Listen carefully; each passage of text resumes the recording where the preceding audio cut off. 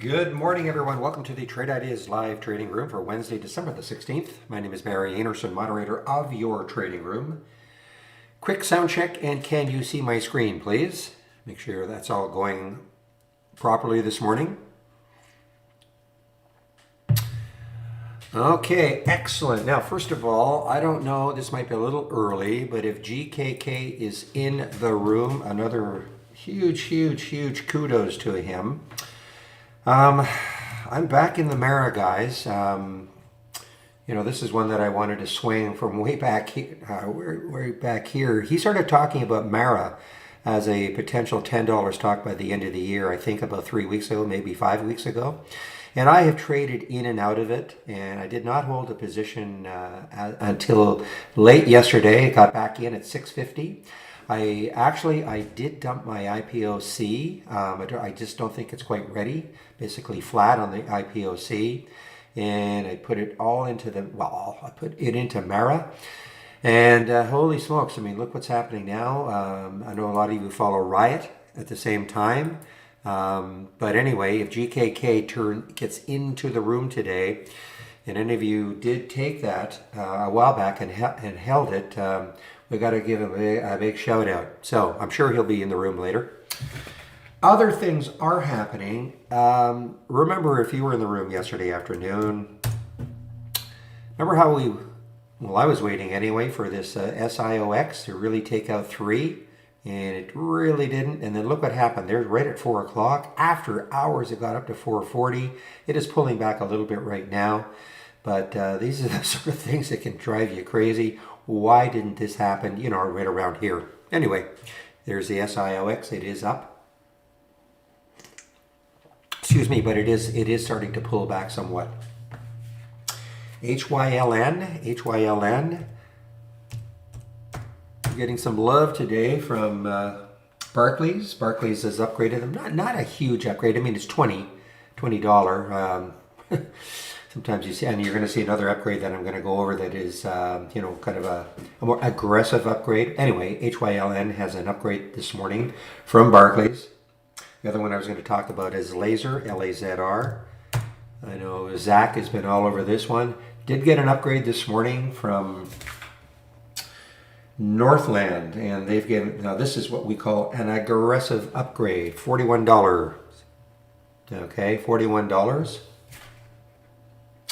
AEMD is a gap up. First patient treated in hemopurifier. I don't know if it's a virus play or not. Doesn't sound like it is, but anyway, AEMD, very low float. Look at the volume. Already has traded the float.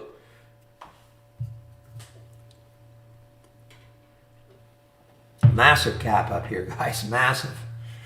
NVCN, is it still holding? NVCN, yeah, it's still holding one. Huge volume for it. It'll easily trade the float. I don't see any specific news on it, but big gap up. There's a 200-day moving average way up here. What's that level right there? 114. So I think if it can clear that 114, I know it did in the pre-market briefly, might have a run. Now, some interesting news in the cannabis sector. Tilray and APHA looks like they're going to do a merger, forming the largest cannabis company.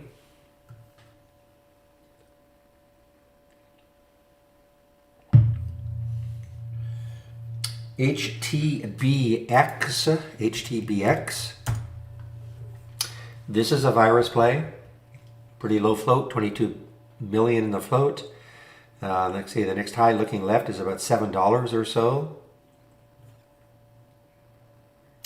This was an AI alert from yesterday. Not that I would have ever said to anybody to hold it because it was an earnings play, but bottom line is reaction extremely well to its earnings release. There's the after hours move. Pre-market is holding.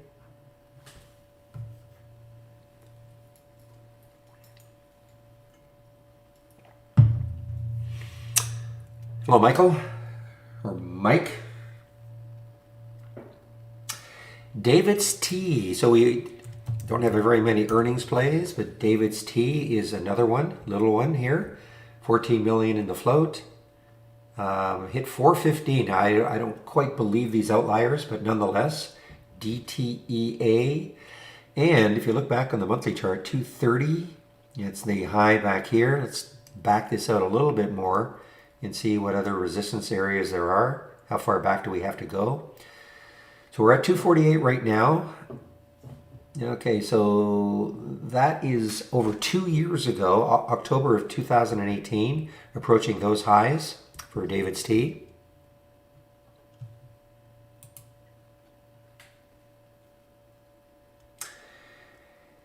Now, this is one I'm not too familiar with. Let's see if it is still up. See the volume. Yeah, the volume's not bad, but it's starting to, yeah. We'll have to see about this one. NBSE, it's a low float. They did have some positive data. It's a bio. Positive data. Will it hold? It's kind of spotty, to me anyway. It's kind of spotty looking on the weekly and the daily charts, chopping all around. Veru, V-E-R-U. All right, so let's see, a little bit of a gap up, a little bit of one. Of course, it was a big flyer a couple of days ago, and yesterday. Right now, direction unknown. Okay, so we'll have to see what happens here. See if it takes out the low, in which case it might prove to be a good short, or later on, probably not today, takes out those highs, and it may continue.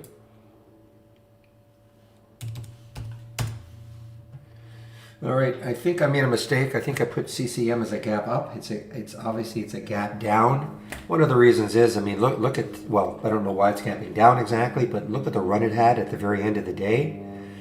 I mean, it was starting, what time is that? That is 2:45, is that right? 2:45. So at 2:45, this was a $2 stock, and all of a sudden it went on a huge run from 2:45 all the way up to 588. So that's where it closed. So yes, it is down a lot from the highs, but it is still up a lot from where it came. So it could be interesting to see how this trades.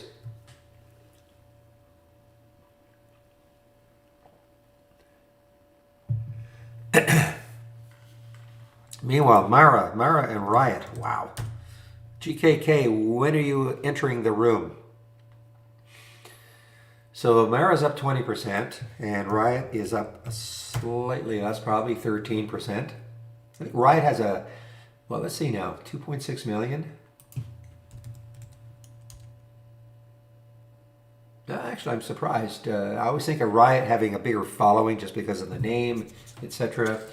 But no, I mean, Mara's got twice the shares traded, bigger percentage pop, and a lower float.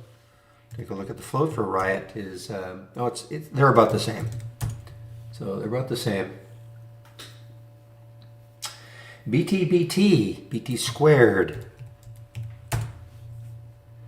Wow, when I saw this, it was right here. So this is really moving.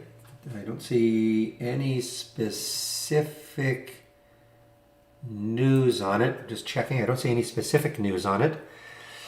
And it's 32 million in the float. Certainly not a big float. Probably a lot of resistance right around $8. It's possible. I do see Tilray was starting to fade somewhat.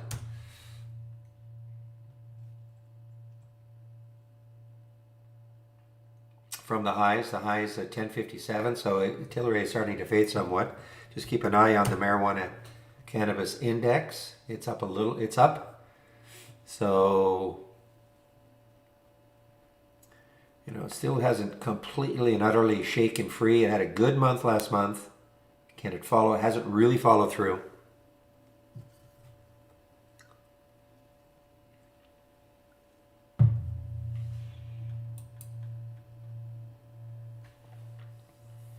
Is that BTB? Okay, so that is a Bitcoin play. Okay, thank you. Bit digital. I wonder how I didn't know that. Okay, so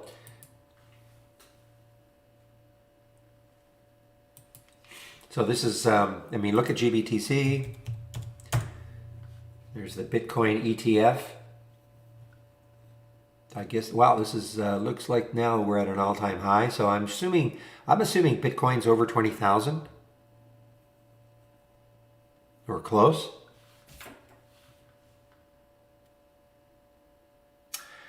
IQ. Yeah, okay, still hanging at 20. Big gap down for IQ.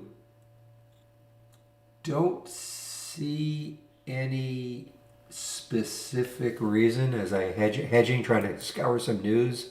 Yeah, I don't see any specific reason for IQ being down, but it is below now at 200-day moving average.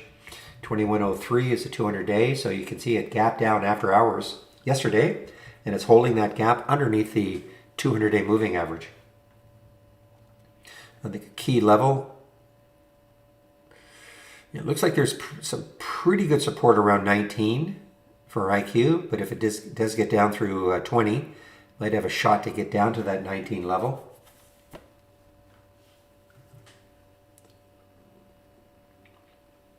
Thank you. Thank you, Mark.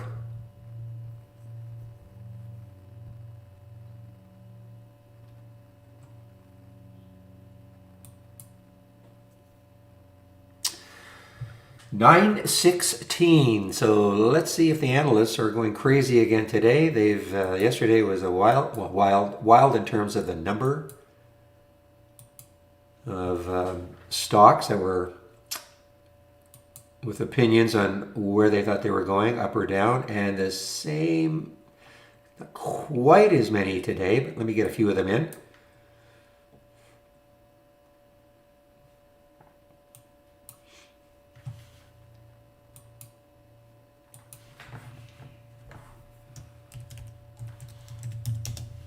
Just waiting for GKK to show up in the room.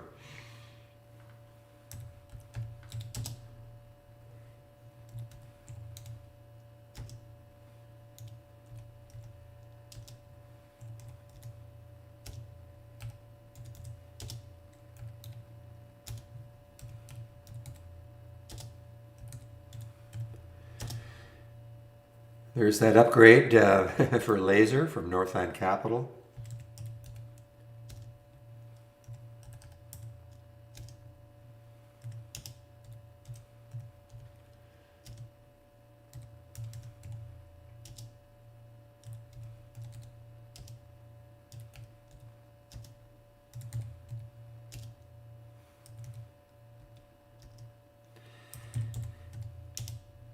Let's see, a few more upgrades to go. Again, I don't see any multiple ones. I'm just going to scour the list again, see if I see any multiple upgrades.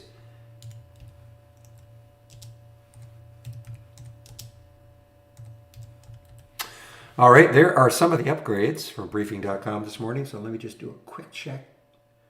See if I see any multiple upgrades. Yeah, I don't see any. So I'll get the downgrades in now, see if there are any multiple downgrades.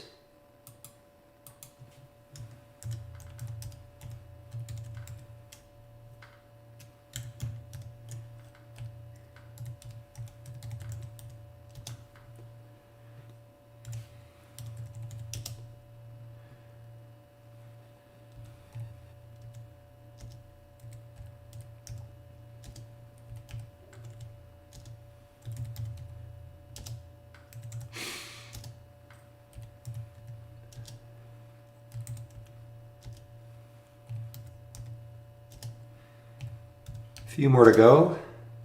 Yeah, Spotify.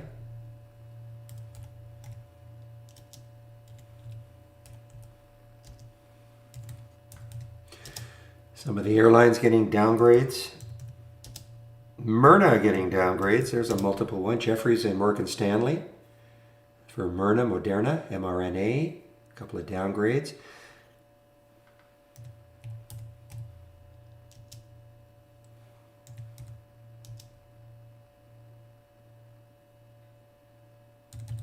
All right, there are some of the upgrades, some of the downgrades from briefing.com this morning. Hey, Joe, I'm glad you can see the screen. What did you do? Did you switch to Chrome or something?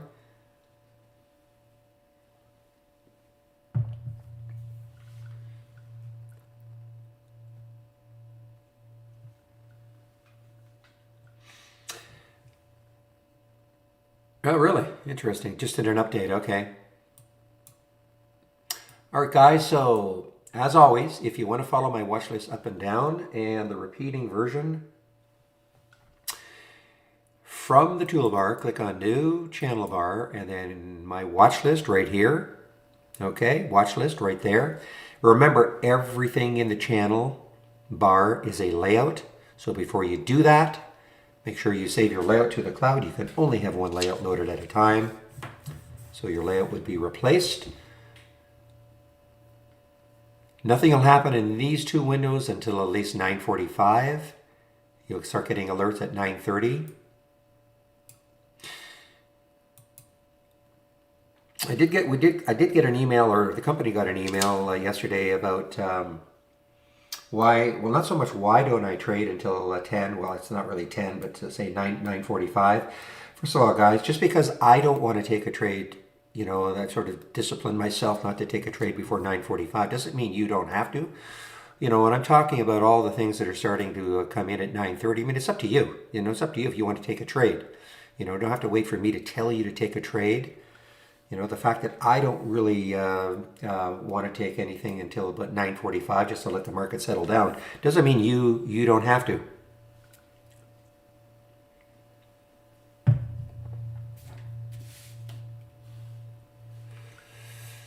No, there are no plans to make it Mac compatible. I know that we're trying to work again with what was it called, Crossover, which is going to be a lot easier. I think it's like a one-time $30 or $50 pop, and it allow you to run. I mean, I don't know what the differences between crossover and parallels are or is, but apparently it would be better.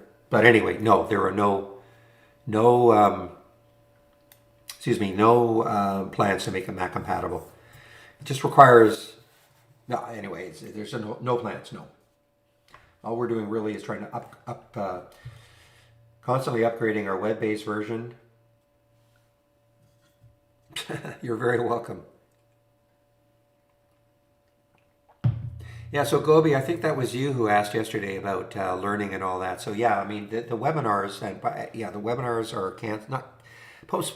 I'll call them canceled, postponed, whatever you want to. You know, the guys are going to take a hiatus until the new year. So no more webinars for the balance of the year.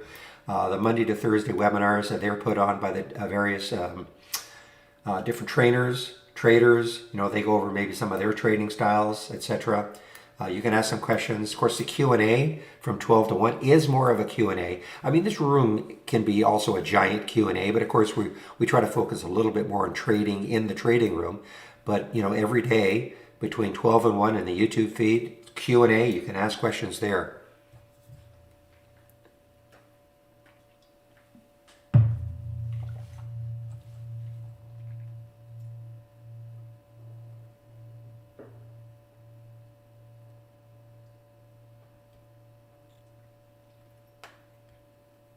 Okay, so all we have for RSI 2, I don't think we have it, but let me just do a check. So are you talking about, yeah, okay, we do have, so you're talking about on the 2-minute?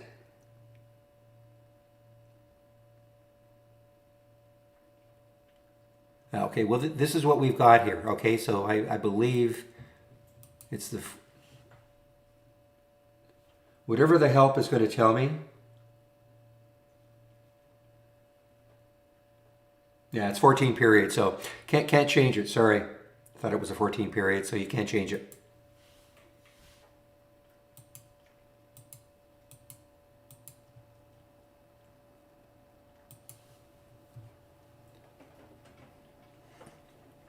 So the only way I can help you is unfortunately to tell you that you can't do it.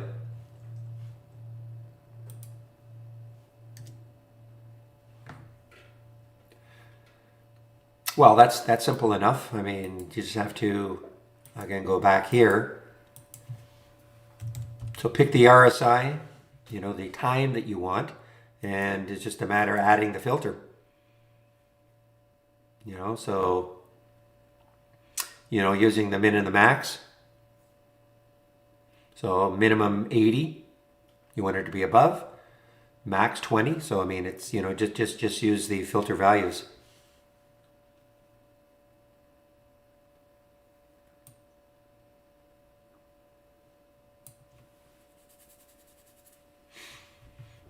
No?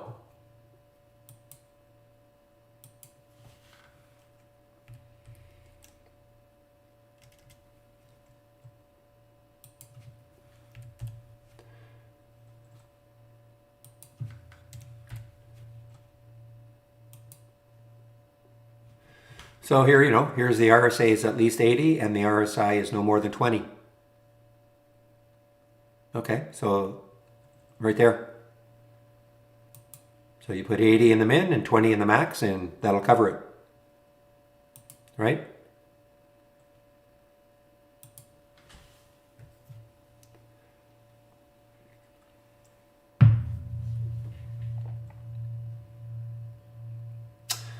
All right, guys, now I am going to load this is my pre-market layout, so I'm going to, first of all, do one thing here.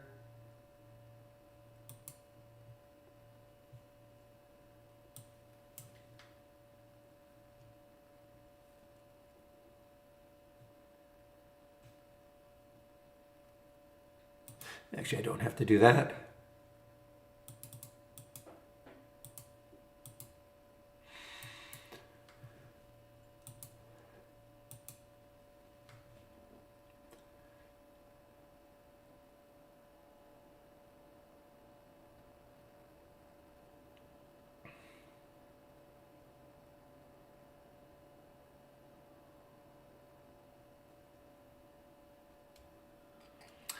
Okay, guys, so you notice I've made a change here. The momentum up share is replacing the basic new highs repeating. You'll still get the basic new highs. Whoops, I better change that.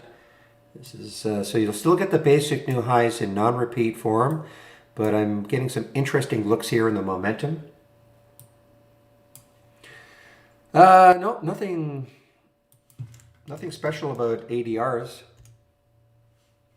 You know, ANCN, I saw this one yesterday several times, so nothing special. There might have been other filters blocking it, but no, nothing special.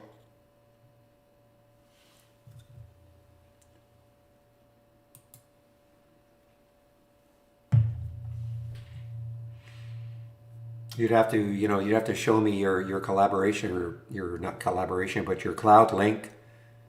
But there's usually a reason.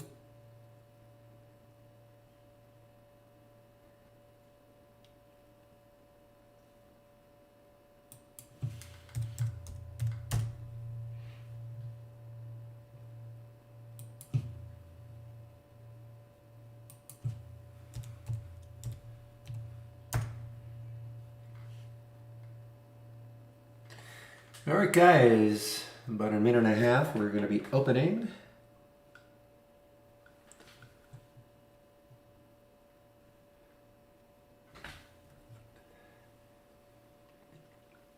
Yeah, you mean my layout? My layout is not meant to have in the channel bar. It's just meant to focus on these three windows. That's it. That's all you're talking about in the channel bar. It's only meant to focus on these three windows. If you look at all of the other channels, you'll see that they have limited number of windows, you know, so the channel bar is not meant to inundate people with a lot of information. You want my layout. I mean, I'm sharing my layout.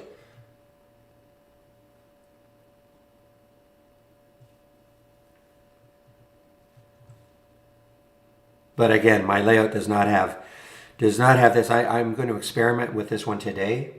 I mean, my shared layout doesn't have this, but you can add these. This is, you know, this is why from my homepage, you can pick and choose what scans you might like to see. Yes, 30 seconds, 20 seconds. Well, let's have a great trading day, everybody. Just one moment.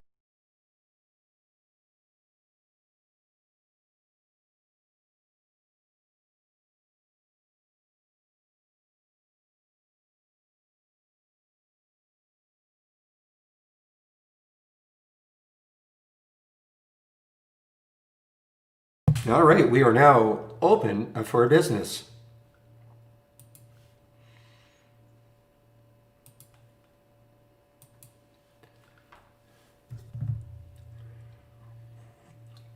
Yeah, Ferdy, we'll have to wait a little bit, okay? The market's just opening, a little bit frantic at the beginning, so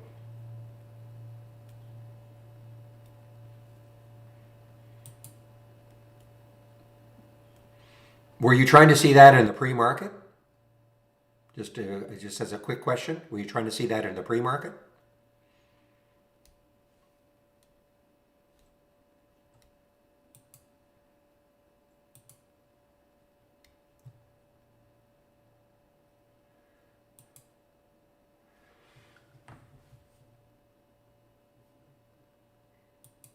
There's AOUT on the move here. Earnings play, earnings play.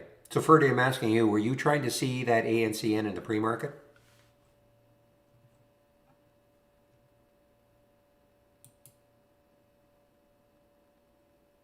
Oh, I see. Okay. Look at AOUT.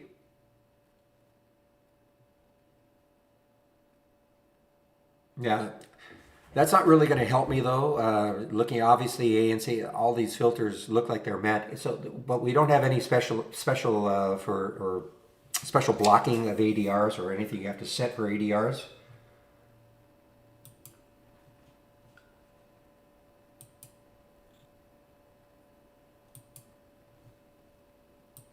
Okay, guys, IQ is breaking down now. Breaking down underneath 20.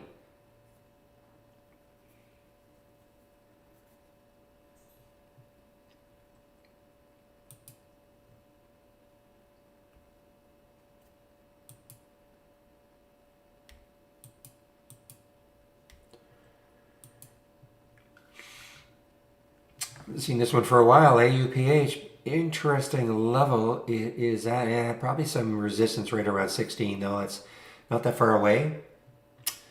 Wonder why that happens.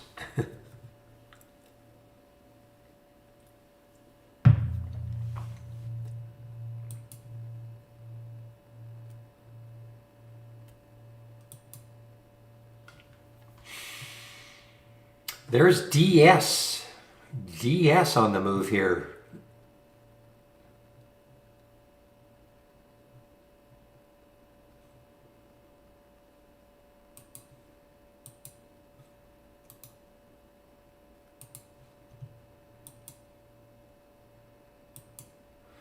Oh, IQ is really giving it up now.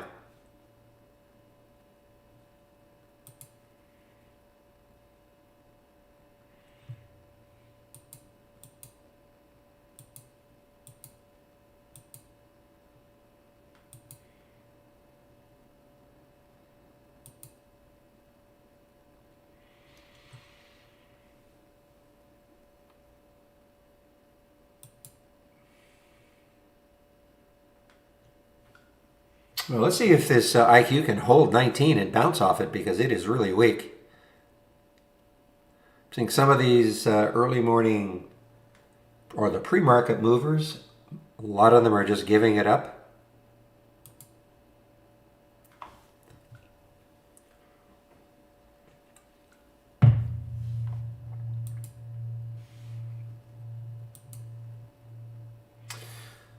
Okay, so I see silver's on the move here, guys. There's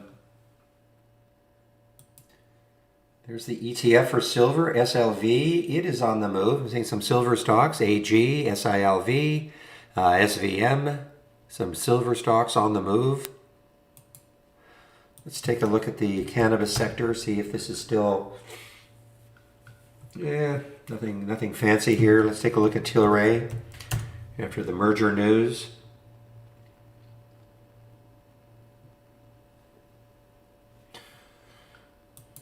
Wow, IQ just, what do we get down to, 1940?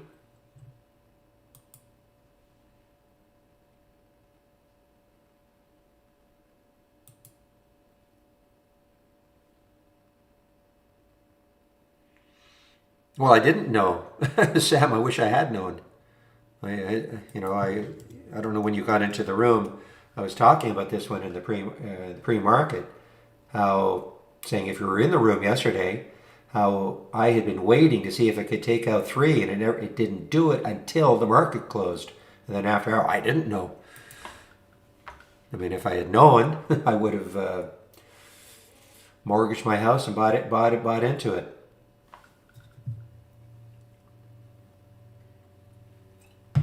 I was just bemoaning the fact that why didn't this happen here, while the market was open?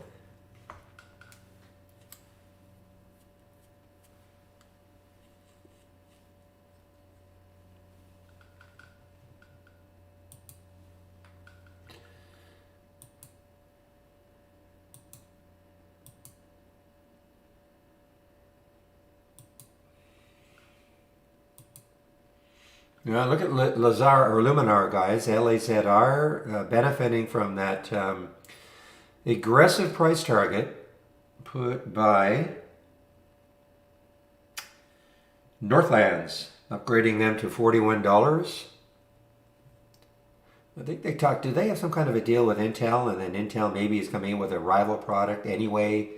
But their claim is that it would never be ready until 2025. So Lazard doesn't have anything to worry about. I don't know. That's kind of what I glossed, or what I got from it.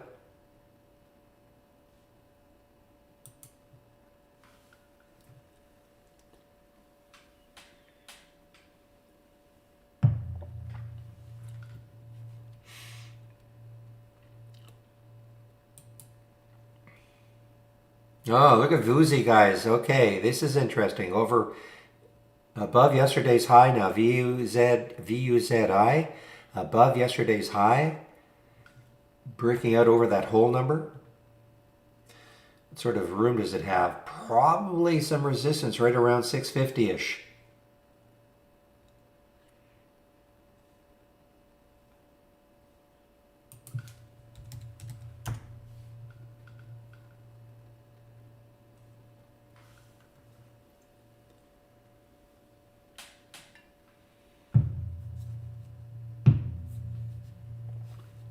No, Bern, he's just kidding. He's just kidding.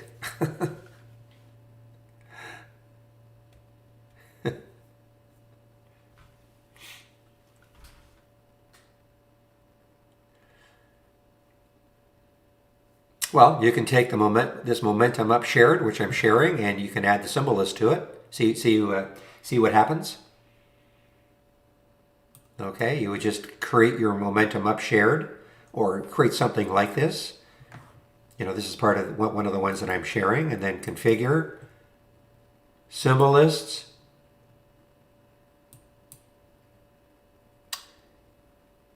Ooh.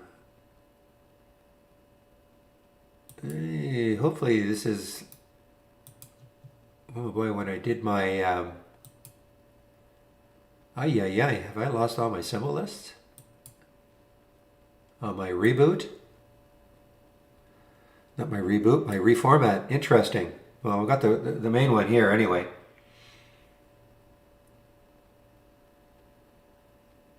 But anyway, you would just attach it. So configure and symbol lists. That's scary. Add existing list.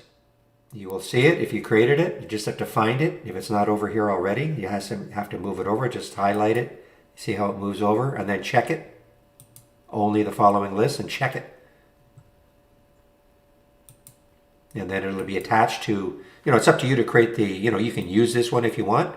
Just go to my watch list or my home page.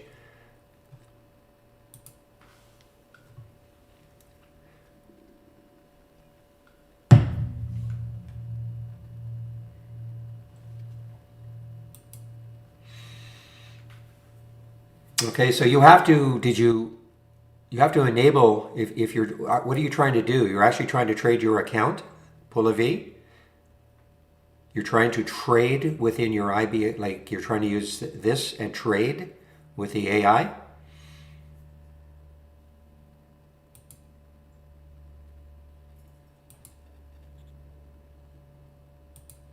Because the first thing you have to enable all the strategies.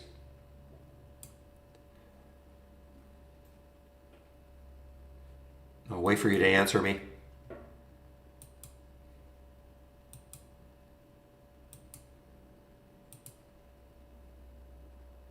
No. Somebody in tech support. Okay.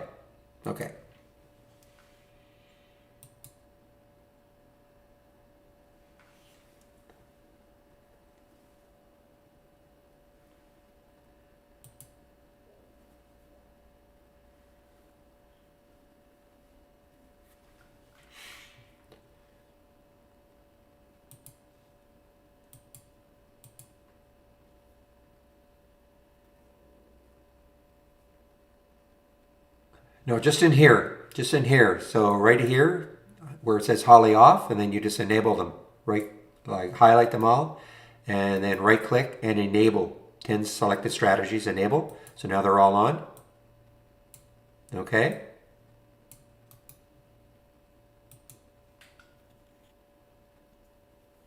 So right in the Brokerage Plus window, that's where you have to do it. But let me ask you this. Are you an experienced trader? Are you going to let this run automatically in auto mode completely?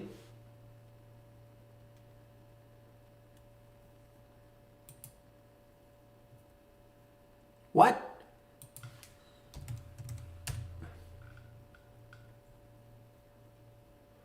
I was going to give you all sorts of kudos there, GKK. Well, I'll still give you kudos. I got back into it yesterday, a little bit before the market closed.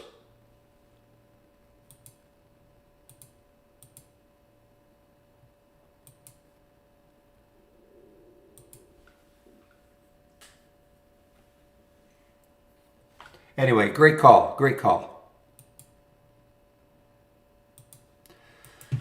Really, to XNet. A little bit more in the float, certainly cheaper.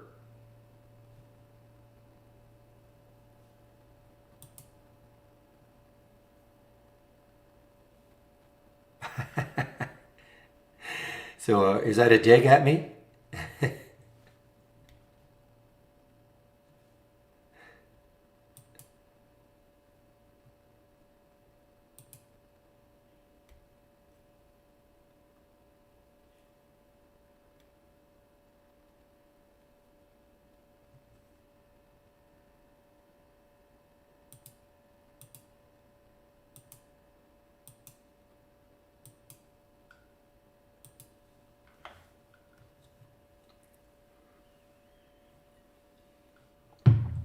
All right, sorry about that.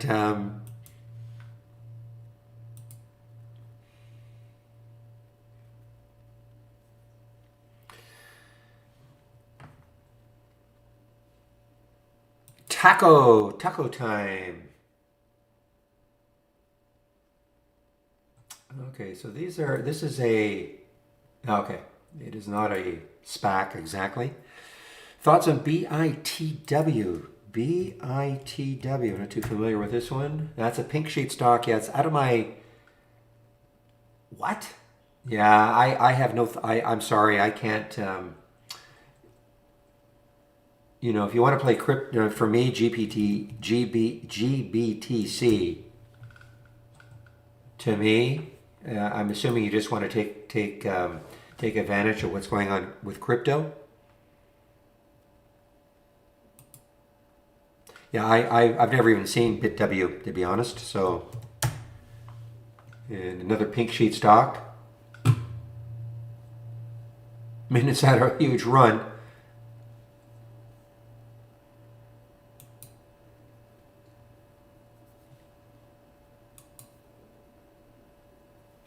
All right, so Loop got hammered yesterday. Who was that? That was the Hindenburg, right? Hindenburg hammered them yesterday.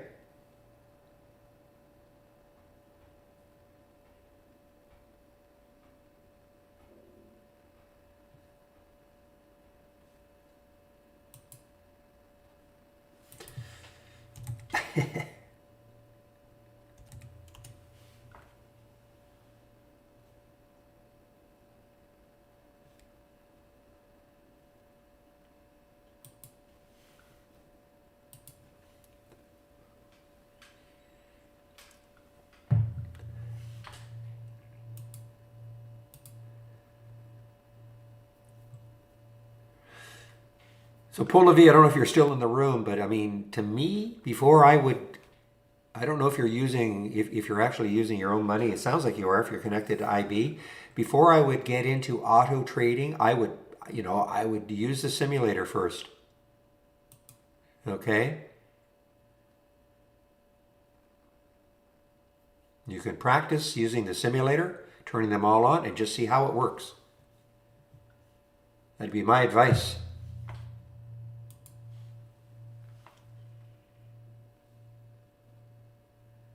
All right, 9:15, or sorry, 9:15, 9:45. So let's see if we start getting some alerts in my window.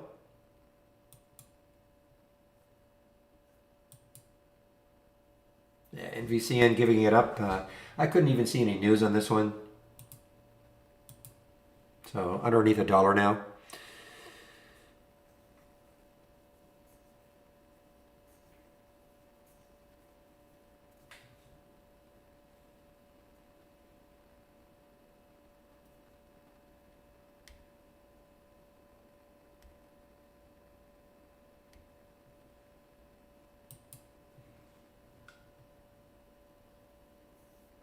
Cala is interesting, guys. Look at this Cala here.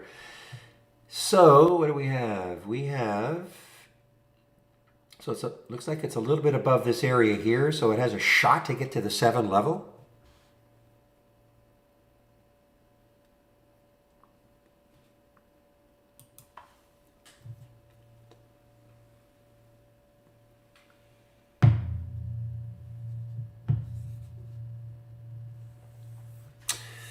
Okay, Dante, yes. All you have to do is when you right click on an alert window or a top list window, configure and exchanges, and just check the exchanges. So we have the pinks, OTCQB, OTCQX. Okay, just check the exchanges.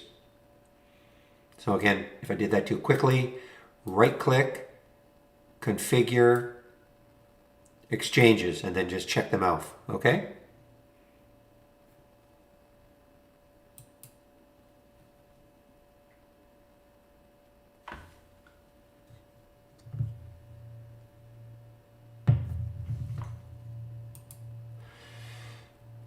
Interesting.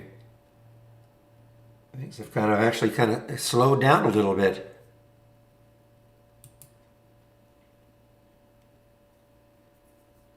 Normally I'm getting way more alerts until about 10 o'clock. But things have kind of slowed down a little bit. There's the HYLN. So upgrade this morning from Barclays. So they gave them a $20 target.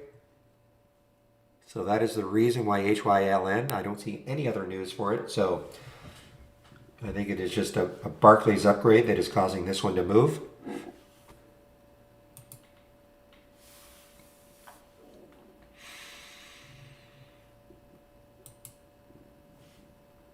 Wow, no kidding. This is the IPO from yesterday, isn't it?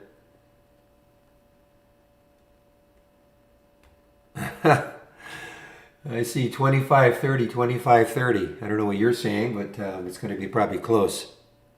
So this WNW has been halted, IPO yesterday. China, there were two of them. There were two China. What was the other one? What was the other one? The other China IPO.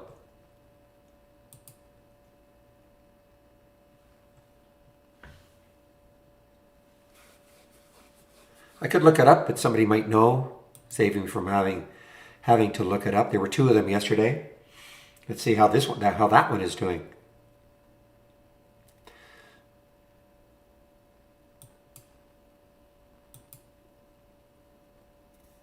VUZI on the move, guys. Remember, I just mentioned this one. So again, those of you who want to trade earlier, I'm pointing out opportunities. It's up to you if you want to do the trade.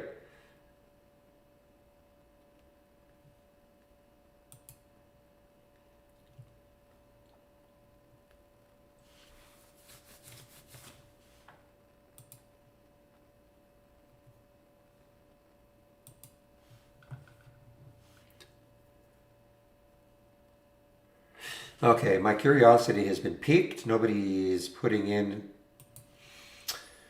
that IPO yesterday, the other China IPO, so I'm going to have to take a look. I want to see because you never know. It may follow suit.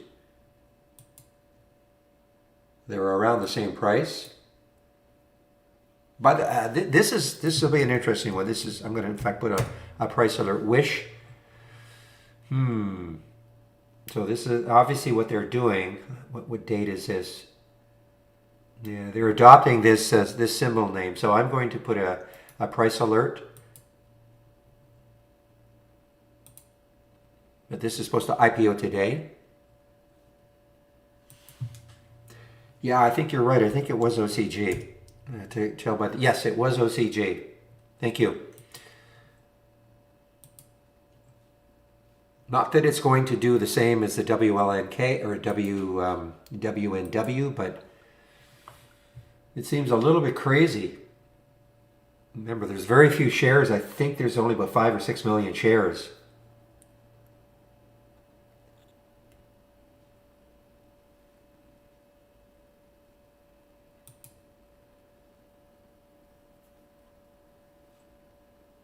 So this one resumed, EQOS, just resumed. It got halted. Now it is resumed.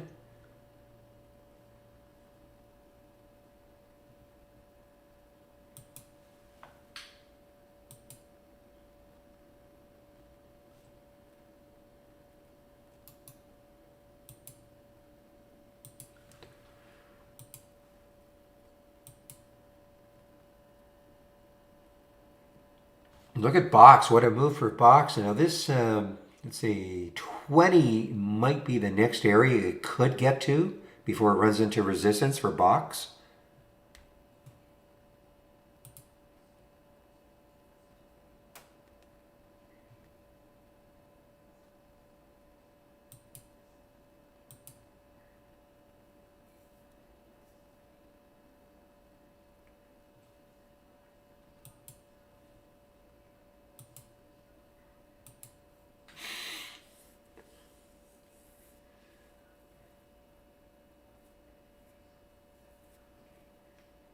You know what is moving is, be careful, but GLSI is really moving here, guys. I mean, it's still down $2, but it is, what did it ramp up from 45 to 51?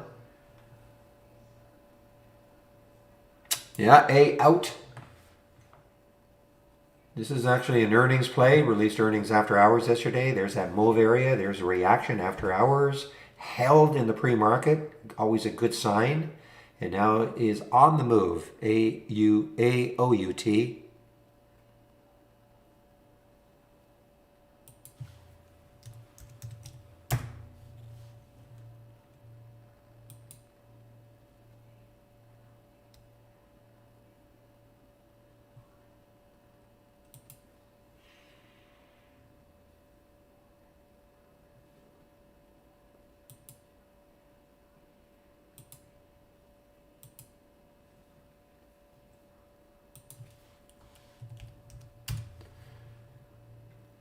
Yeah, look at Peloton on the move. No kidding. I mean, this is almost, I mean, it's getting close to their all-time high for PTON. It's had a nice comeback.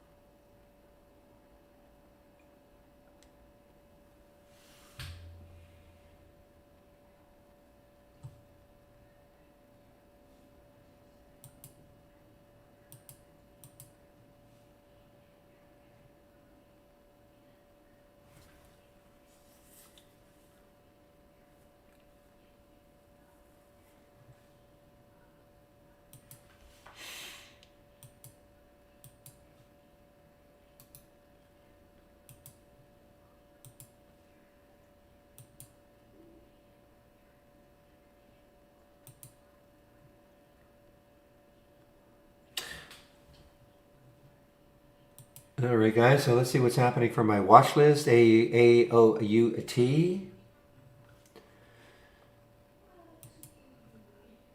HTBX, not really moving. Yeah, it was a quick move for HYLN.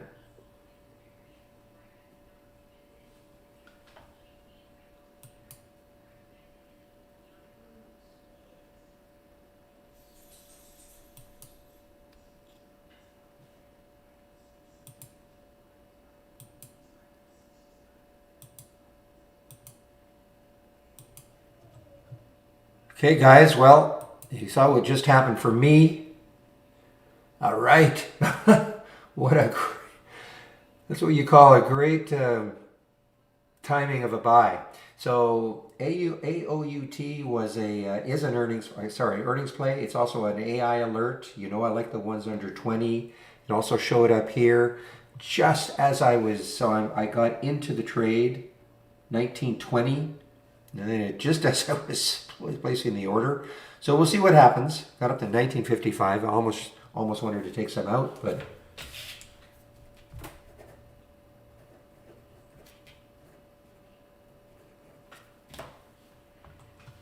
and I think that 20 could really stall it. So, but this is a continuation from yesterday. This was an AI alert yesterday at 1458.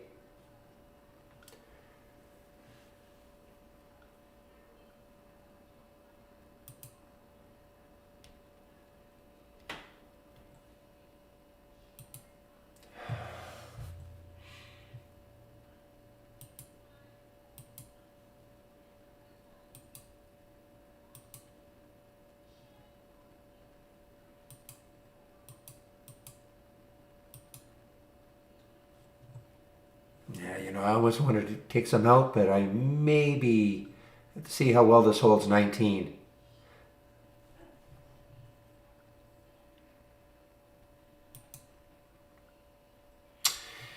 Yes, and after hours it hit 440 SIOX. Okay, well, unfortunately I got out of the little bit of a loss for AOUT. I'm going to look at getting back in if it takes out that 20 or 19 again.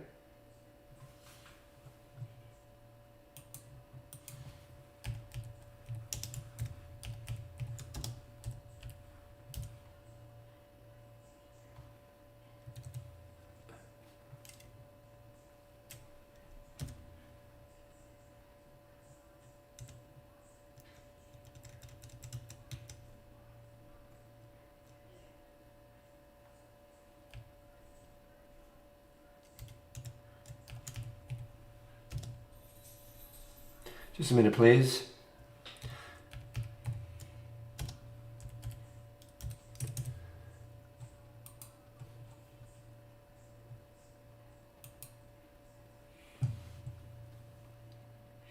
Wow, look at IQ, guys. I mean, I mentioned this one. See if it could hold 19. No go so far. The next low looking left is 1824 on the, let's see, on that weekly chart, I think. Let me take a quicker look here. Low 1848, actually. 1848, 1890. So 1890 looking left, then 1848, and then down to around 18.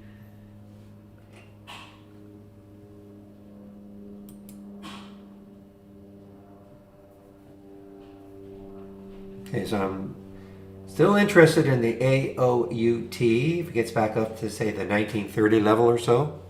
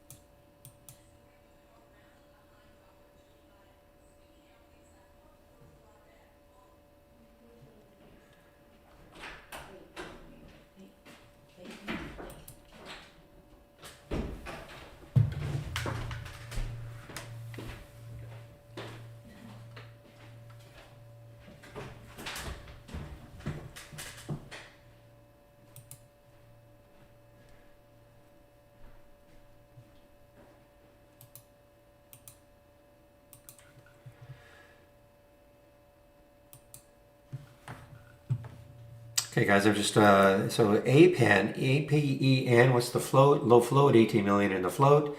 Coming back, it was actually negative. It is now coming back. It did hit after hours, $6.43 for APEN.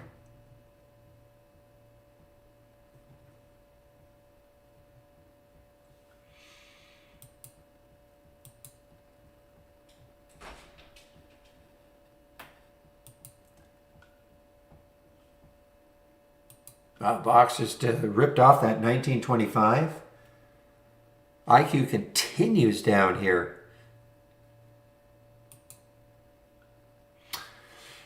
So my one that I was looking at swinging yesterday, I did not take it. It didn't close where I wanted it to, so I did not take it. A little bit weaker this morning, RVP.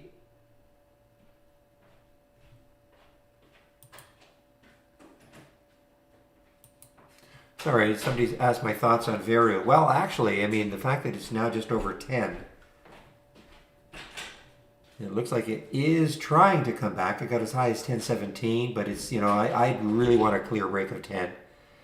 You'd be giving up a little bit to, maybe getting up to 10.15, 10.20, but, the high of yesterday was 11.50.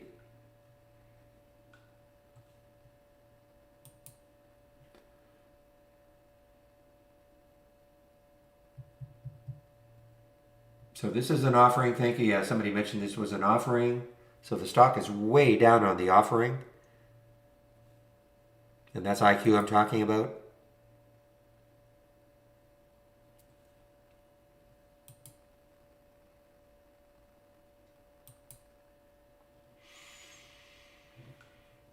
Okay, so the one that was really beaten up, SolarWinds, SWI, is trying to come back. It still was very weak early. Trying to come back a little bit. 200-day moving average is up here around 19, so it's not that far away.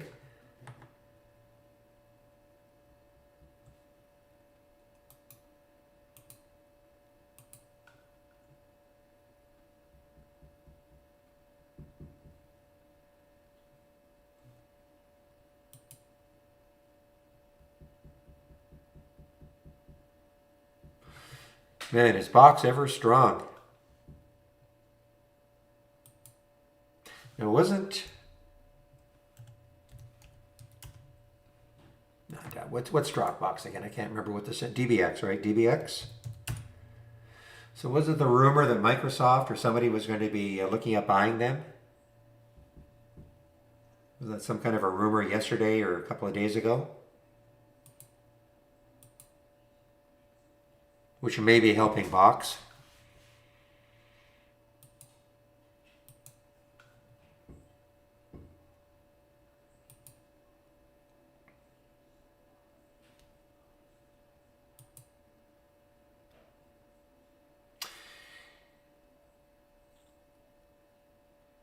Yeah, ELYS from, well, a couple of days actually. The day before, I'm sorry, you're right. Sorry, this is yesterday's candle.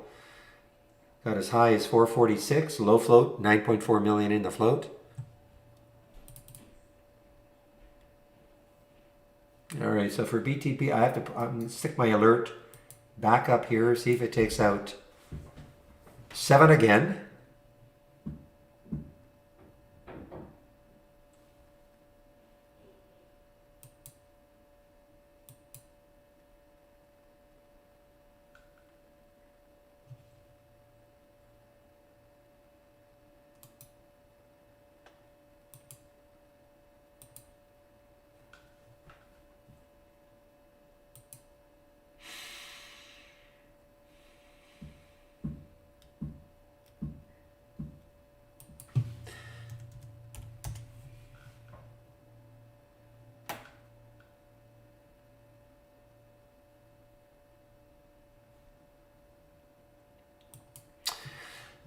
David's T not holding the gain. So this is an earnings play. Actually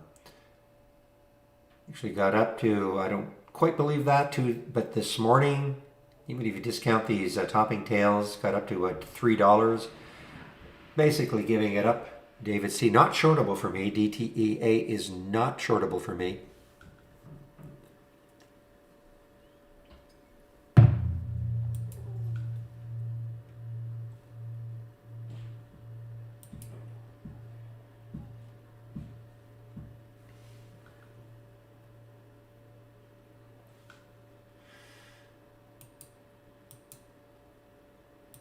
So guys, if you have the AI, you should have the reentry column up. The reentry price and reentry time, okay? And you're going to see there is one. It may happen. for one of them.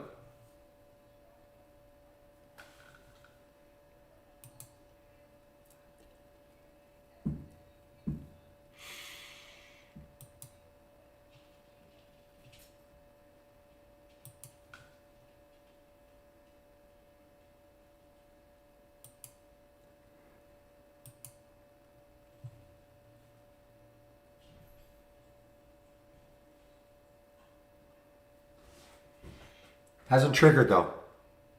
It hasn't triggered, Sam.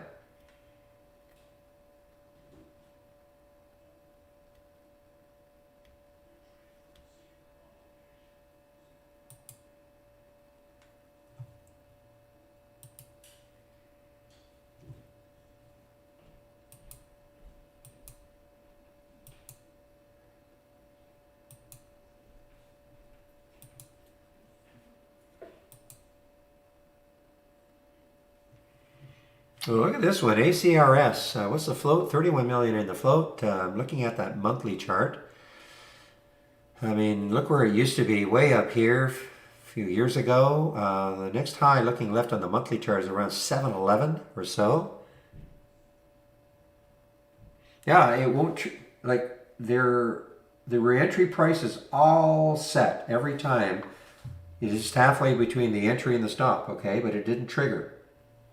Till you see a re-entry time, it did not trigger.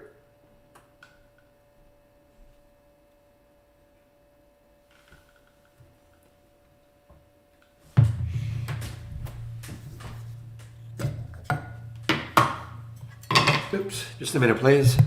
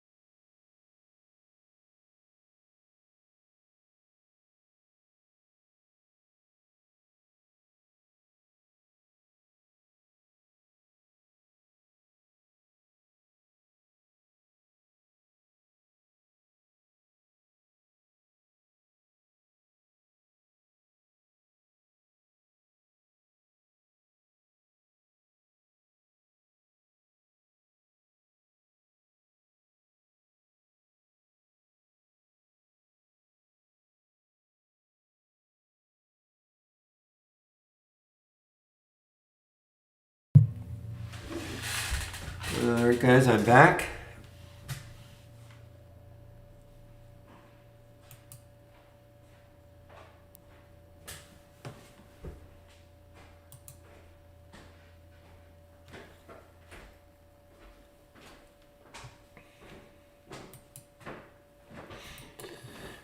Well, guys, the trade of the week is still performing in a stellar fashion.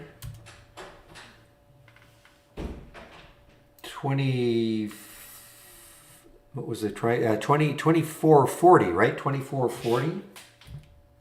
2440 was the trigger.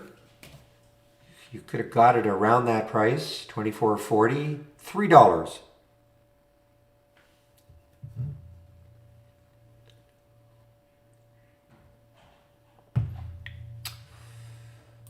Okay, Mara just right back up. New high for Mara.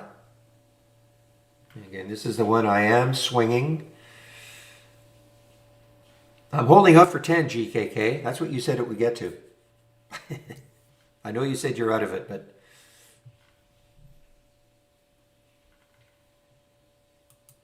took this one yesterday too in the simulator. also. So you can see I'm going to go over this. It's only 10:10, so I'm going to go over this in a little bit. But these are swing trades that you can practice swing trading. I'm going to go over the simulator in a bit. So if you take a trade today and you do not close it out today, then it'll carry over. So you can practice swing trading.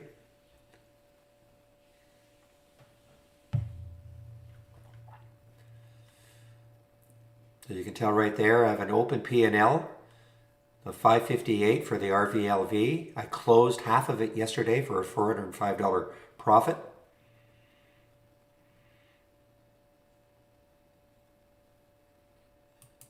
And Mara,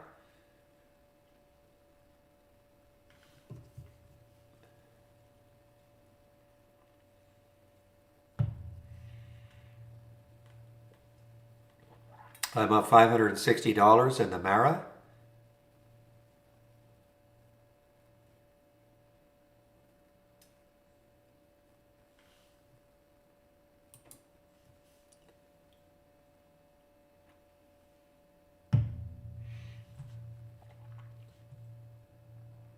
Now you're all over XNet, right?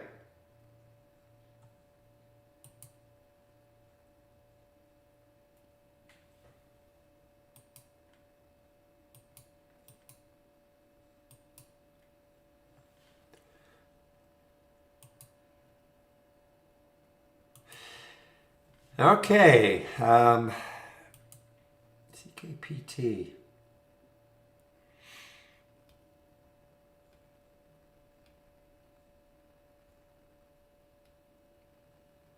Is that a pink sheet stock? VYGV, VYGVF, okay? Probably a pink sheet stock. Yeah.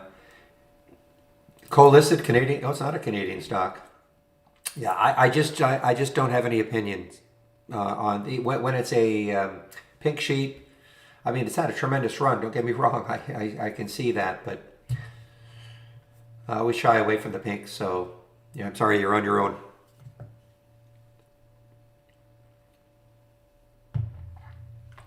But it's had a great run.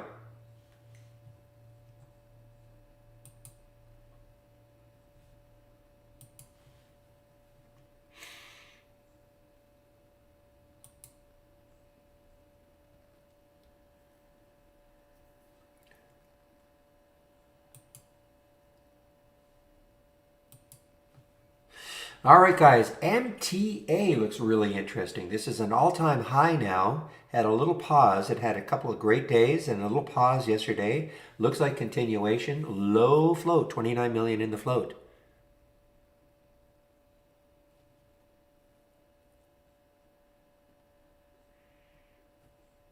I don't know what they do. Metalla Royalty and Streaming. Have no idea. Oh, they're out of Vancouver. Okay, my hometown.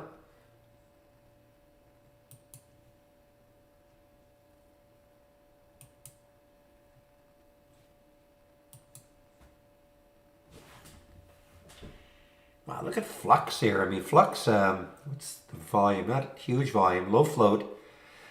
The high a couple of months ago was 1249, so it's above that high. Of course, above last month's high. It's a really interesting looking longer term charts.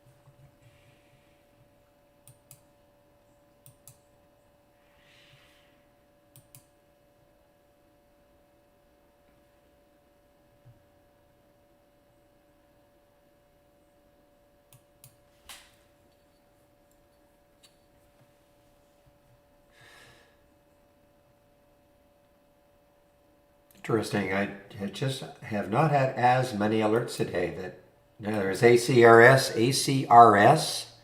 Where's the original alert? 541, 587 now from 541.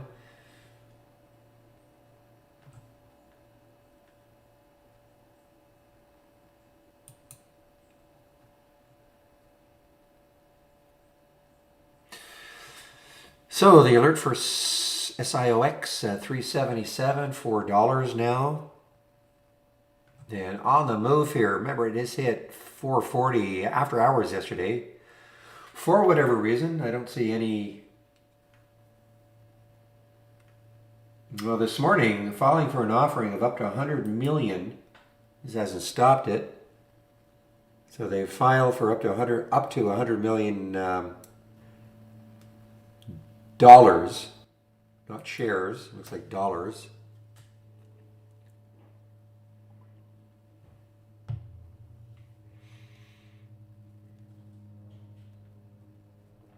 The other one that did I want to see BCDA because they did announce their finance. I know they talked about it yesterday.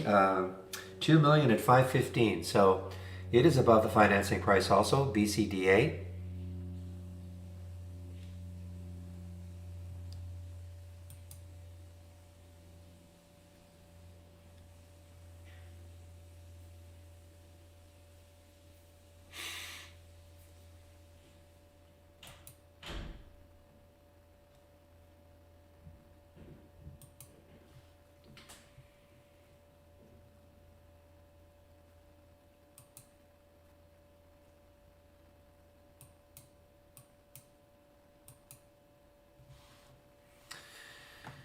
Okay, who are you guys? TRT.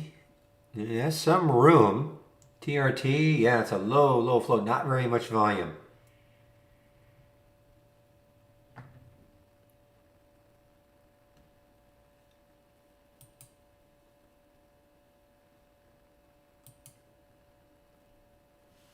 A little bit of a choppy day. You're not getting a lot of super trends, the ones I'm following anyway. Yeah, I mean, just not getting a lot of great trending stocks that I'm following. I know somebody's going to say, yeah, but what about this one? Well, I'm sure of course there are trending stocks, but like that's a trend. That's what I call a trend. Okay.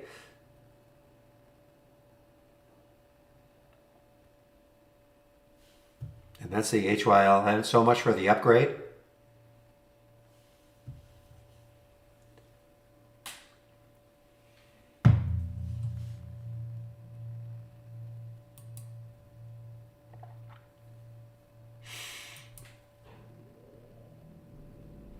Yeah, Baidu, I did see. Well, I just don't trade that range, but okay. When you say Baidu, nice, you must be shorting it.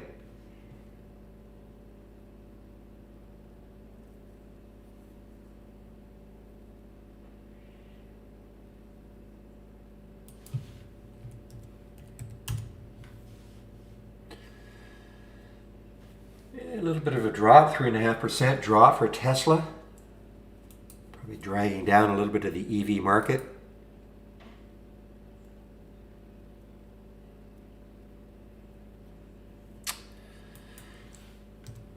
Well, I just was commenting on the fact that after hours yesterday, it hit 440. So could be, I still don't see. I mean, they filed for an offering of up to $100 million worth of stock. It hasn't cramped their style. Yesterday, after hours, okay, that was a reason, I guess. So after hours, 45% on positive, some drug they've got for nerve cell disorder. So they released that after hours yesterday.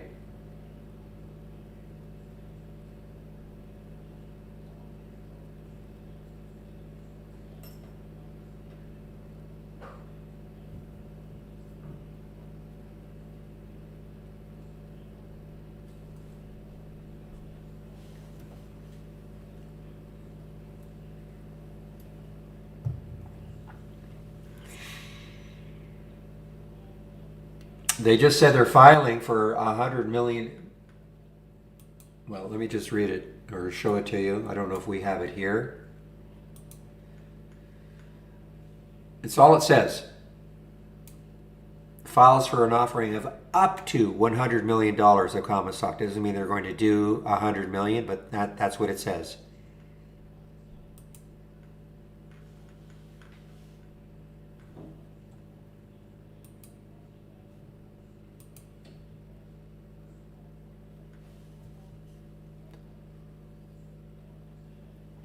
Okay, Tin Man, there you go.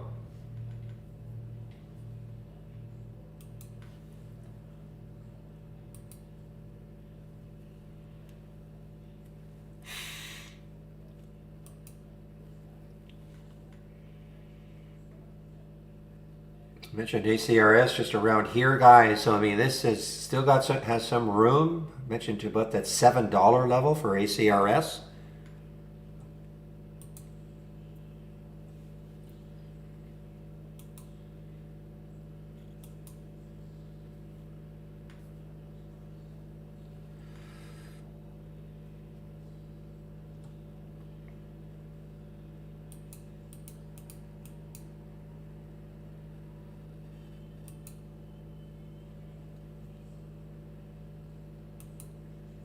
I got to pay a little more attention to these. I mean, look at this, 541 on the alert ACRS. Kala has not moved. So what I'm going to do is stick an alert right above here around 592 to see if it takes that out later on for CALA.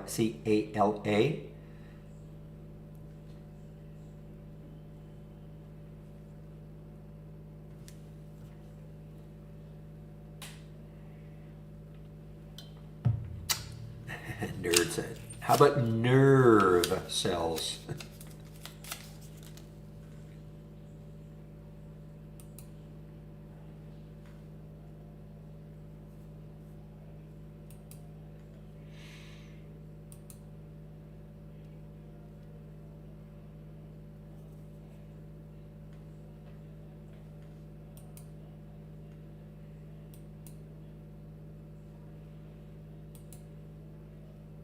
Okay, so this TRIT is actually a SPAC.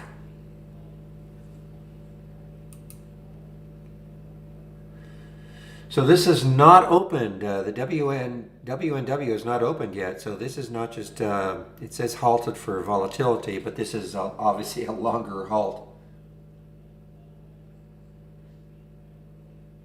Oh, this is, yeah, I mean, this is really crazy. It's almost like it's a news halt.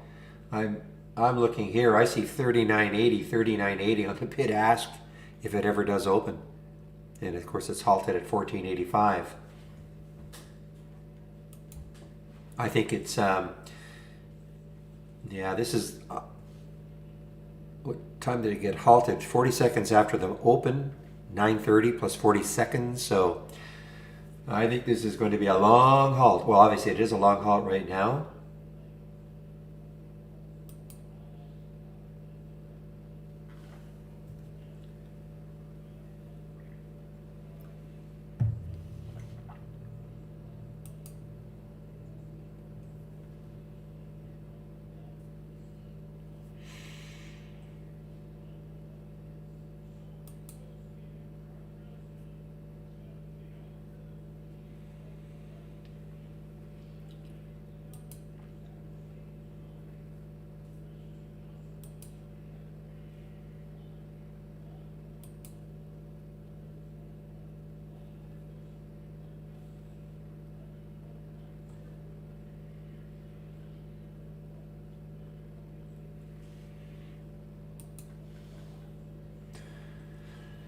All right, AWH. Wow, man, look at this weekly chart. Look at this monthly chart. So what do we have here? 546. So 546 is the high right there. That's a few months ago when it absolutely got, I don't remember what happened here. Absolutely got slammed. So I stick an alert around 546 to see if it can take out that high of the month.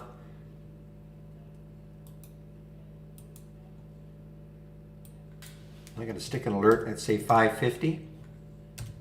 See if it takes that out. Hard to believe it dropped like that for a really specific reason. It's almost like it was a divestiture or something. But I mean, that's a. Anybody remember this? What happened?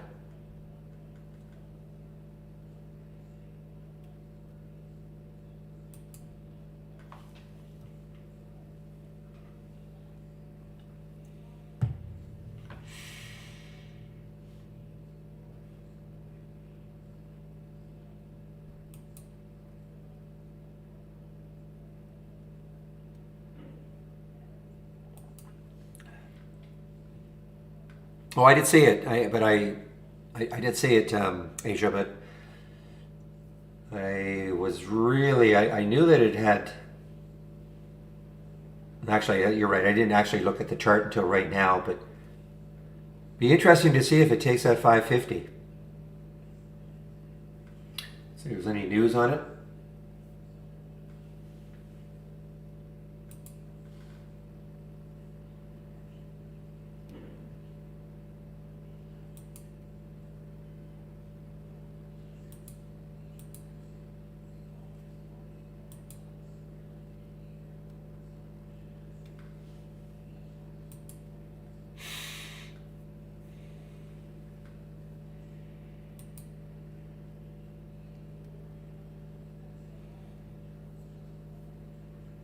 I see you're starting to play some of these bounces that are bounced below the channel, or below the channel.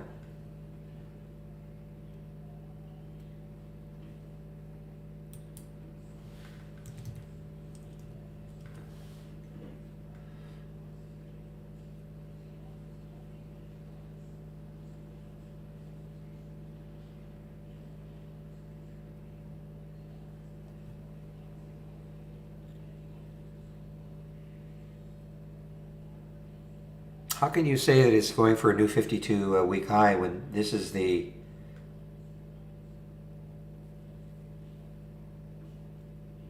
You'd have to go back here. Or am I wrong? No, you're right. You're right. This is wow. This is 2017. I don't know what's going on with this. I have no idea what's going on. I thought this was. It's almost as if this resumed it like a new symbol. I don't know what's going on with this chart, guys. Because this is 2020 right there, and this is 2017 right there. So something's going on, which I do not know.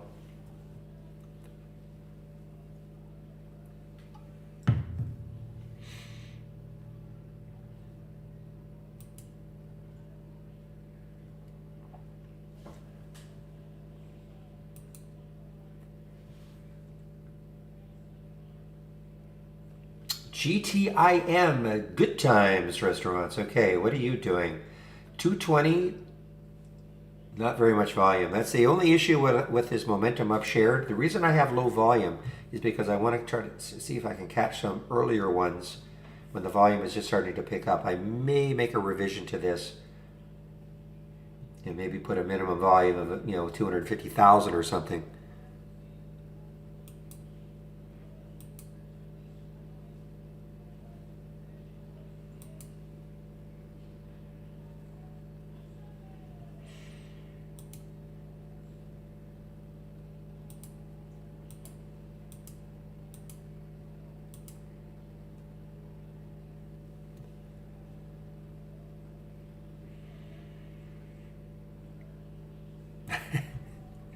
If you have the text to voice, she's saying AWH.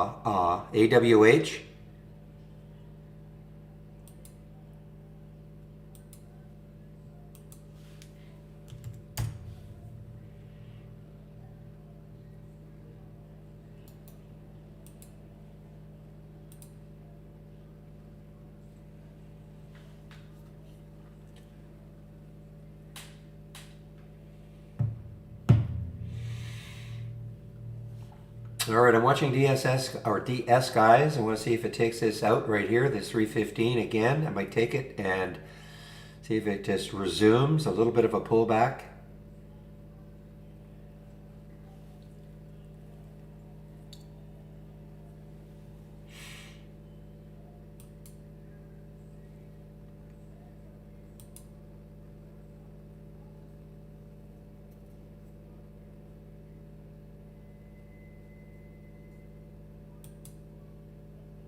Yeah, I'm glad too. Oh wow, 10:30.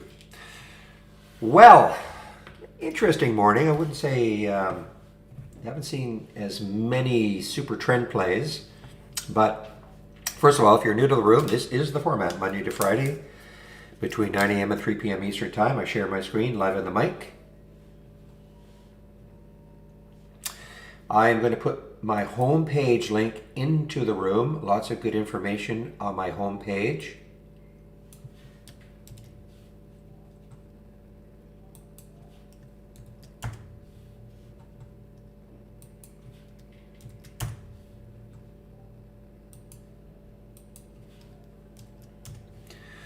All right, so there's my homepage link right there. So I'm going to click on it. I'm going to show you what you can expect when you go to my homepage. Oops. Why does that happen? Okay. So if you want to take out a subscription to Trade Ideas, there is a promo code you can use, Barry4Alpha. 15% off the first month only. That's 1-5, the first month only, or the entire year. So click on Get Trade Ideas. I'll show you how much Trade Ideas costs.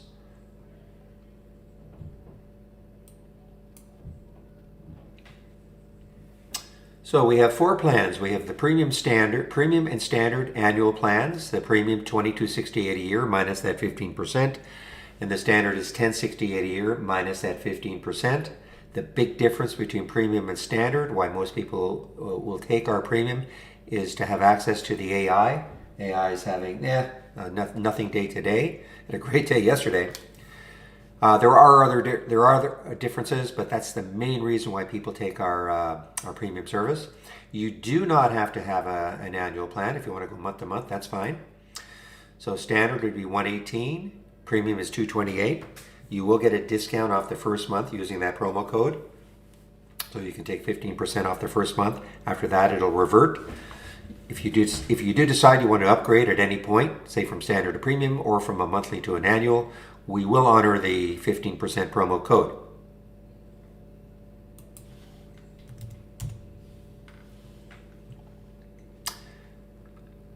More information on my homepage. The Trade of the Week, which was fantastic again this week. I mean, if you're not subscribing to the Trade of the Week, why not? It's free. So just click on this and sign up for it.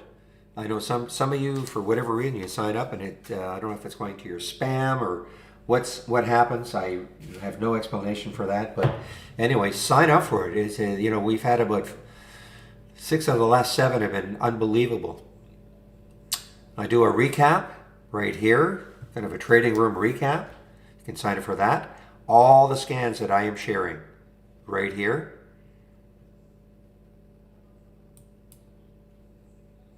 Education links.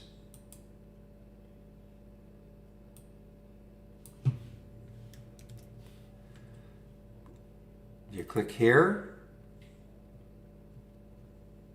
You'll see the 20 lessons in 20 days.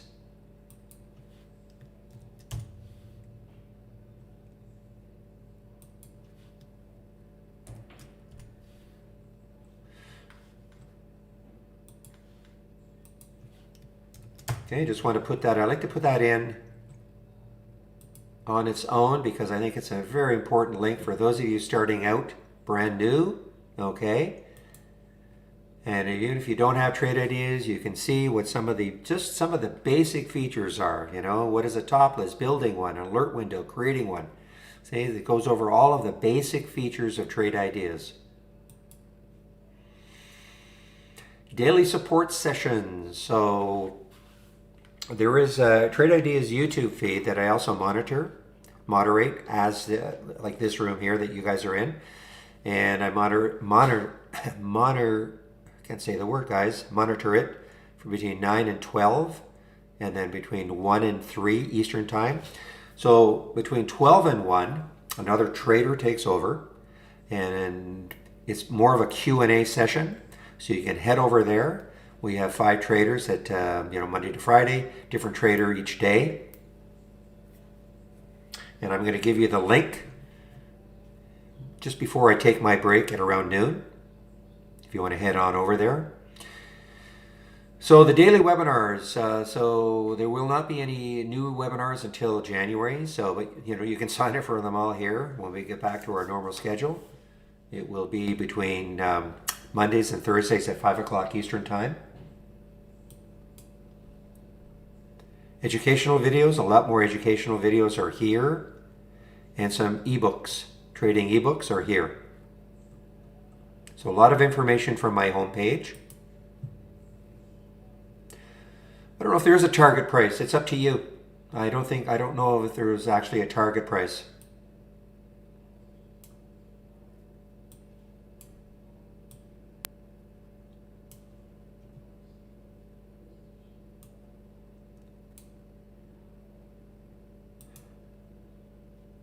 You know me, I don't pay attention to, targets they're moving. It's a moving target. If I look at RVLV, just as an example, so if I look left on that weekly chart, what do I see? I mean, we're way up here now. So the next high, 27.99, back in a year ago, August of 2019. That's the next high looking left. I mean, takes that out, look out. I mean, it could, but is that a target?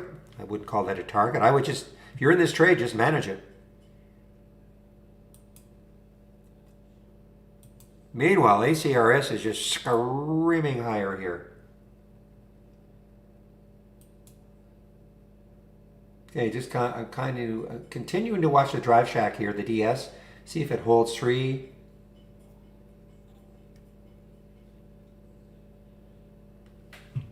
All right, I do now want to go over the AI, what it's all about, and then Brokerage Plus.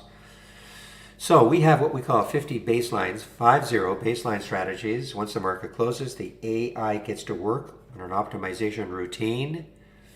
That's what happened last night.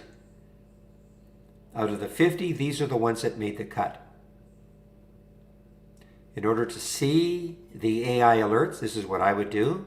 From the toolbar, I would click on New. And then AI/Holly Strategy Trades. Strategy Trades window. All right. This is your window. Obviously not a great day for the AI so far, but this is the window that you'll see. You know, when you load it every morning, it'll be blank. Nothing happens until at least 9:35. You have an entry, you have a stop, up to you to manage the trades. I would take this window though, and I would incorporate it as part of your layout so that you don't have to load it every morning.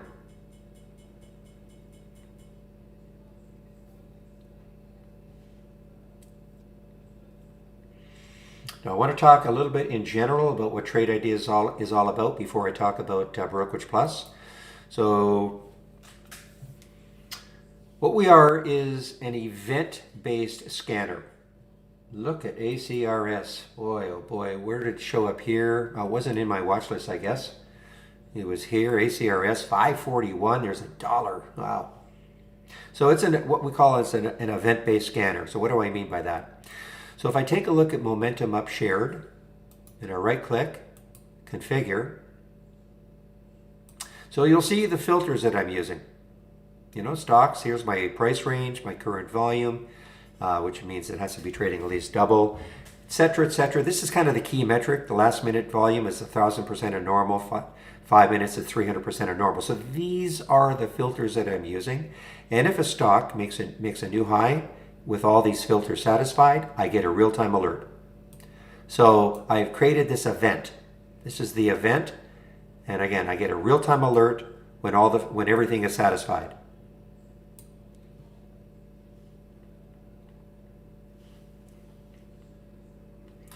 Now, so that is what Trade Ideas is. Now you can create many of your own trading ideas. You know, we have a lot of alerts to pick from. You know, I'm going to go over them all, obviously.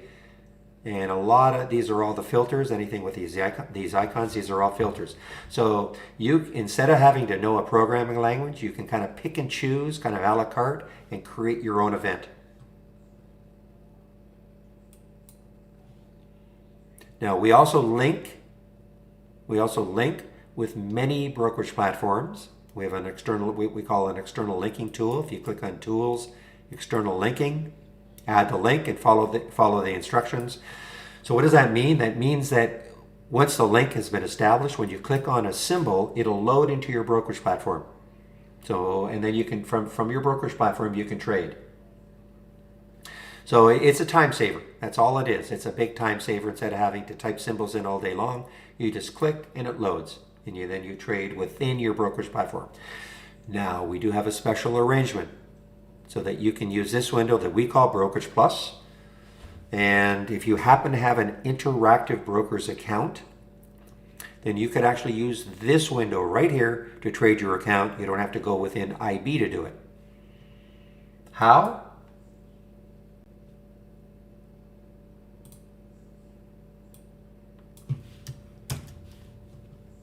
Pop this video in.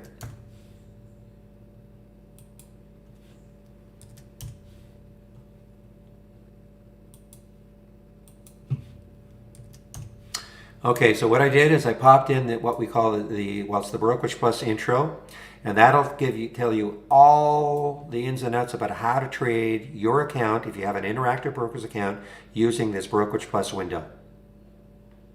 Okay, it's all covered here, so you can set up, you can do things like, you take a look at an alert, you click on an alert, you like what you see, you go back, right click, and you can set up your own buying and shorting parameters. Ahead of time. Just click how you want to trade it. So it's not quite auto trading, but it's pretty darn close. This is how I would do it anyway. I wouldn't auto trade. I would always want to take a look to see what's happening. What is the market doing? See if what sort of resistance there is. If I like what I see, how it won't take long. You just go and you click how you want to trade it. So again, all of this is covered in that video. Now, the other way to use this, and a very important way to use this Brokerage Plus window, is as a simulator. So from our toolbar, if you click on Sim, now you're in simulation mode. And so in other words, paper trading, whatever you want to call it. So I can't emphasize enough, before you commit money to the market, practice trading. Practice, practice, practice. It's very simple to do. When you click on an alert, the symbol will show up. Pick how many shares you want to trade. Pick the price you want to get in at. If you're going to go long, you buy it. Okay? So let's, I'll show you. Now you can do things like, excuse me, you can put in what I'm going to call conditional buys. So let's just say, for instance, you wanted to buy Mara if it pulled back down to 8. So all I do is I'll just type 8 in this box here. Type 8 in this box here. I'm going to click on buy, and you'll see a line will appear right on the chart. So if Mara goes down to 8, it'll take the trade. It'll take 200 shares. Okay? Excuse me. I could have also done it another way. Let's just say I really liked it if it broke a higher level out of maybe got through some resistance. So I could have set that same, could have done the same thing above the price, and you would have seen a blue line above the price. So it's very simple. Now let's take a trade. Try to find something that might be interesting.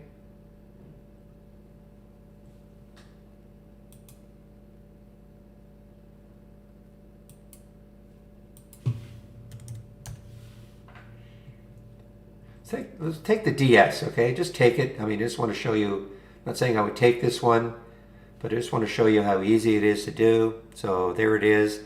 Let's say a couple of hundred shares. The spread that's a couple of pennies. I'll go in at the market. So there it is. Took the trade right there, you see. Always, always, always have a stop. So I'll put a very tight stop on this. You always know what your stop is ahead of taking the trade. So I'm going to put a stop in just underneath 3 and add the stop right here.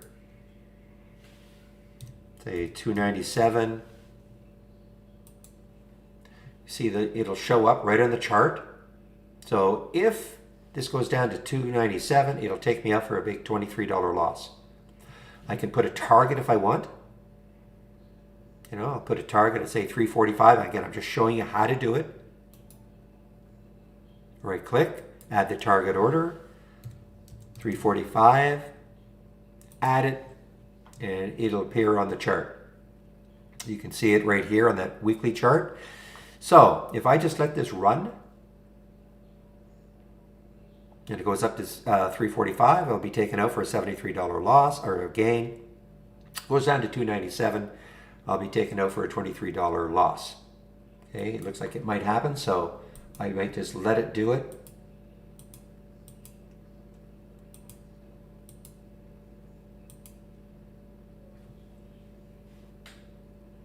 No, you can't get that, KJ, you can't do that like that, no.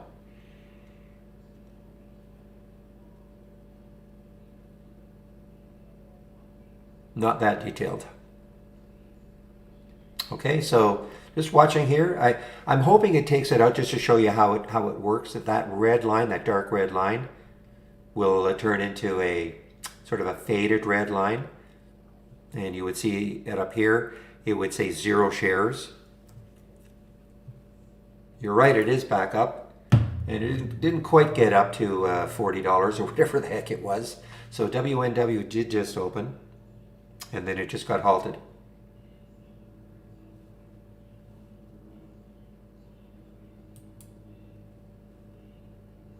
Okay, so you see how that worked? That's why I wanted to show you how this works. I put the stop down here, and it just touched it and took me out of the trade.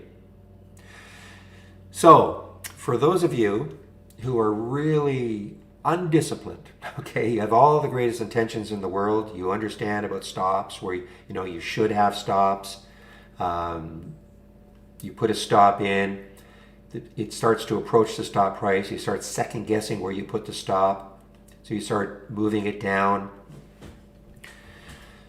and then of course it moves down to that stop area, and you keep second guessing, and so now that manageable loss that you had planned for turns into a far greater loss when finally you just give up, and you've allowed it to move down from 297 all the way down here, so that, say you were risking $100 in a trade, maybe that now has turned into a $300 or $400 or $500 loss.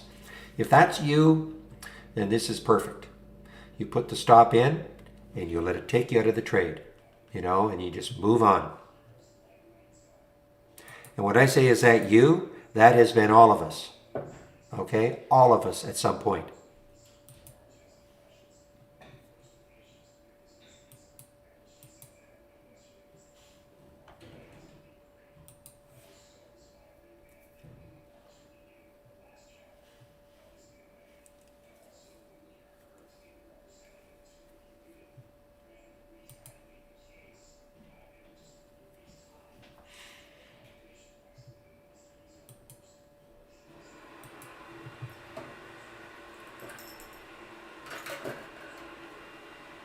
All right, Kala now is challenging that 6. Okay, have I missed any questions? Yeah, Michael, I don't know. I don't understand why some people do not get the trade of the week. The only thing I can suggest, Michael, is that you go, I'm going to give you the homepage link. Where's the homepage link?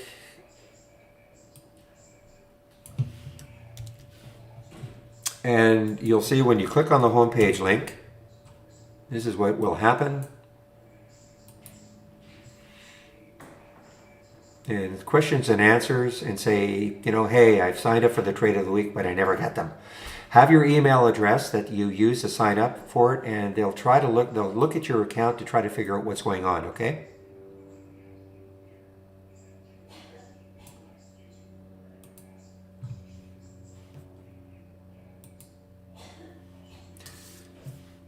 The other thing, obviously, is to check your spam folder, but I have no idea why that happens, but it is, you're not alone.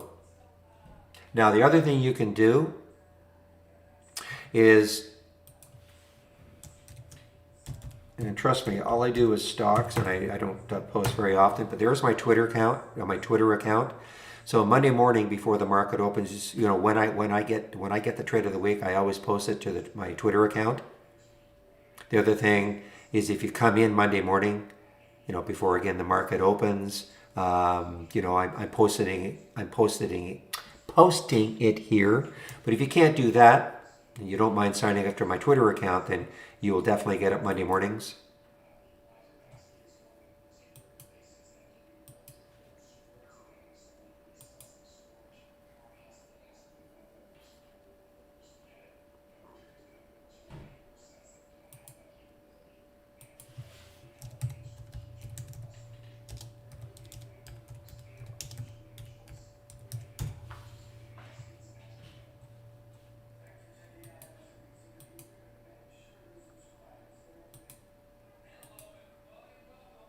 So look at Cal has struggled to get through that hole number 6 so far.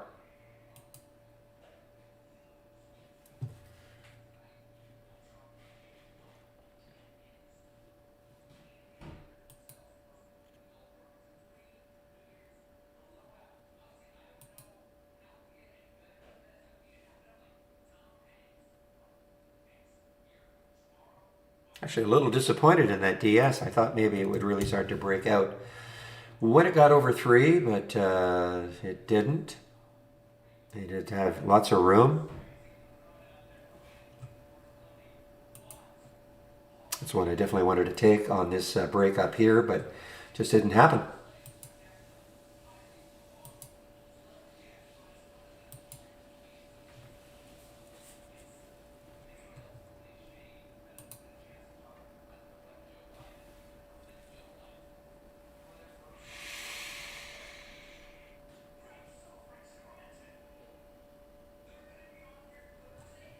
What's the market doing? So the Dow is a little bit down, Nas is a little bit up. So really nothing. Market's not doing too much.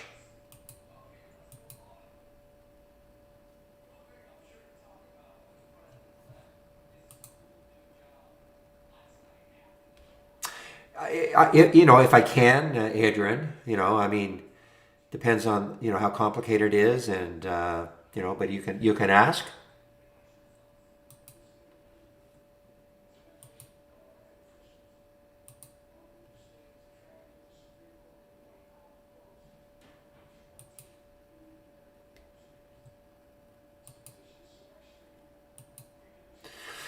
Well, I know somebody asked me about Veru earlier, and I said, well, I'd really watch for it to take out 10, and boy, did it ever. And now it's starting to approach that high.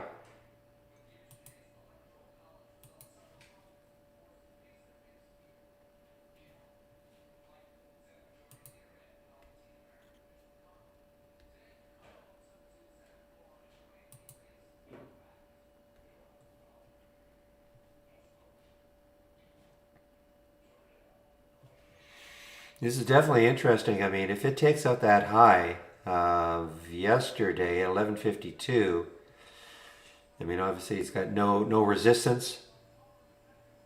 It had a tremendous week last week. Follow up this week.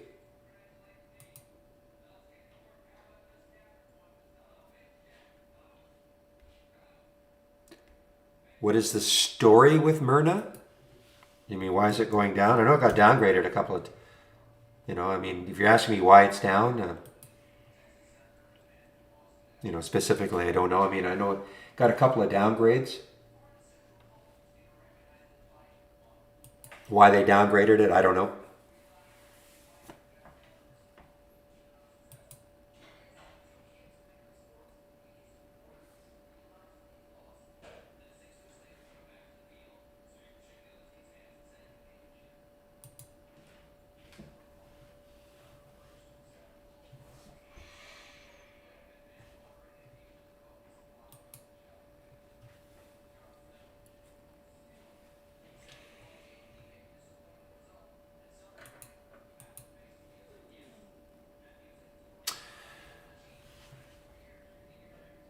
All right, guys. So I'm still kind of watching that Drive Shack DS to see if it gets back over 3 and resumes, or is it over?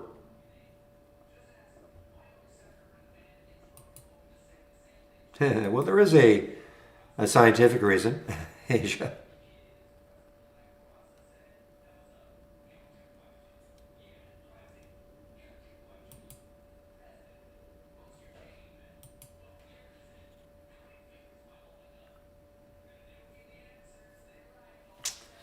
Right at 28. Okay.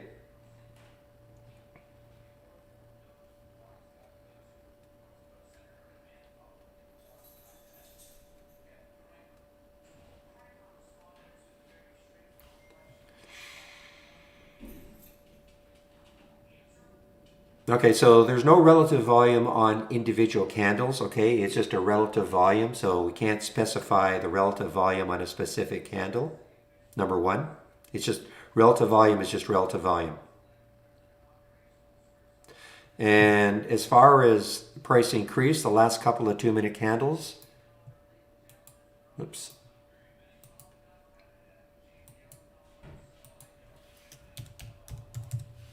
So we do have the consecutive candles, so you can say you can add the filter and make sure they're at least two or three, depending on how many up candles you want.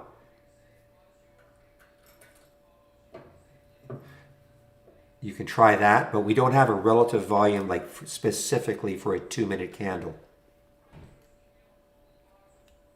So you could use the consecutive. The other thing you could do, I don't think we have it for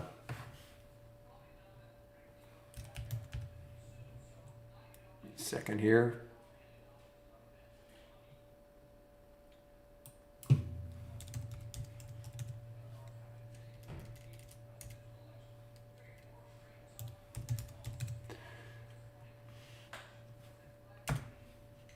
What is wrong with me? Here we go. Okay, so change in 2 minutes. Yeah, we don't have EMA crosses, okay? We don't have an EMAs at all. You can put an EMA on the chart, so you can visually see it.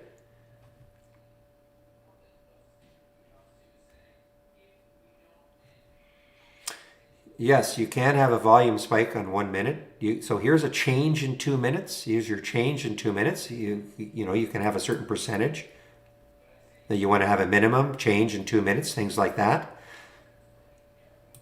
And then volume.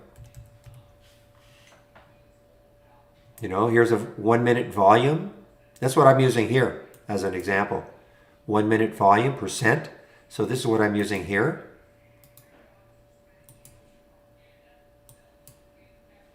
The last minute, 1,000% of normal, things like that. So volume in general, yes.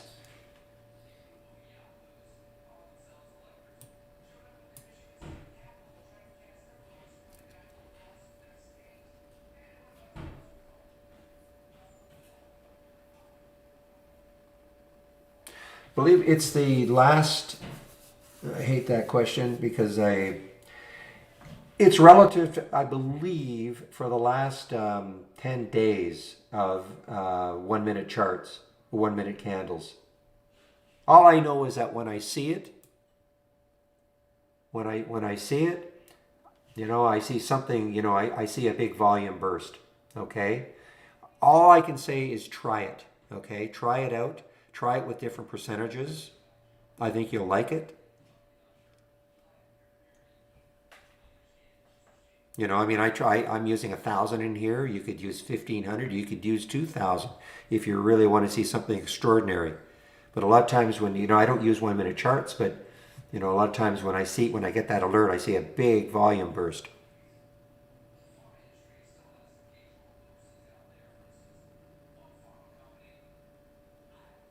We do have, the only problem with the SMA crosses is that this is an ongoing issue, and I have no idea. It's been talked about in development for a long time. These are our SMA crosses if you're talking intraday. Probably the 2 minute wouldn't be terrible, but they do require volume confirmation. So sometimes what will happen is You won't get the real time because it requires volume confirmation. Now sometimes that's not such a big deal, but in a longer periods it could be. Shorter periods it's probably not that big a deal.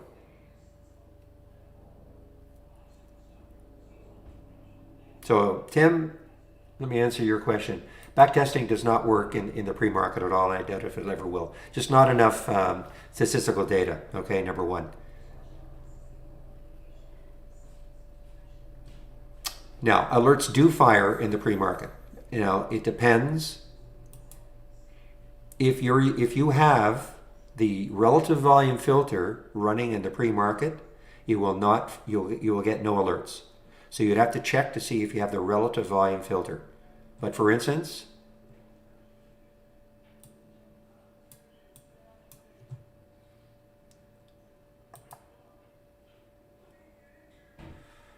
where am I here? These scans that I'm using here, gap up and down shared and pre-market actives up. So these are actually alerts. They fire, over and over and over in the pre-market. These are two top lists that I use. These are the four that I use in the pre-market. Absolutely, they fire. But if you have the relative volume filter active, nothing will happen until 9:30. So that might be the reason. Okay, yeah, just have to remove it, and then you'll be happy. Okay. The other thing, just to check, for the top lists anyway, if you're not for alert windows, but if you're using those top list windows, if you're using a top list window in your pre-market, where is one? Make sure, right click, configure. I don't like this at all, but the server sort, if it happens to be on the relative volume filter, you will also not get alerts in the pre-market. Okay, but if you're just talking about your alert windows, you don't have to worry about this. But for everything else, if you're talking about top lists and you do want to see alerts in the pre-market, even if you don't have the relative volume filter as a filter that you've added, it could be stuck on this server sort, which I really don't like.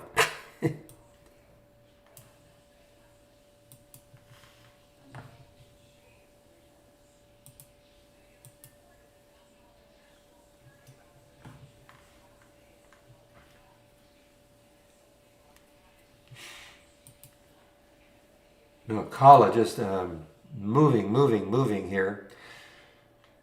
What do they do? Is this not a virus play, is it? Don't think it's a virus play.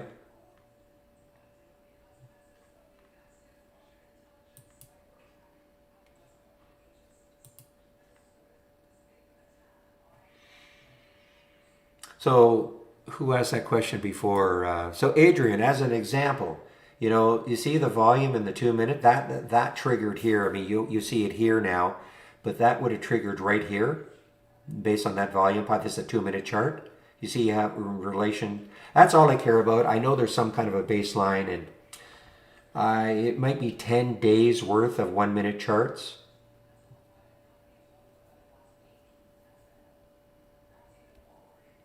I have no thoughts about it. No. The only reason I'm using a 2 minute chart at all is, and I just haven't been able to pay attention to, bounces, or not bounces, but capitulations, is that I added this maybe a month ago, 2 months ago. Before that, I only had a 5 minute chart and a 15 to check to see where the ADMA was on the 2 minute chart. So if I'm looking for stocks that might be topping out, I wanted to see when it crossed down below. I just haven't had any chance really to pay attention to anything like that. But that's just me. So I've never used a 1 minute chart. And as you're saying, I think 1 minute probably not bad for scalping if that's what you're into. But I'm certainly not here to say that nobody should be using a certain chart. I mean, whatever works.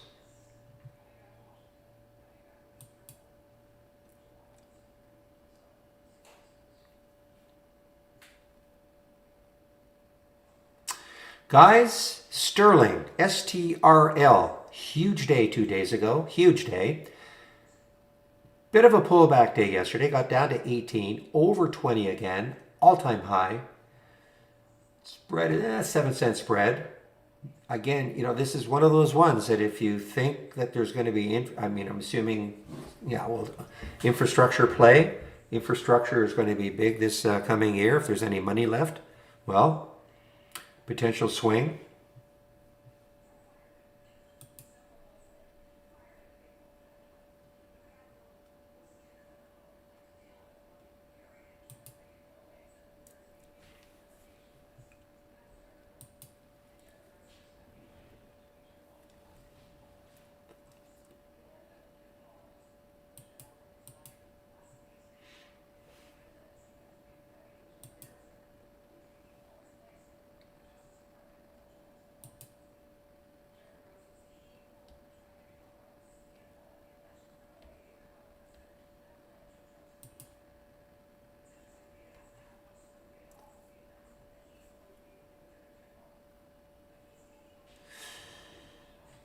All right, guys. What time is it? 11:07. And actually, for me, it's been a bit of a boring day. For me, just in some of the stuff that I've been following, just kind of choppy trending, or not trending as much as I'd like to see. It could all change in the afternoon when I bring in the other basic new highs.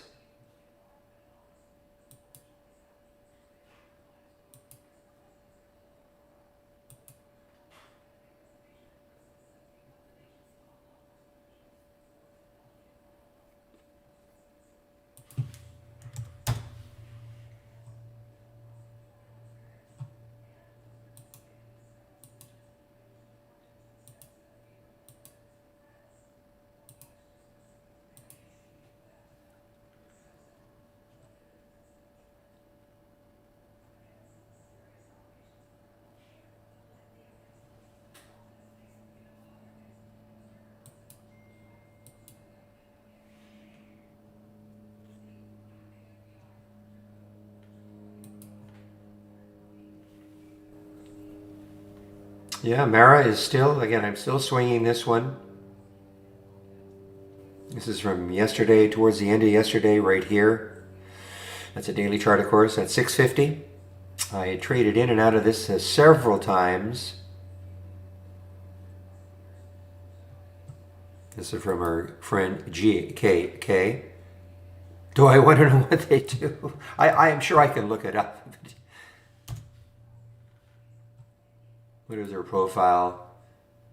Discovering and developing small molecule drugs that target novel and critical metabolic pathways in tumor and cancer fighting. So it's a cancer drug, okay.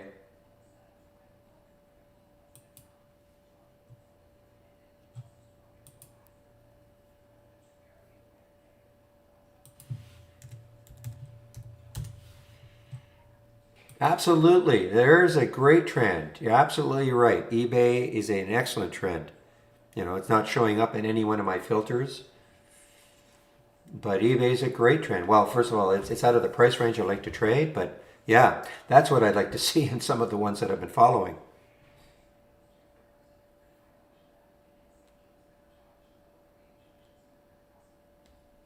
I mean, look at it on the 15s. That's one thing. Look at it on the 5-minute chart. Some little areas where it stopped, but it didn't drop and then come back up. That's what I'm talking about in terms of trend. So I don't expect it to look like every time frame to look like the 15, but look at it on the 2. I mean, just very minor pullbacks. Hardly anything to speak of. I would call this more resting than real pullbacks. That's that for me. Just haven't seen, of the cheaper ones that I'm into, the under 20s, I haven't seen as many. This is what I've been seeing, chopping around.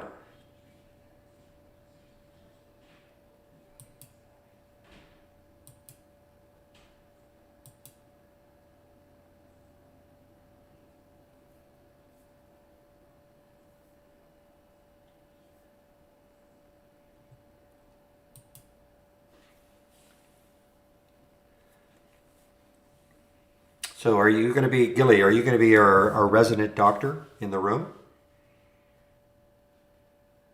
Or bio specialist? So here's an IPO, guys, I guess. SCPS.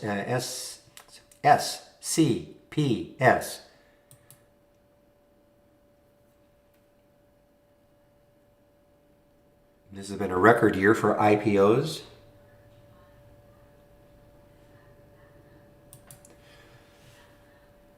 Who's behind them? Well, maybe it's not an IPO. Let me just back it up, see if...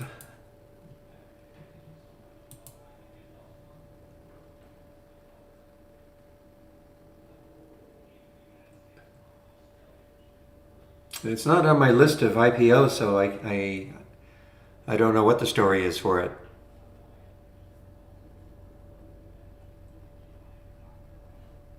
Can anybody verify if this is an IPO? I mean, it looks like it because it just started trading. Or is this a symbol name change? That happens also. So they look like IPOs, but they're not. Well, let me see if I can profile or news. No, it is an IPO. Interesting. It's not on my, I don't see it on my list. Unless I'm just not seeing it. Yeah, it's not on my list of IPOs anywhere.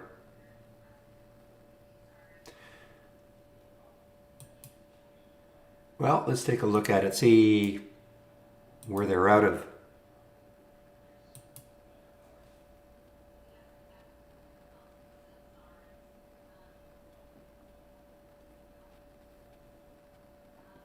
Wow. You know, this is really, really only 500,000 shares at 550 a share. So, I mean, they raised hardly anything. And there's nobody that, you know, I don't, maybe that's why I didn't make the list. I don't know.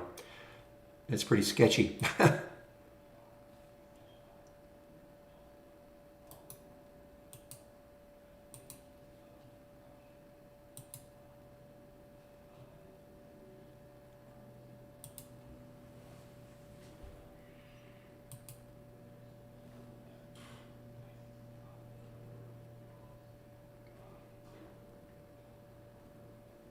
Okay, give me a moment, please. Be right back.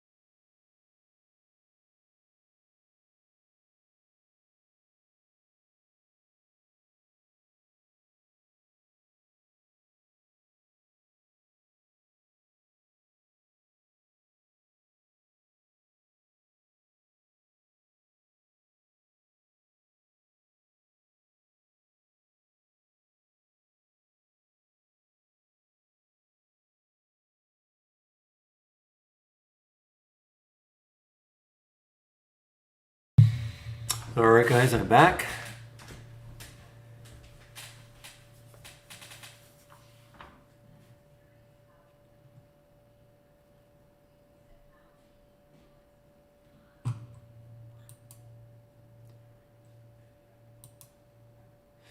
Somebody was mentioning RAGL earlier. It's not a low float, 168 million in the float.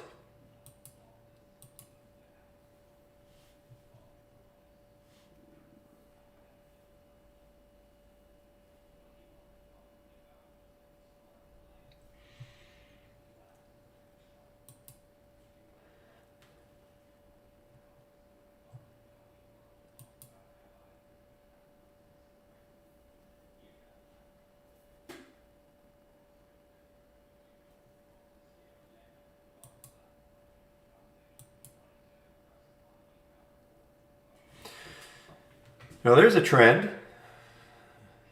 Unfortunately, it didn't show up here until it hit the 2 relative volume, but there is a trend. Look at the RDUS. That's what you'd like to see. Look at this on the 2. Look at the 15, of course.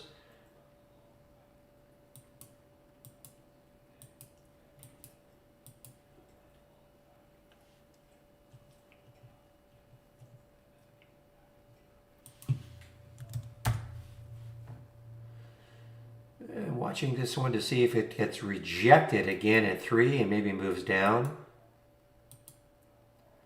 There's a lot underneath on a percentage basis if it gets back down here, but it may not.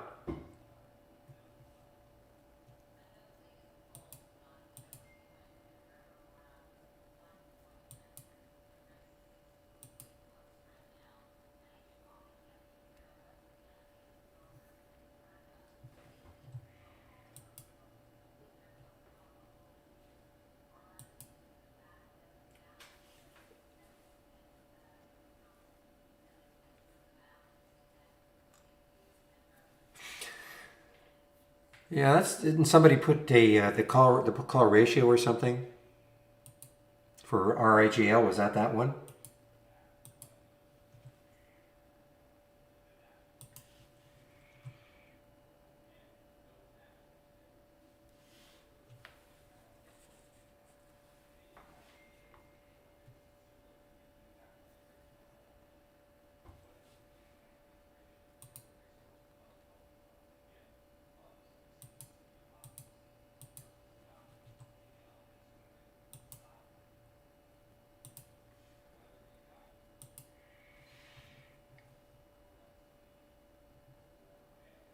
Well, look at this. I mean, look at this RDUS. I wonder, I don't see any news. Radius Health on track for record quarterly revenue.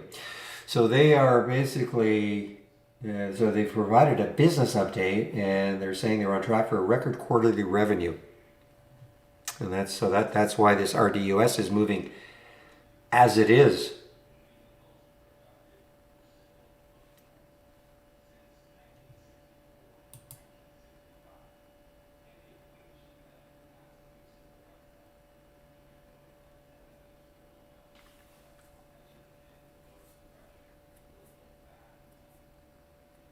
Yeah, it's pretty simple. If you know what your stop is, let's say it's 10 cents away. Okay, so basically you've got your price you're getting in at, you know where your stop is, subtract those two, get a number, 10 cents, let's say it's 10 cents. If you're willing to risk $100 on the trade, you just divide that number into 100 and that'll tell you how many shares, 1,000 shares. Okay, so just take the difference between your entry and where your stop is, you'll have that number, and then divide that number into how much you're willing to risk per trade.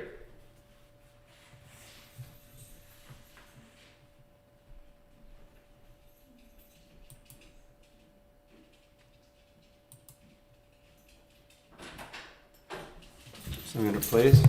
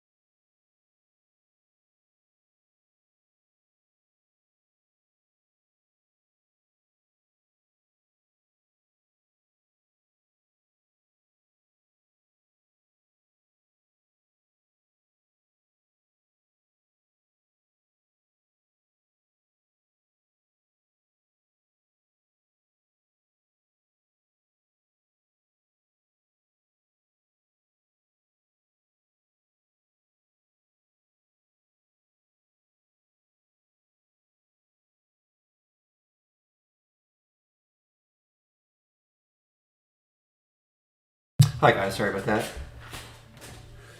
All right, guys. Now this could be an interesting one. I was reading a little bit about this one. So there's their Wish just opened. Okay, so forget about all this, over here. So this Wish just opened. It is an IPO. Remember when I set my price alert, there was all sorts of activity. So they must have just taken over the symbol.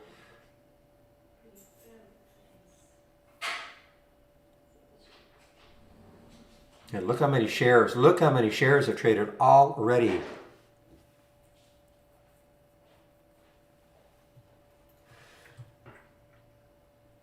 Let me just see who's behind this one.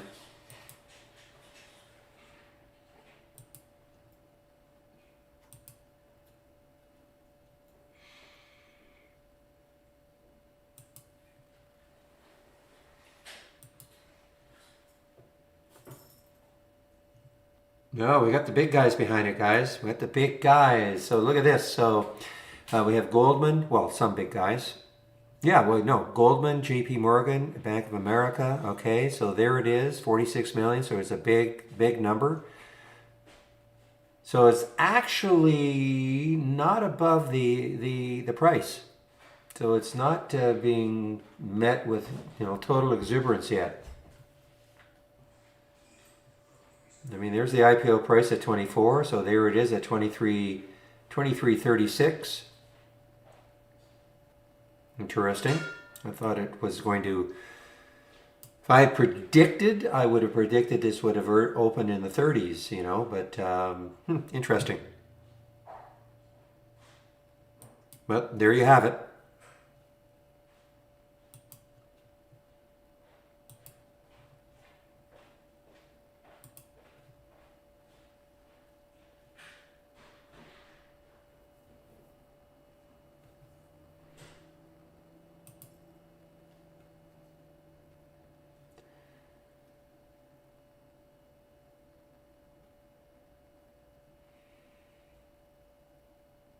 Now, I typically do not, and again, I wonder if we can get this adjusted, that chart adjusted. Let me just, you guys are on vacation, no?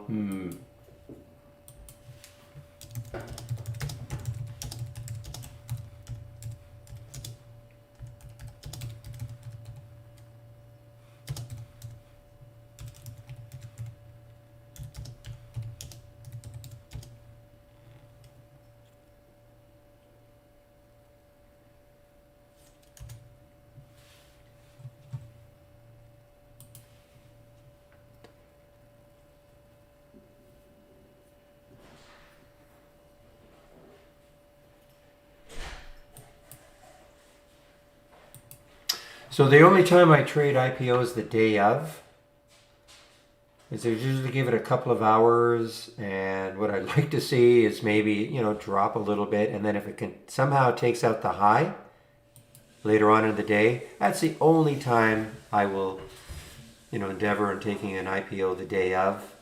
Typically, though, I just shy away from them for a while, let them build up some kind of a trend.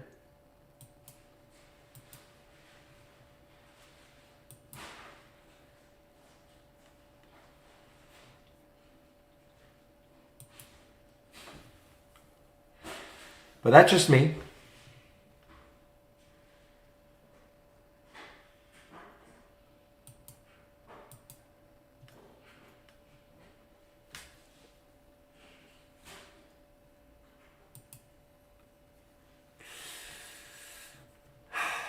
Ovid. Boy, if I were these guys, I'd change their name, and fast. Too much like COVID. Ovid, okay. Well,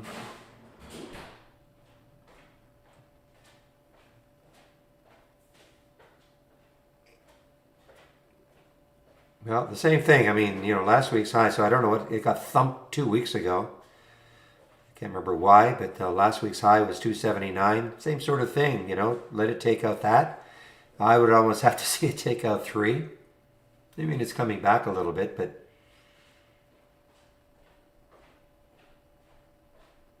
I mean, right there I don't know. I can't remember what happened, but it got thumped. It's trying to come back, but I don't see a big. I don't see a big trend that it's coming back yet.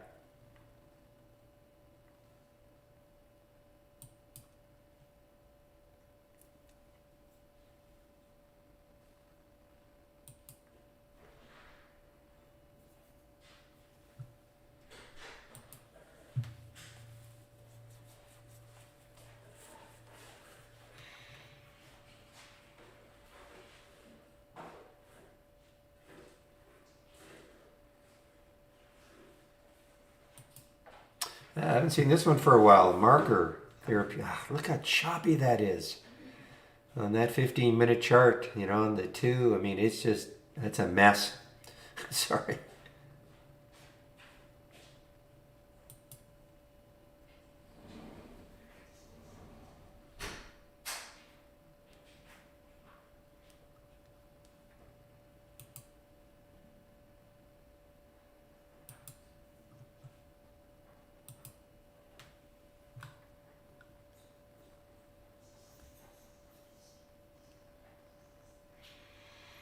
For my watch list here, no, I don't put a minimum number of candles, consecutive candles. No. You can do it if you want. You can add that, but I don't.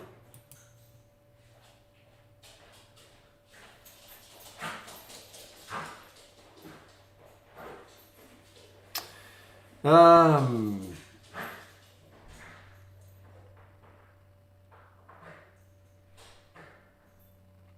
yeah, so you're saying tools reset font does not make it bigger, fonts bigger, keyboard command preferred.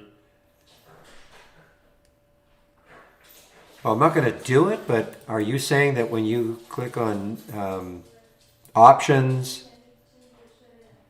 and then font and you increase the font size, it's not doing it? Or whatever you want to do? Because it does for me. I did that actually because I did increase the font size.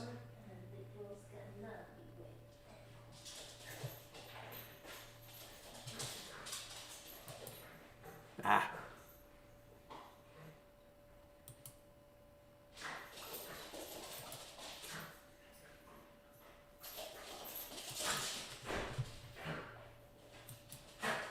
I've never ever done that before. I don't even know what that does. But if you can, so never mind that. Why don't you just go here, tools, options, and where it says fonts, and increase the size right there.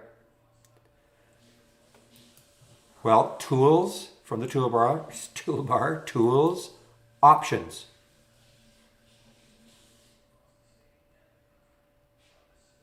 Okay, so click on tools and then you options. And now down here, that'll definitely do it.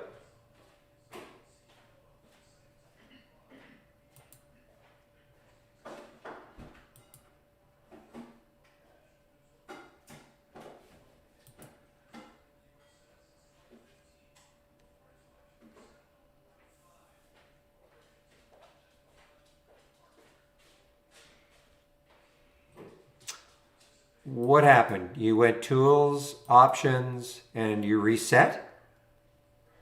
Or not reset, but you changed the font size?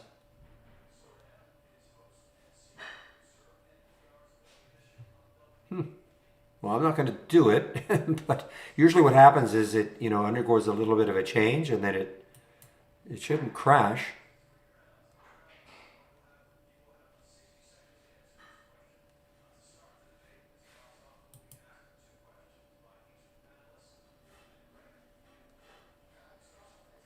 Okay, so JB Book, so your program did not crash.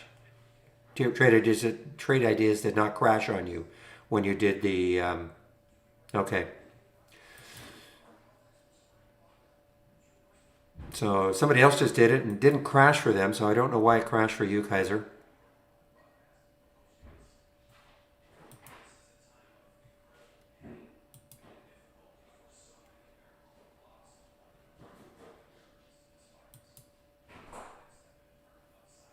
Okay, don't scream at me, but I'm going to flatten out of my RV LV trade. Don't scream at me, Dreamer.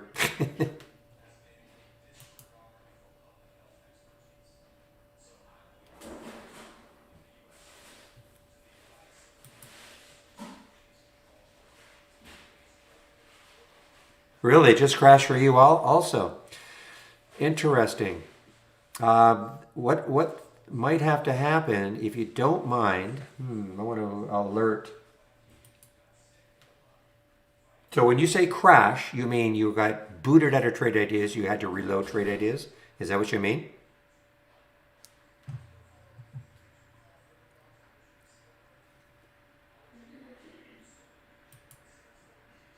Is that what you guys mean when you say crashed? So it froze the program. So you had to. So that happened to you too, Stuart. It froze the program, so you had to do the end task.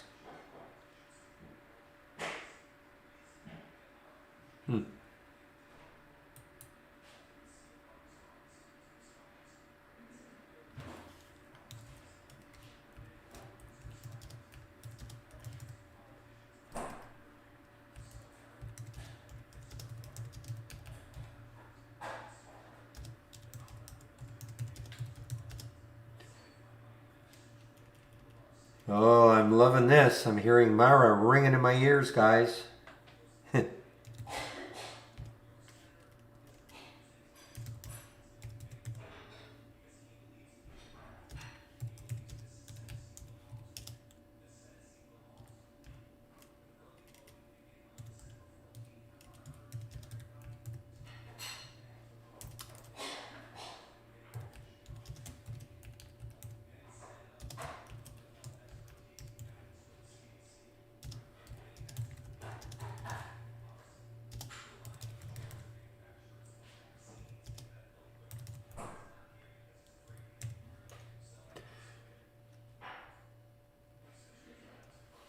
But to get it back, you had to go through the end task, right, Stuart? You had to end like the control, delete, end the task, and then get back.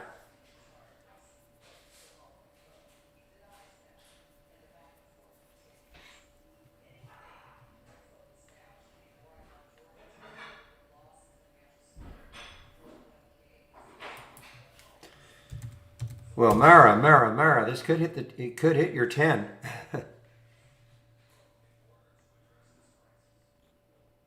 Oh, I see. It got halted. Okay, interesting. Came back on its own. Interesting.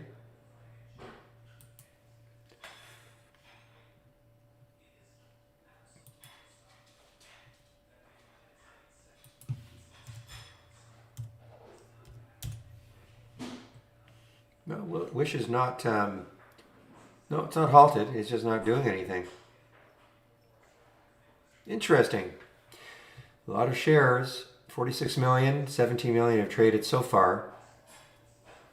But the IPO suggested price was going to be 24, so it's interesting that it's just a little bit underneath it. And some big names, Goldman, JP Morgan, and Bank of America are behind it as the lead underwriters.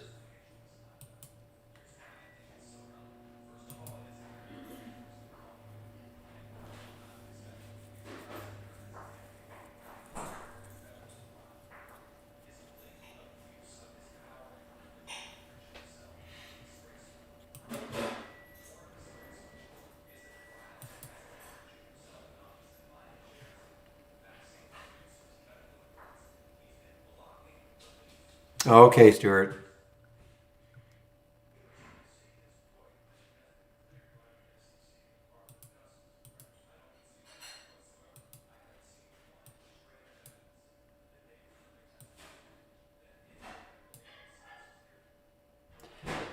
Yeah, there is something going on there too because I'm noticing that sometimes when I go to those options that even though I don't actually click on it,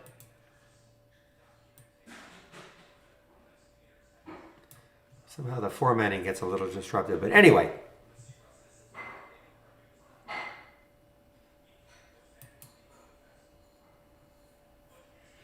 I'm definitely going to watch this one, this STRL, see if it takes out the high of the day later on.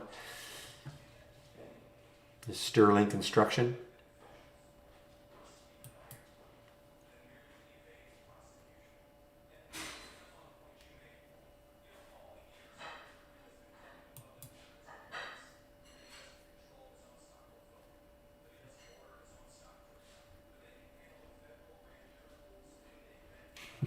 Okay, Eli.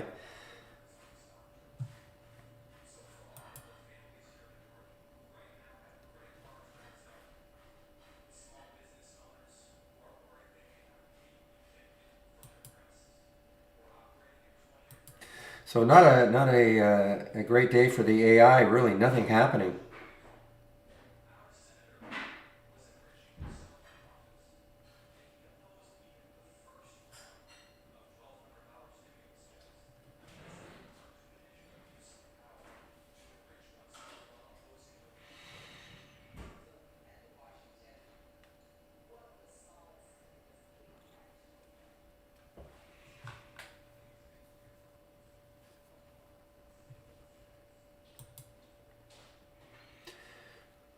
All right, here's another SPAC on the move here. Boy, they're making an all-time high. CERE. Who are they trying to?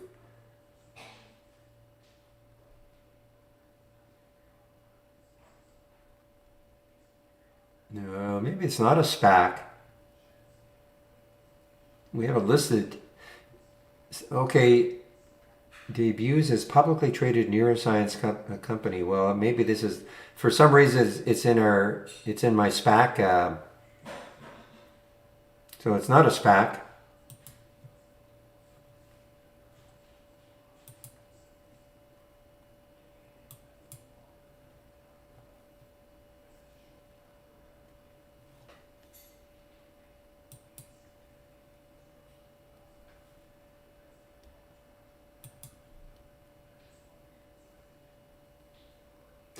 Now, it may be though because if you recall, you maybe if you weren't in the room, you see how we've got all this here. This traded under Wish before, and that might be why you're getting any sort of a VWAP number. That's the only thing I can think of.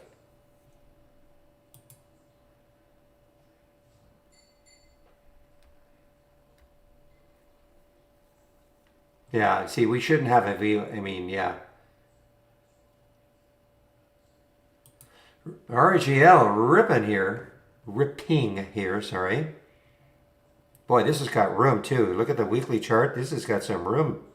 What's the float? It's a big float, 168 million in the float. Looking left on that weekly chart though, I mean, it is broken out of all this now. The next high looking left is 524-ish.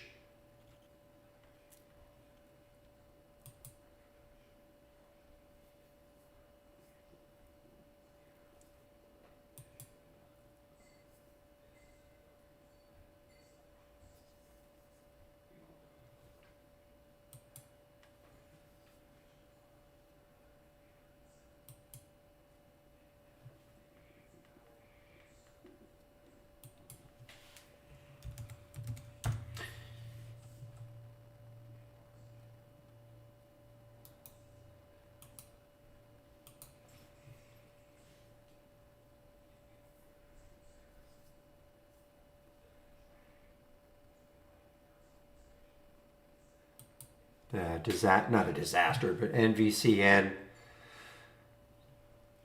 I didn't see any news on this one. Why it got up to $1.22 the pre-market, and now it's under $1.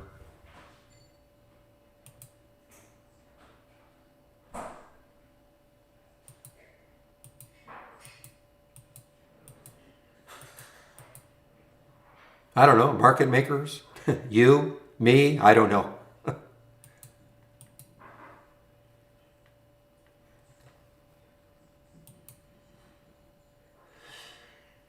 Well, the market is just really not doing too much. I mean, look at this, flattened right out. Dow is down just a little. SPY's up a little.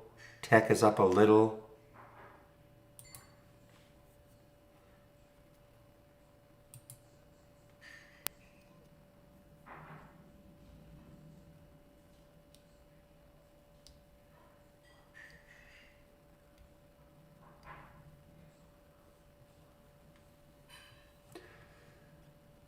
Was it yesterday?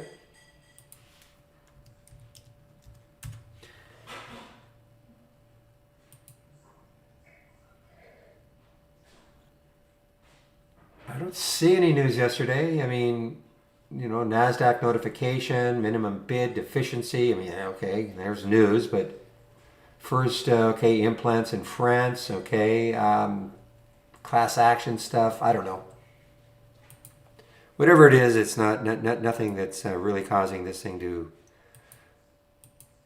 maintain a level over 1.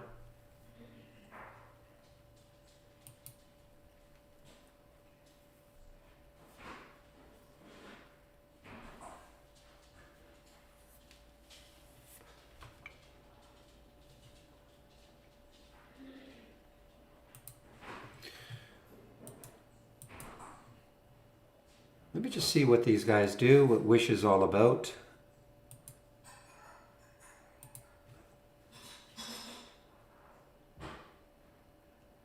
Mara, Mara, Mara.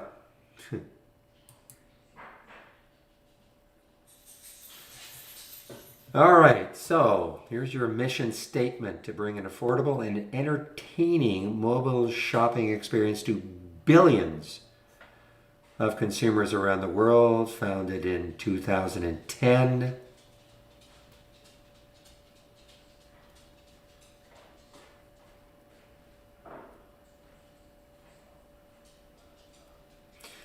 All right, well, that's what they do.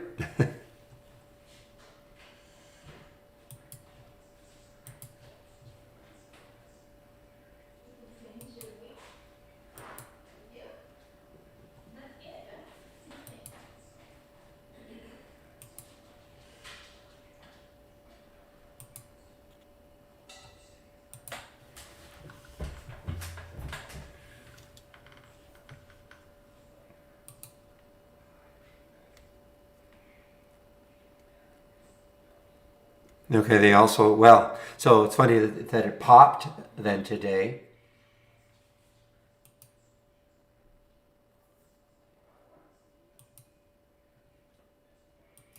GKK, I feel weird that I'm holding Mara and you're not anymore.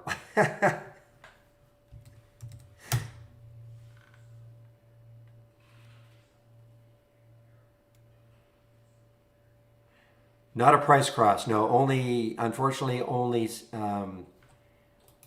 you don't see it there, then it's not available.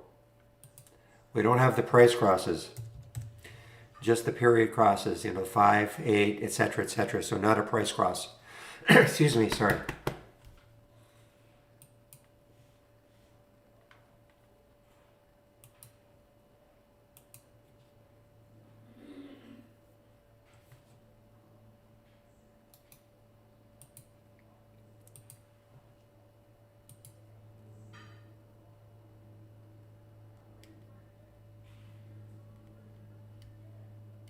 Not intraday, nope.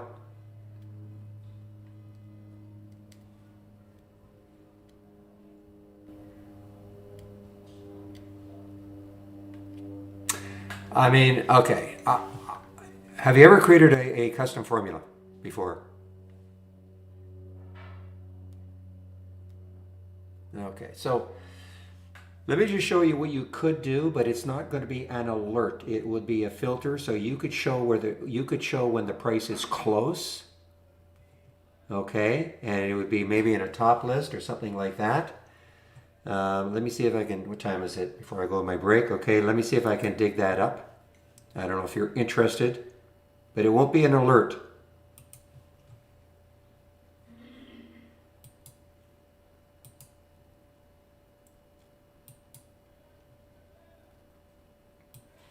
Okay, so here we have, let me just see what we've got here. Here we have some formula, we have some data points, okay? SMA 25, SMA 55, SMA 515, etc., etc.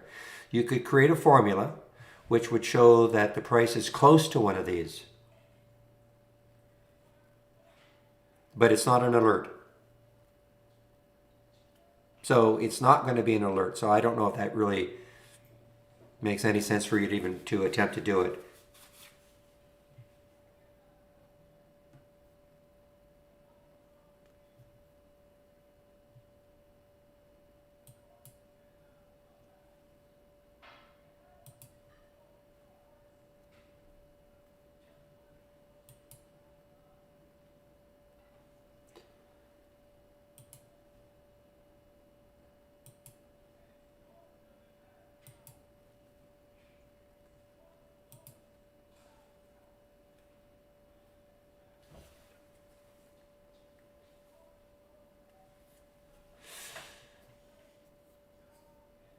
So this marker we were just looking at before, MRKR, wow.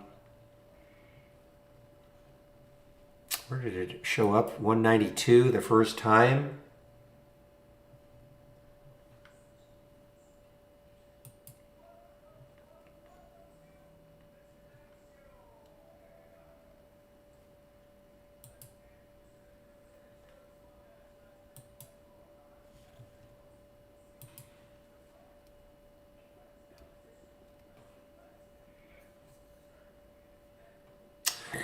All right, guys, it is getting close to my break. Let me see who's on today. Michael. Okay, so Michael is on today. So, guys, if you're interested in getting a lot more information about how to maybe use your Interactive Brokers account, yes, Shantha, it is. Just give me a second. So, if you're interested in knowing how to use your Interactive Brokers account and using Brokerage Plus to trade, I would encourage you to head over to the YouTube feed at noon. Michael Noss will be there, and he's definitely our expert in all that. So let me just put that link into the room for you. And I'll be taking a break in about 10 minutes.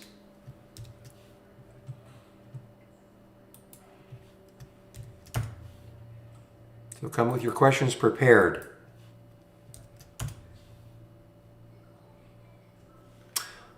Okay, so Shantha, let me give you the link for my homepage. Somebody asked for my my scans that I'm sharing, so let me just pop that into the room also.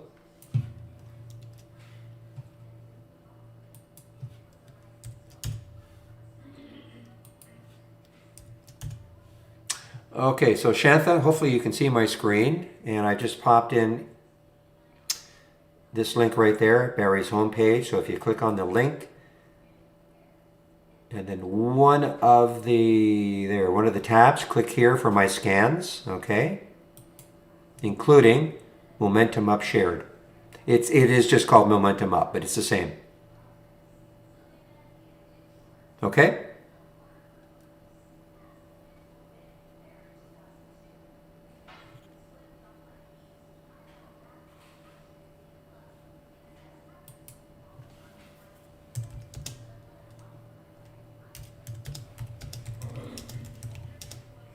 Okay, you did get that. Good. Okay.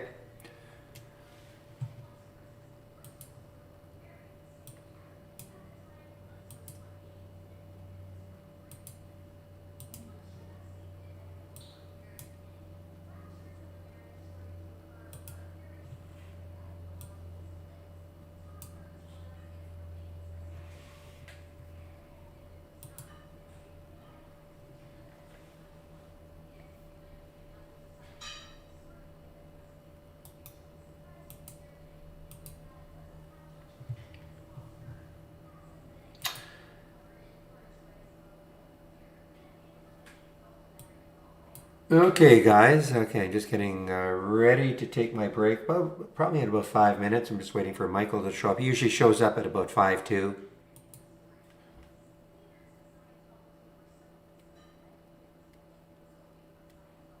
So please, any questions you may have regarding Brokerage Plus and your Interactive Brokers account, you should head over to the YouTube feed at noon.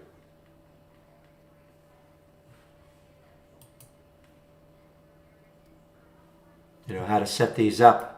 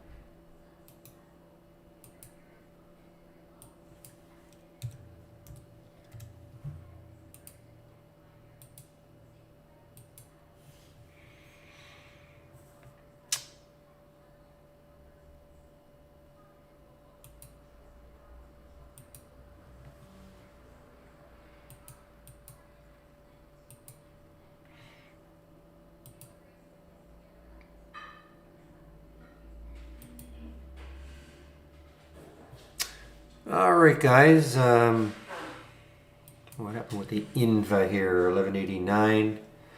Yeah, I mean, this is another one. I mean, look at INVA. I mean, I don't know. There's another bio. You know, it's got some room to 14 from 1186. Could be a really interesting one again tomorrow. It's taken out yesterday's high. Not very much volume today, but one of these ones that just can kind of creep around.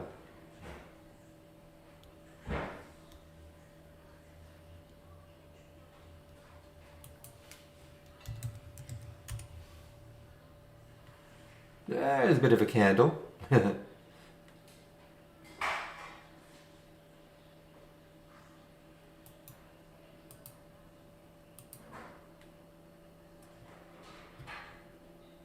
Yeah, so this level down here, I'll probably exit like the 820s. I'm in from yesterday at 650, so I'm looking to maybe take that XNet. It did pull back.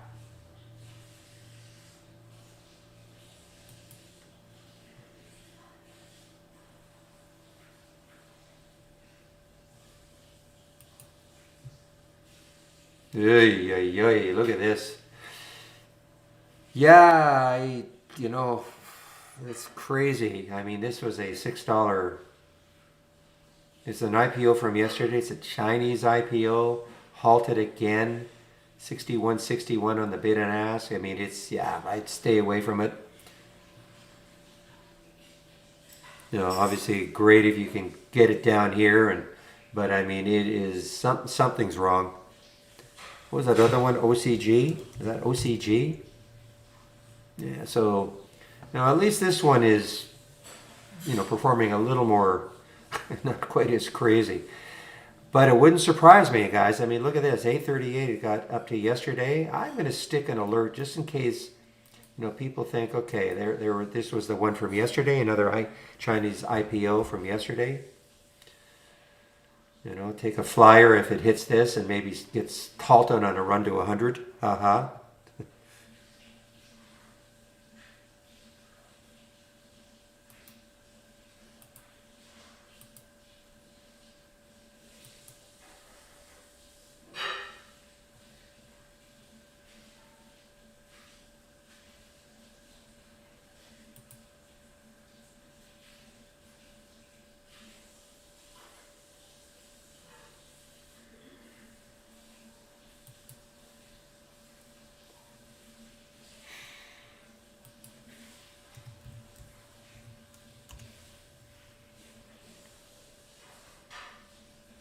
Well, I don't see a 6-week chart, but or 6-month chart, but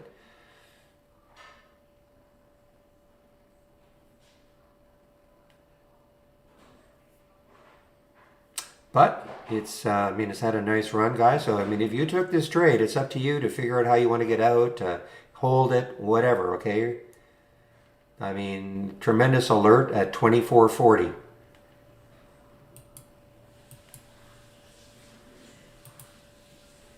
All right, guys. I do want to get my announcement in.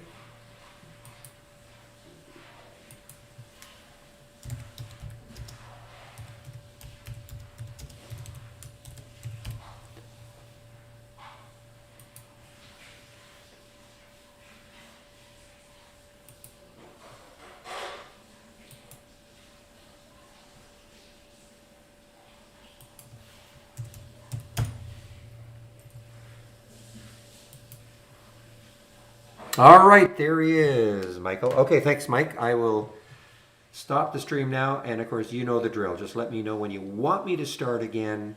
I'm always watching, so you know, whenever you want to get out, just let me know when you want me to start streaming again. So I'll stop streaming right now.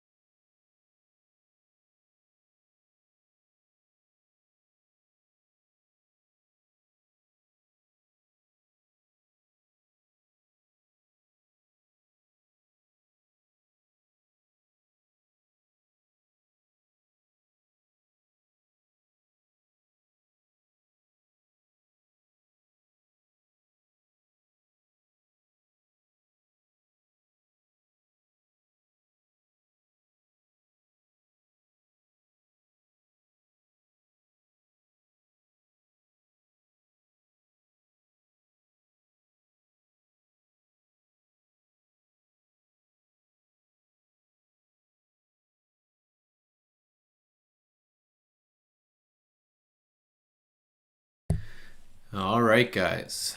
You should be able to hear me. I know you're not going to be able to see anything quite yet, but that's just because I'm getting everything all set up here. I just finished doing some recording with Jess for our Back to Basics series. So I just got to clean all that up, as well as some super secret hidden stuff that's being worked on with trade ideas. So let's just grab all this and then move all this and then pop that down and then do one of those and hit that button. And you guys should be able to see my desktop. So everyone loud and clear. And EQOS. Yeah, that's a nice little pop there. A new IPO. Always watch these. Just a tip. I don't trade like this, but I've spoken to a lot of traders that really keep an eye on the IPO price. So you go back and you find the opening of that candle, and you can see so far that's the very top tick of that was the IPO price, and it's, you know, people will put sell orders around there. Imagine if you bought during the IPO and, you know, it fell from 10 to 6. It's not the right thing to do, but you know a lot of people will do that.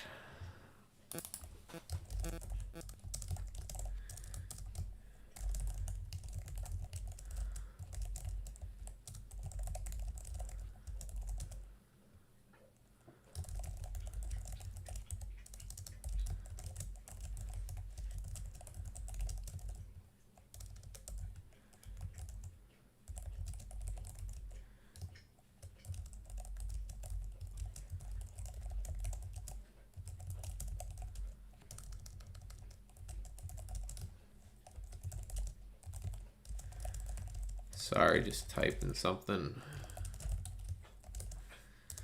Okay, guys. So again, if you're new here, what we do is we give Barry some much needed time off, and he goes and does whatever he does, and we hang out and do absolutely nothing except answer questions from users. So I am here for an entire hour with no purpose other than answering your guys' trade ideas and general trading related questions. So please feel free to ask away, because to be honest, don't tell my boss, but I don't really have anything prepared for these times. Again, I think this is a great underappreciated service that we offer here, where we give, you know, anyone who's having problems with the system, or anyone who just wants to come and shoot the shit with someone who trades for a living, which Barry is here all the time, and the rest of the week you get a different trader with all of us trade for at least part of our living. And we all have our own different styles and methodologies, and you get to pick the brain of all these people. I just think it's rather rare in this industry, and something that you guys should definitely utilize if you're starting out your trading journey, or if you're just starting out with trade ideas. And we can go from here, and actually let's take a look on the web here, because I'm doing some scanning here as well, and I'll kind of scan through as we give a little chat. Oh, that AMCX looks interesting.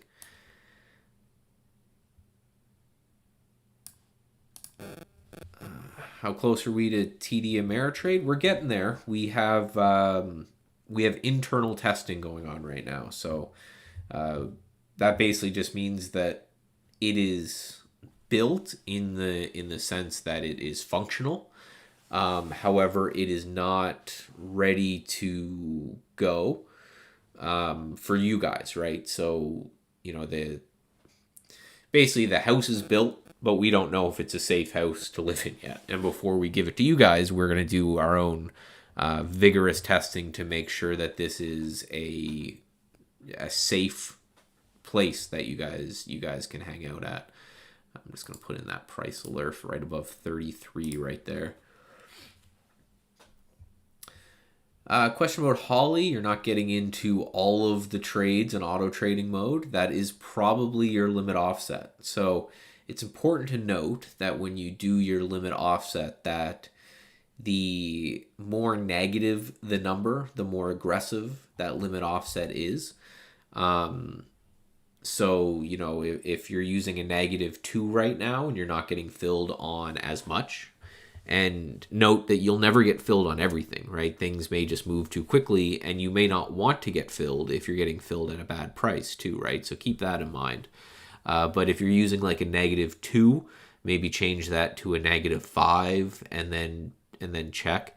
As someone who's an auto trader myself by trade, what you need to do is you need to come up with a threshold for missed trades. So think about it like this, where say you could wave a magic wand and say, I'm going to get filled in all of Holly's trades, but on average I'm going to get 10 cents worse on all my entries.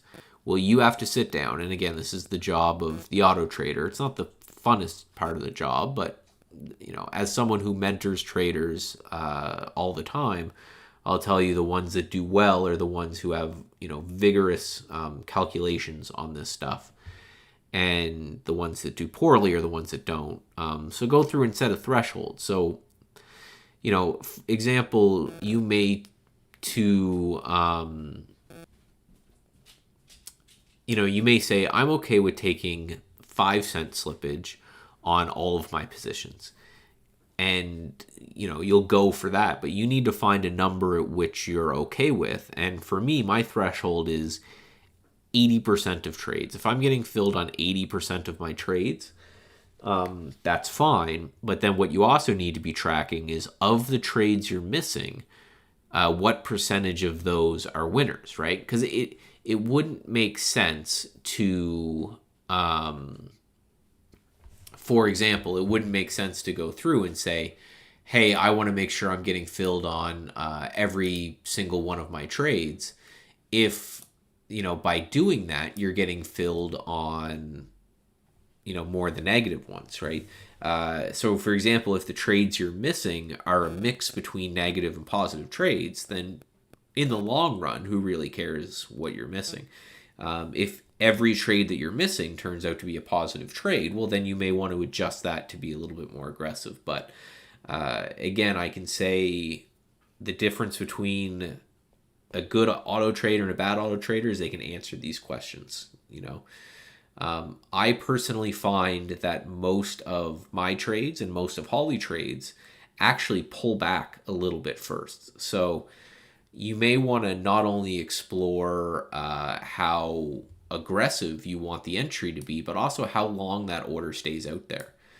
So go through and check, because, say you have your order canceling after 2 minutes, but you start to notice that even on the ones you miss, maybe 5 minutes later, they pull back and you would have had a good chance for an entry.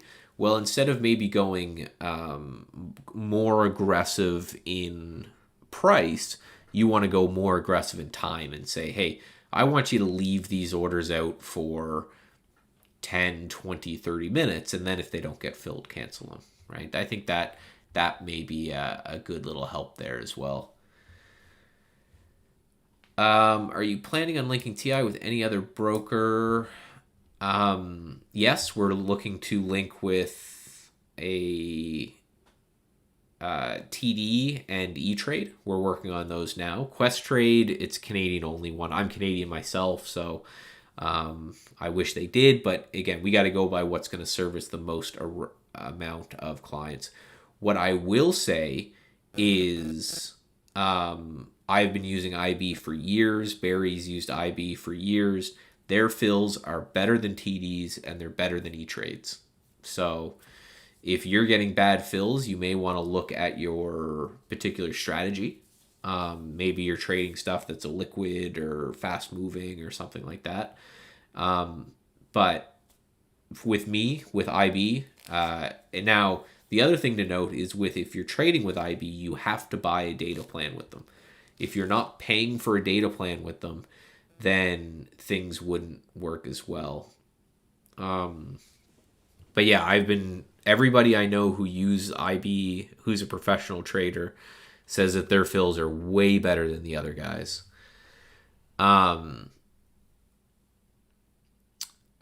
But IB still charges commissions. Yes, that leads to another chat. So TD went commission free, and their platform's been down 10 times since then.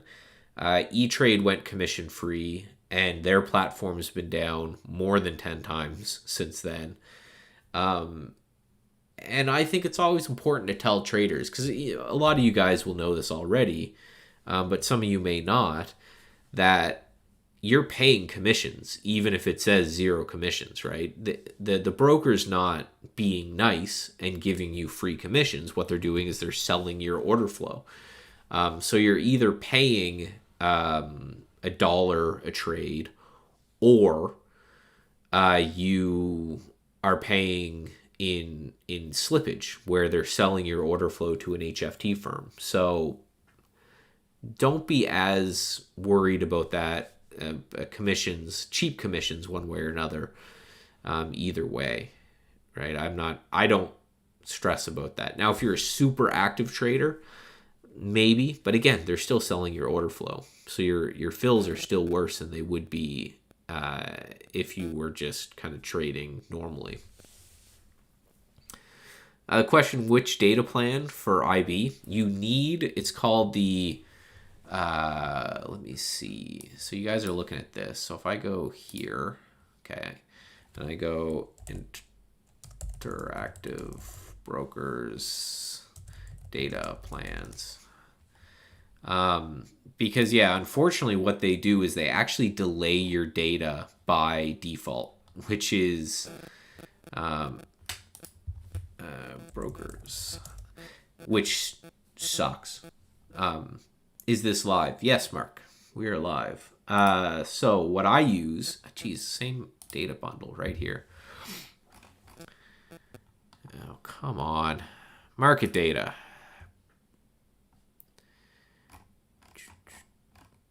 I don't know why I can't find this, but it's called the snapshot right here. So I use this one. U.S. Security Snapshot and Futures Bundle, because what IB does by default, and this is crap in my opinion that they do this, but what do? They delay your data. So some people say, oh, I get bad fills, or oh, the charts look weird. And this is the same whether you're going to be using Trader Workstation to place your trades or us, right? Brokerage Plus will not work well or at all with IB if you don't have this data plan. Now, that being said, right, it's $10 a month. So, if that kind of breaks your trading plan, then that's, you've got worries. But if you trade any amount, really $30 is not much to incur in commissions. They then go and waive the $10 fee. So I'm a swing trader myself. I do some day trading, not a huge amount. I have like one or two. One that I use all the time and one that I use sometimes, day trading strategies. And I've never paid this fee kind of thing, right?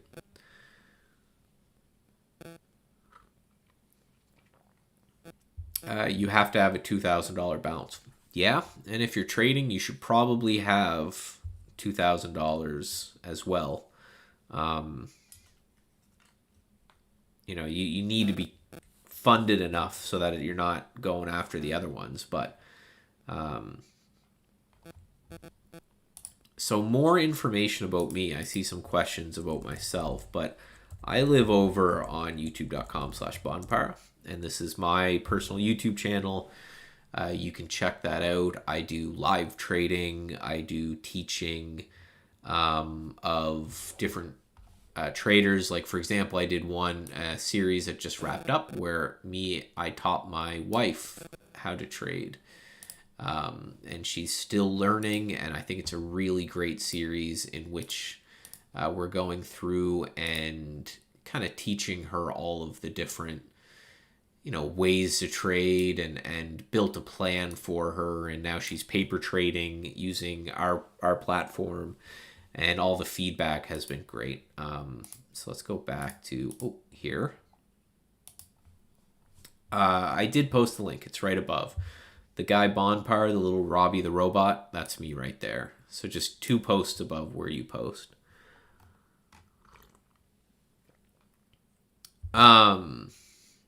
Okay, so does IB work with this platform? Yes. So let's take a look.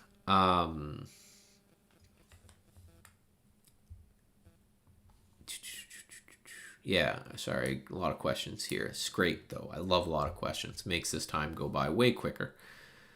So yes, so this is I have this connected to our simulator right now. But yes, this connects to Interactive Brokers. So for example, again, right now I've got this weird position in here, something I was testing. I do a lot of the building of the AI and the different strategies within it and that kind of thing. But yeah, you can click on a symbol and you can say, I want to trade this and I want to put the stop here right at yesterday's low. I don't even know if I have the buying power in this account to do this. 1 second. Let's go options. Let's go to primary. There we go. And then I'm going to, sorry guys here. I live on different servers and everything than everyone else. Yeah, so if I wanted to buy this DDS, I can just right click and I can say, I want you to buy this DDS and I want you to put the stop at yesterday's low. And just by clicking that, when that works, let's try something else here. It will send out that order. Now, again, I'm a bad example for this because I do a lot of, so you can see with one button, this is what I was trying to show. I shorted Dish. It put the stop right at yesterday's high. It calculated my share size so that if my stop was hit, I would risk around $500. And that same way, now this is being pushed through Trade Ideas Simulator right now while I'm showing you guys, but this is the same way you can trade through Interactive Brokers. Now you can also, I don't know if we'll see any trades live, but I can just activate all these for you. We can enable these, and then let's enable all these. So you can actually build your own trading strategies. So for example, this is one, and people always ask, and no, I cannot share this one because it's got all kinds of custom formulas and craziness in it. But so you can enter trades yourself where it will manage the risk for you. It will time out your position whenever you want to. It makes trading very simple, but you can also build your own trading strategies in which you backtest something, come up with some statistics that you like, and say, okay, that's something I want to trade, and then you simply turn it on, and away you go. So this strategy is one that I run on my retirement account, in which it's a 3-day hold type of strategy, and the system enters all of this 100% for me. It's a completely hands-off system that I tweak periodically. So you can do all of this stuff directly through IB as well. And the exact how-to with like all the technicals of the linking, let me get you this video that I did. Again, this will link you to my channel as well, but this video is great to kind of show you the exact, what you need and how to program it in, and away you go.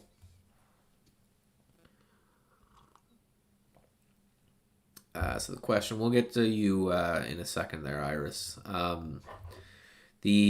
So do I trade on IB and use you as my scanner? So for me, what I do is I trade on IB, or I trade on Trade Ideas, and I use Trade Ideas as the scanner. So I open up, for me personally, I open up Trader Workstation every morning, immediately minimize it because I hate their platform. It's very bloated and cumbersome, and there's a lot of, it's a bloated software. There's tons you can do. Again, I just mentioned I cannot post this scan because it's got a lot of customs and everything in it. And again, a scan should be what's your trading philosophy. If you don't have a trading plan, you should get one, and then we'll build a scan for you based off that plan when you get that. But yeah, so I don't use IB for anything. I like their iPhone app, and that's about it. So I use Trade Ideas for the scanning, the trade entry, the trade management. Everything happens through Trade Ideas. Because we link directly to their platform. So there you go.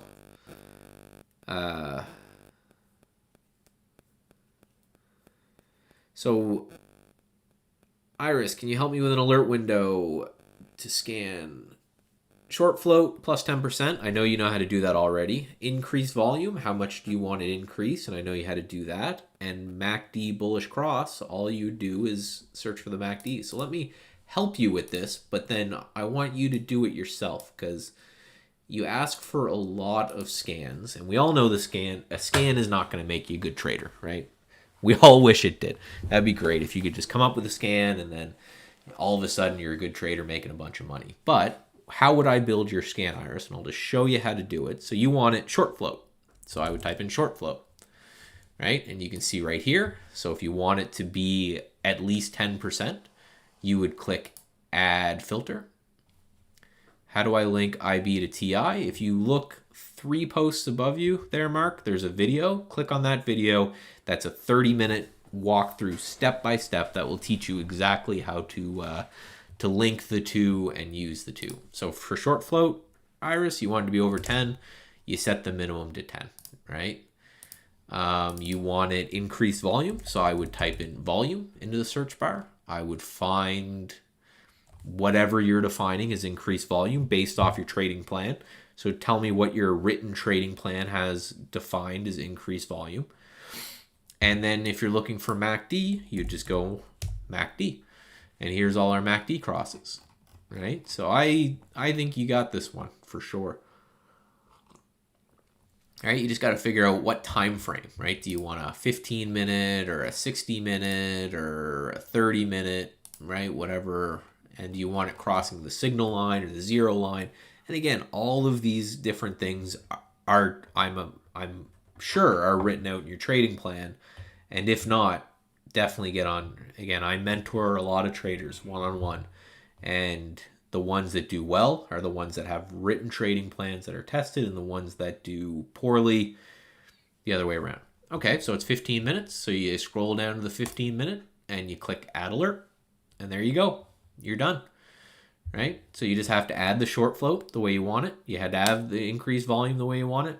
You had to add the MACD the way you want it. You'll click OK twice, and away you go. Now there's a bunch of other stuff in here, so you don't want this one, but build your own, and it's the doing that will do the teaching for sure. So yeah, so the linking to TI, it's kind of, there's some initial setup, right? Make sure you have that data plan first and foremost, right? It will not work if you do not have an active data plan. Once you get that sorted, all you have to do is open up TI. Not clear about the increased volume. Well, what does your trading, how do you define increased volume on your trading plan? Like, you have it written down on your plan. What does it say? Do you need it increased over a day or 5 minutes or 30 minutes or a week or a month or 10 years or 15 years, right? And when you have that written down in your trading plan, you just look for that number. So for example, if you wanted volume, right? You open up new alert window, you go to the search tab and you just type in volume. It helps if I actually type it.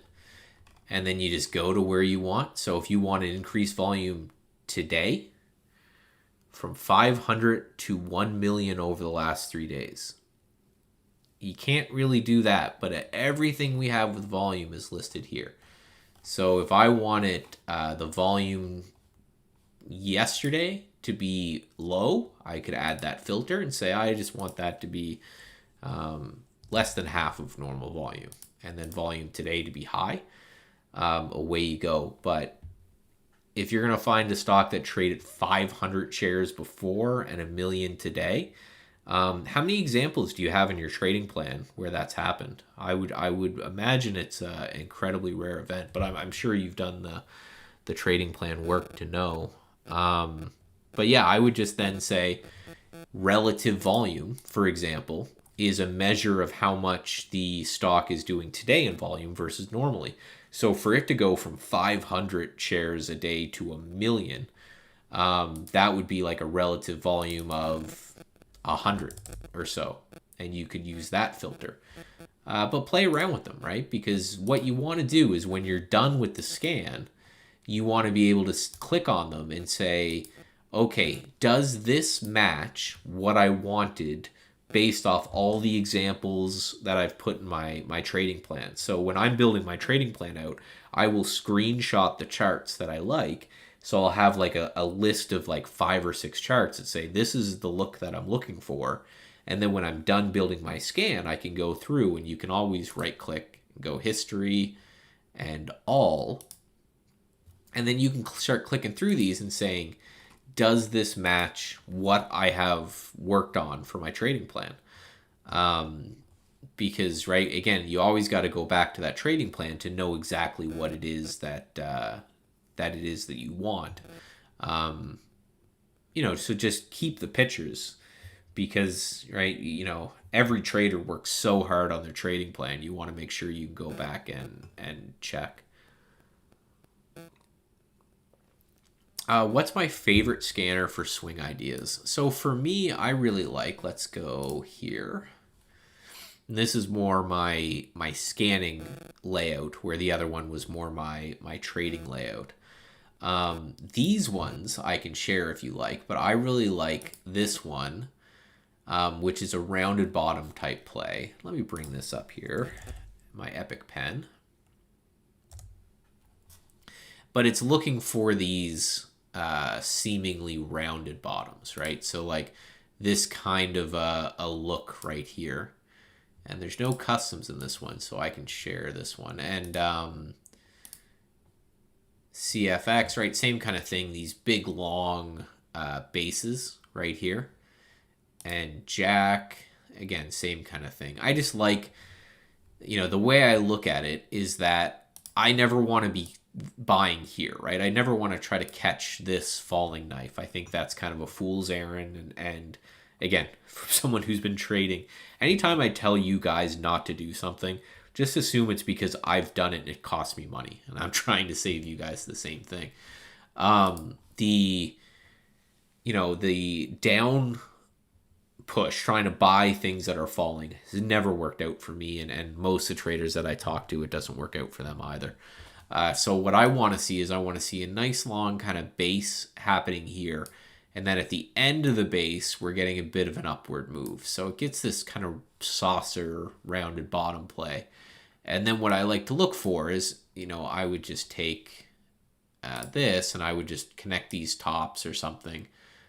Here's the 200 period moving average. So for this, for example, I may watch this and say, well, if we get above and hold above the 200 period, maybe we take a shot at 10, maybe. So that's one that I like. The other one that I like is just this one here, which I just called the scan. And what it's looking for is just stocks with insanely high short floats that are at or near their short-term moving average, right? So BPYU, it's a REIT, which REITs aren't as interesting to me as anything else. But this REIT has a 47% short float, and it's strong. So I want to see, when I'm buying stocks with heavy short floats, I want to see them strong, so that if they push, then there's people that are covering. So I'd say those are my two.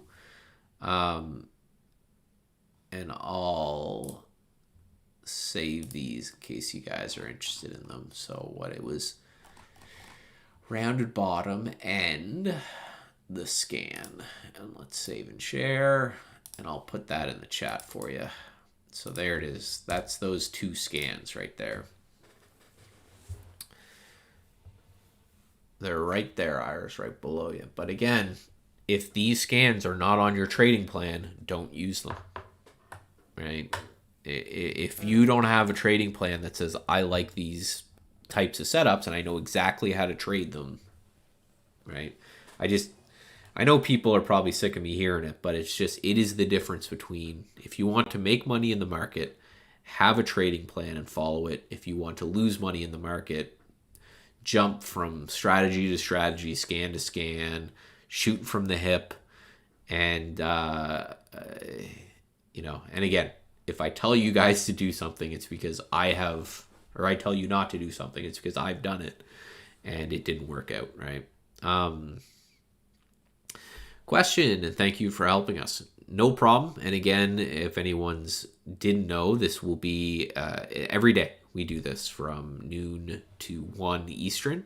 And then after that, Barry comes back and you get another great trader talking to you there. And thank you for helping us. From my expertise, what moving averages am I using on the chart?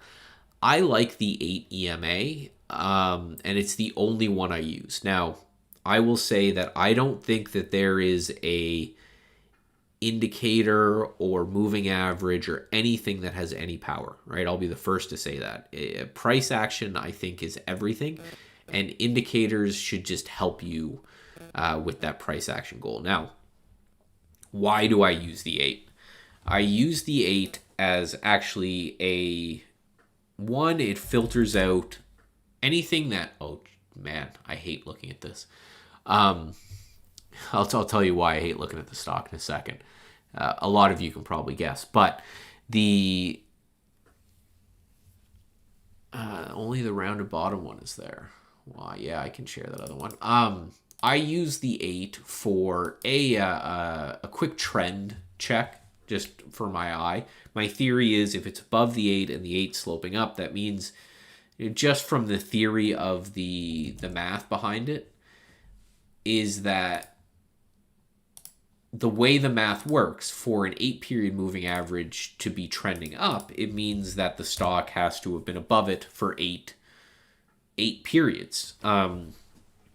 So my time frame is a week or two, which would be about 8 days, give or take. So if it's not uptrending in my time frame, then I'm not really interested in it, right? So that's one way. The other way, and the main way I use it is as a trailing stop.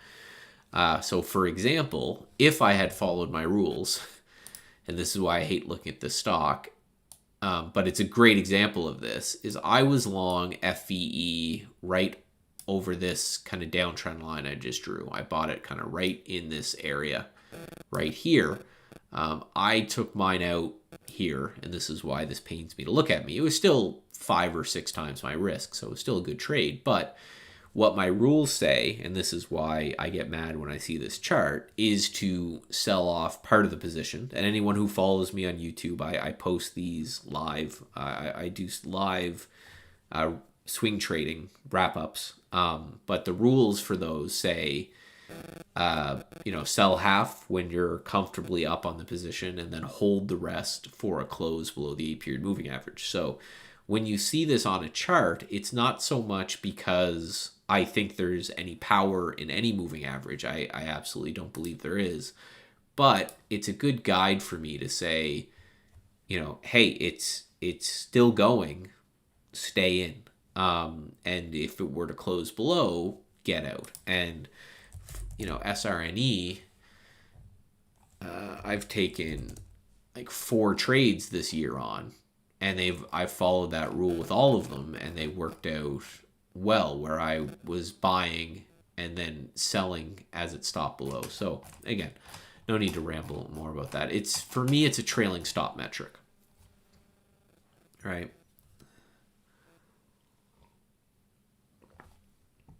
Can TI scan for a flat bottom breakout momentum strategy increasing EMA? We can't scan for EMAs. I don't know what a flat bottom breakout momentum is.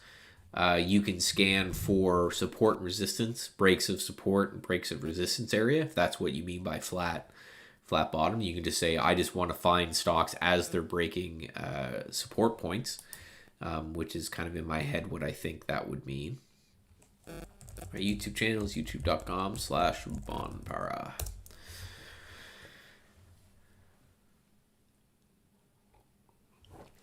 My suggestion, and let me get this for you, is that if you're a new trader and you're looking for content on YouTube, and I'm biased here, I highly suggest this playlist that I just posted right below. During quarantine, like we all were in, me and my fiance at the time, wife now, Jess, were locked up, and she wanted to learn to trade because she's always had an interest in what I do. So we went, there's 33 episodes I'm looking in that series for free, and it's a free trading course, right? So I take someone who's never placed a trade in their life and teach her how to do candlestick analysis, technical, statistical, fundamental, build a trading plan, have a trading checklist, the whole 9 yards, right? Just from beginning to end.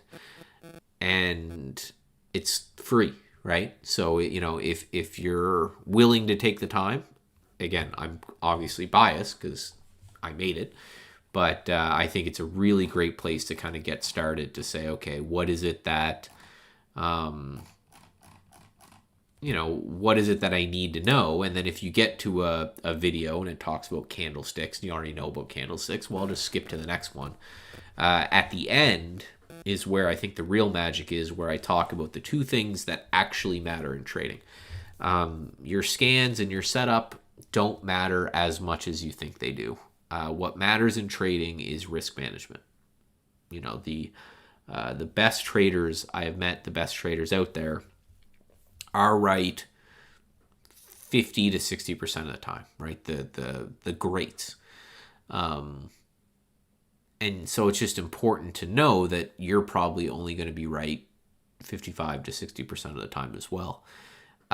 So what really matters is risk management, right? Money management, making sure that you're making way more when you're right, and than what you're losing when you're wrong. And we go a lot into that. We go into the mathematics behind risk management and its importance. We build a trading plan from scratch. We build her a trading checklist, which talks about, what you should do and when, things like this. Very important part of trading, and a part of trading I don't see talked too much about on YouTube because it's not sexy, right? It doesn't get the clicks to say, hey, you're only going to be right half the time, get over it, and here is how. It's much sexier to say, oh, I've got this 100% win rate strategy. Just checking stuff from my phone. That's fine. What about that account? IB, come on. Don't even show me my P&L. Yeah, so if you're struggling, my bias is obviously my bias, but I highly recommend that course. And if you don't like it, it's free, so it's not like it costs you anything. I may do something a little bit further down the road.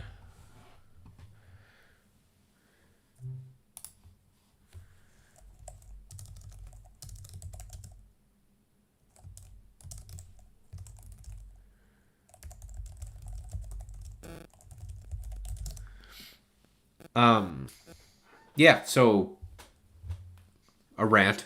But again, I was on yesterday and I was ranting about risk management as well, but it's, when I try to help traders, that's where I focus because it's the only thing you can control. But that being said, is there any more questions? Someone put AEMA. What is that? No, that's not a ticker. Is that a kind of a?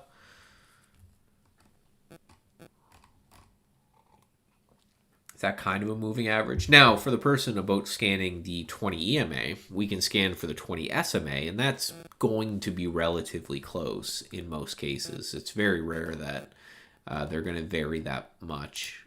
And again, no magic to moving averages. the way I always think about indicators is that if somebody ever built an indicator that just made millions of dollars all the time, you would never hear about it. No, it's actually the link right above you, right above your comment. If you click on that, that's the entire playlist. So, it will open up. Well, let's take a look here. It should open up. Oh.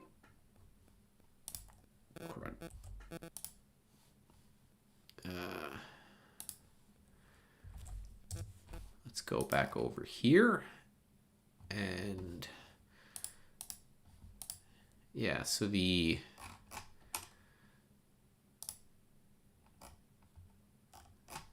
where's the rest of them? I'll have to take a look at this later. But yeah, so this is, we need to go and I need to change layouts. So I need to go to the web here. So if I did that right, you guys should see, right? And this is the course. So it should open up if you click that link like this. And all on the side here, you see that I'm scrolling. It goes from 1 to 33, but it actually is showing me there should be more here. So I'm going to add some more to it as well. But yeah, you should be able to see it all right there. And, I want to thank Trade Ideas for that, because they definitely gave us a big hand in doing that and a big hand in helping out, making sure that we were able to, they did all the graphics and all that kind of stuff. Let me post it again then. It's right there.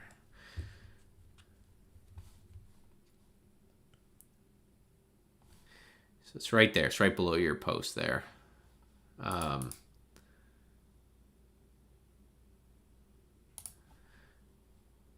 have a question for you, just your opinion, not for you to tell me what to do. Omer, you must have heard me speak before, because it's like you're already ready for a lecture. That's before I even read the rest.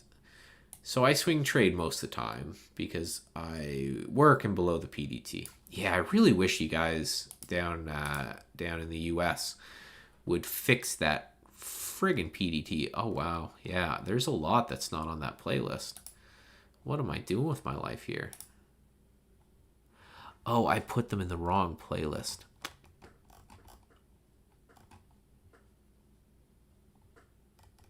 Oh, bunk. Sorry about that. Now I enter this morning at the 8 on a pullback to swing. Okay. I think you're probably typing out the rest of that question. I wouldn't have a strategy as simple as just taking a pullback of something like that.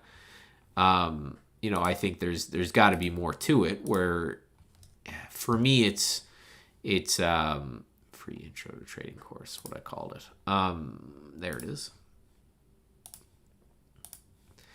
So for me, the way I look at it, and again, I think you're probably, there it is, because of sector momentum. So you entered MARE? No, I don't know what ticker we're talking about, but that's fine. That's fine. It'll probably be the same with all the tickers. Because of sector momentum, and it went all the way to 868, pull back to 810, so I decided to exit for a small profit. Now that I only have one day trade left, I typed it and traded 62.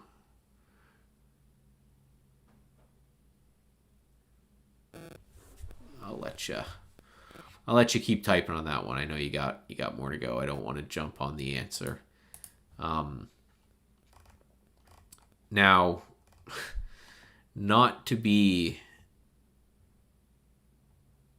a jerk, but my answer is going to be something to the respect of what does your trading plan say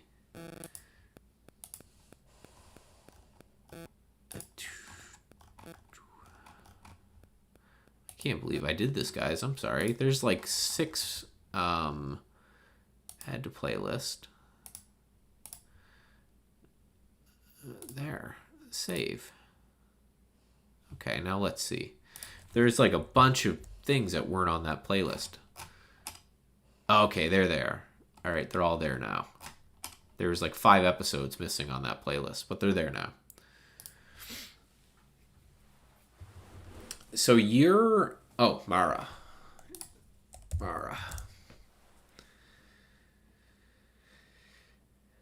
So you entered on a swing trade. What time frame are you using for your swing trades? Because it seems like you're using an intraday time frame for that, like a 15-minute or something.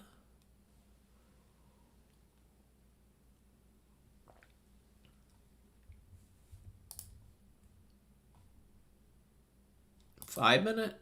Yeah, because you're talking about 868, so you're pull back, so I decided to exit. So you entered this morning at 8 on a pullback. Okay, so you're in at 8, and then it went to 868. And then pull back to 810, so you decided to exit. Okay, well, so again, let's just get out of the way now. If that's what your trading plan said to do, great. If your trading plan didn't have a scenario if that covered that, then change that, right? Your trading plan should have every trading scenario built into it. There's an old saying, and this is one of the reasons I do trading plans or pump trading plans so much, where an old military saying that you don't get smarter when the bullets start flying. And that's the same with trading. You don't get smarter when the market opens and everything's going. You're the smartest when you sit there and come up with your plan. So if you followed your plan perfectly, great. If you didn't, change that. Now, for a swing trade, that seems like a lot for me. But if you're just looking for a day trade, I think that was a fine trade. You took the shot at 8. It went to 868. Still missing episodes. I'll take a look at that after this, Noah. But 1, 2, 3, 4.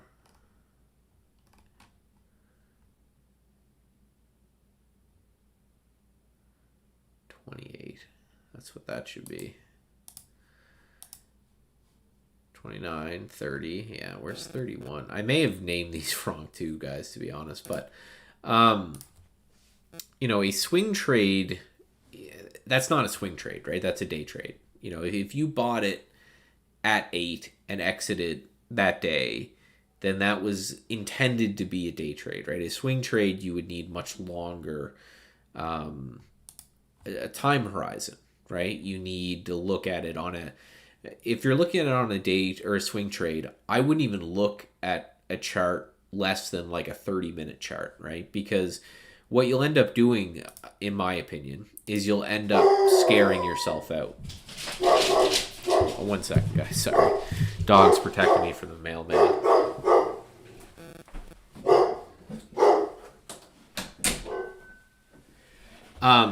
Yeah, so for my day trades or my swing trades, I don't look at anything longer than a 30-minute chart ever. And it's just because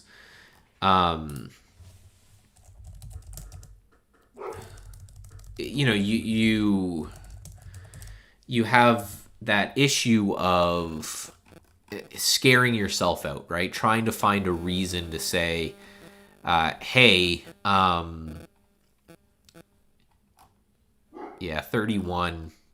is missing because I didn't name it, and the rest of them, 34 to 38, should be there when you refresh. Sorry to interrupt, but yeah, no, I see 34, 5, 6, 7, and 8. 31, it just looks like I messed up in the numbering. So you're getting it all, don't worry.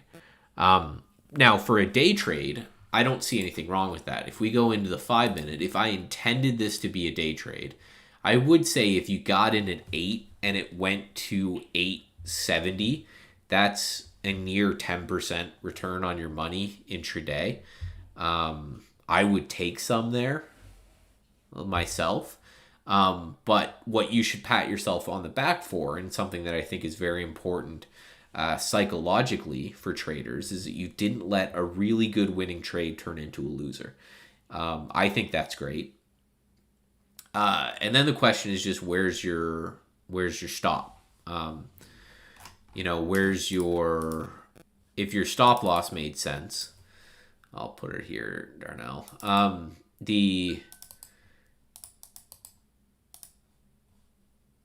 Because for me, again, if that was part of your plan, I don't see anything wrong with that. Now, what you don't want to do, and this is something that traders fall into a lot of, where what they'll do is, say this thing closes at $9, where you kind of kick yourself and say, well, I shouldn't have gotten out then.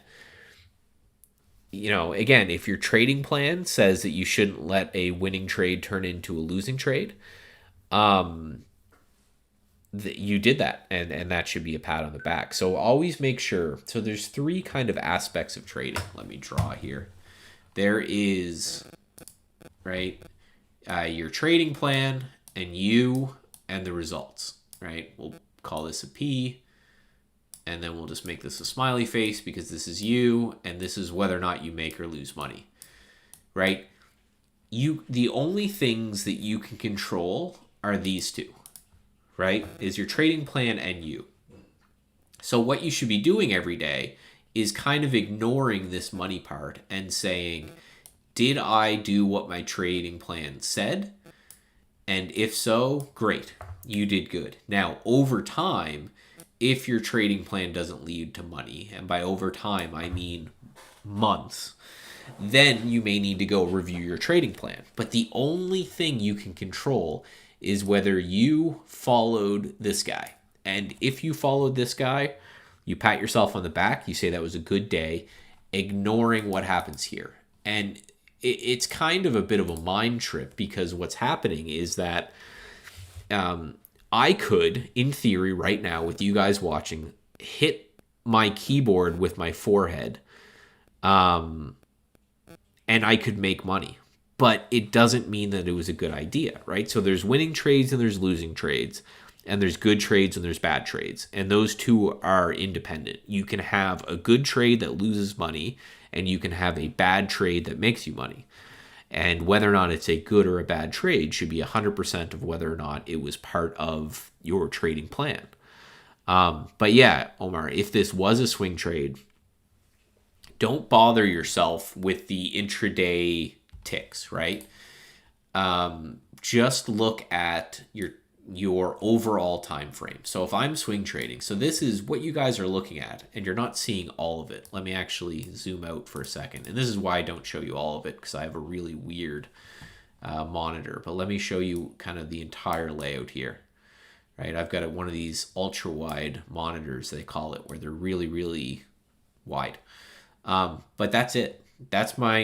I don't have 17 monitors. I don't think I need 17 monitors. But when I'm looking to scan, I'm looking at only the daily chart. So when I trade, let's go into this. And this is more of my watching setup. And you'll see I have a 15-minute chart up here. And that zoomed out a couple days. But notice how much smaller this chart is than this one, because as a swing trader, I want my focus to be here. I just look at this area, this one here, for maybe areas of support and resistance. So for example, CNRC, I am in CNRC, right? I got in this as a swing, right, where this line is right here as we broke this area. So I'll have the 15-minute chart up, and I'll just kind of say, okay, there is some support forming right here. And that's the only thing I will use that chart for, right? I know there's some support here, so this is a good place for a stop for me. This is another good place for a stop. If I want it to be aggressive, it would kind of go up in this area. But all I'm using this chart for is these areas of congestion. All of my decision making is happening on this longer term chart. If I was a day trader, it would probably be the other way around, where this would be my daily chart and this would be my intraday chart, right? So Christopher's asking, is this how I gauge whether or not to add to a position? I personally don't add to positions because I suck at it. And, as the guy who does the math, I know that that's not the correct answer. But I've just noticed in a long time of my own trading that when I add to positions, more often than not, it's not a good idea. So I trade in parts on the way out, but I enter in all one position, right? So this particular trade, I'm risking, I don't like to give numbers, but I always risk between 1% and 0.5% of the value of my account on any swing. So I am in right here, and my stop is going to be kind of right here. So this is my risk. And I enter in all at once because I can define my risk. I know if it pulls back and stops out, that's, 0.5% of my account, just as my trade happens. I know I'm only going to be right 55 to 60% of the time on average, so that's fine. But what I will start to do is I will exit in parts. So say I bought 300 shares, just to make the math easy. What I may do is I may have 100 shares in which I'm trailing right here. I'll still have 200 shares with a stop here, but I may move 100 shares to a stop there. And then as things go, I will keep raising this. Think of it as I have like an aggressive stop loss and then a more passive stop loss. And my aggressive stop loss, I'm following price very, very closely for any sort of a change.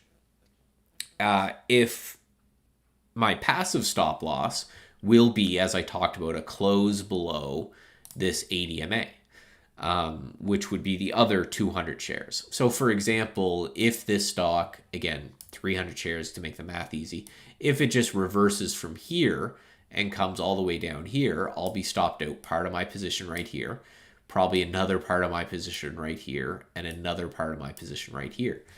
And this is one of the reasons I love trade ideas, is because that seems complicated until you realize that all of your stop losses are just these lines. So all I have to do, for something like Dish, I could just lower my stop loss like that, and then away I go, right? So it takes me maybe a few minutes a day to manage all of these stop losses. Because for each position I may have 2 or I may have 3, and I'm just following price with them. I don't like the traditional form of trailing stops where it's just like a 5% trailing stop or $2 trailing stop. It's just, it doesn't make any sense to me at all, to be honest, mathematically, as a math nerd. So, it's because, for example, if I say a 5% trailing stop, well, if the stock I'm in is $1, just to make the numbers easy, that's 5 cents, right? The spread could open up 5 cents and I'm stopped out. But if I do a 5% trailing stop on, if I do a 5% trailing stop on $100 stock, well, that may make more sense because that's $5, but it's still a little wide.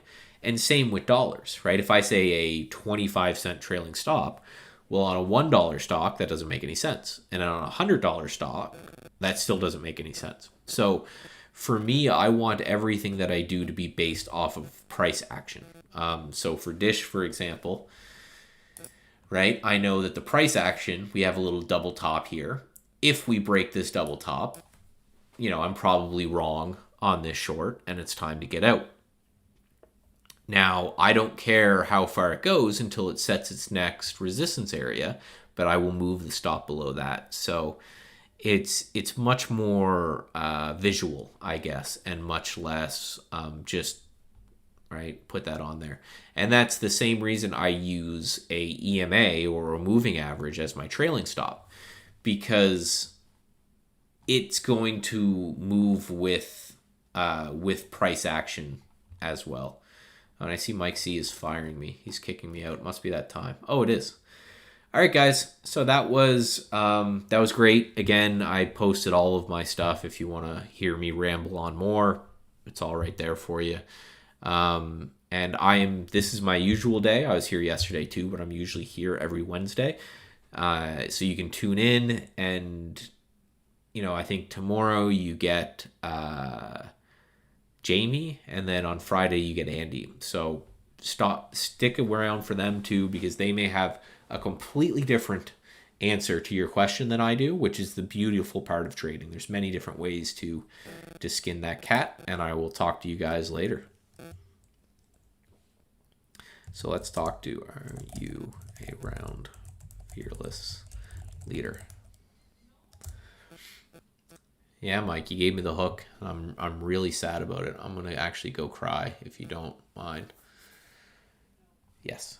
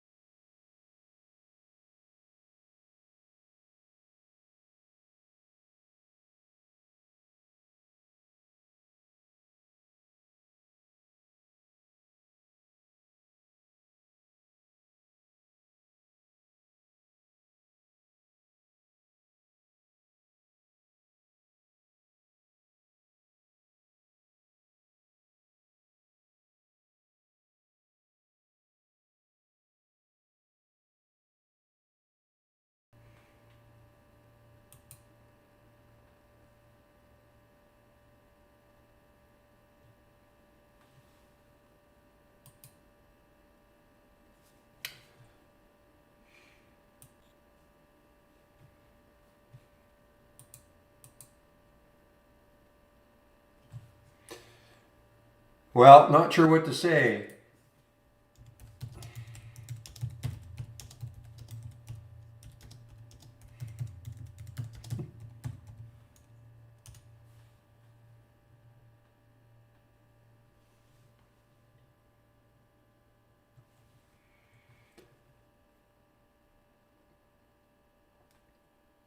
All right, I don't know. Can you guys hear me in the YouTube feed now? All right. Well, I didn't do anything differently. I pressed start before, but okay, so you guys can hear me now? Great. So what I was talking about in the other room is I would advise you maybe to keep an eye on our RIGL. I have an alert set for about 385, and if it takes that out, it's not that far from it, it's about 9 cents from that. If it takes out that high of the day on volume, I'm probably going to take that trade. Looking left, you can see that the next high in the weekly chart is about 526.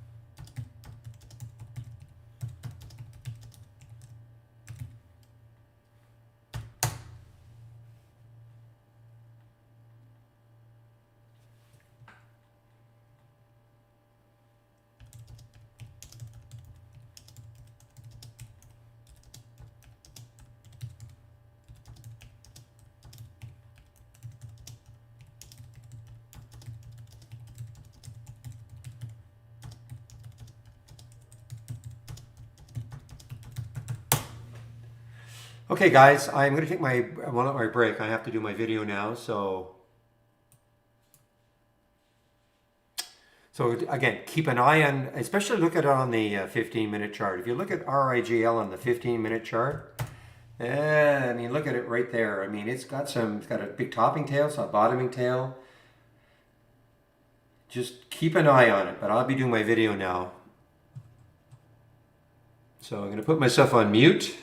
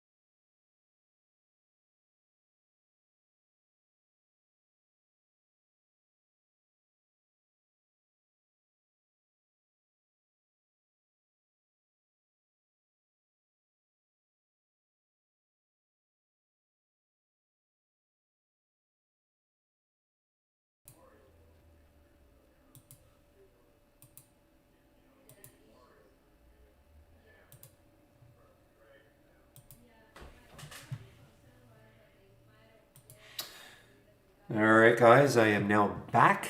Hey, look at the, oh man, that RIGL, guys. I know, nag, nag, nag, but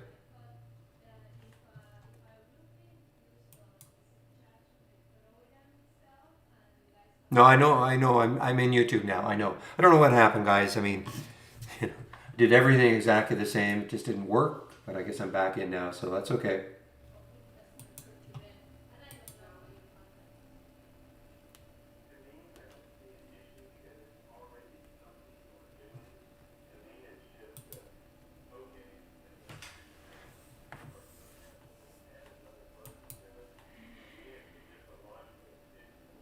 See, is the volume? See, the volume is starting to build just a little bit here. Just a little bit. It's starting to build, guys. RAGL. Not so much in the 15s. What time is it right now? 1:17. So we're only 2 minutes into that candle. It's starting to build a little bit on the 2 minute chart.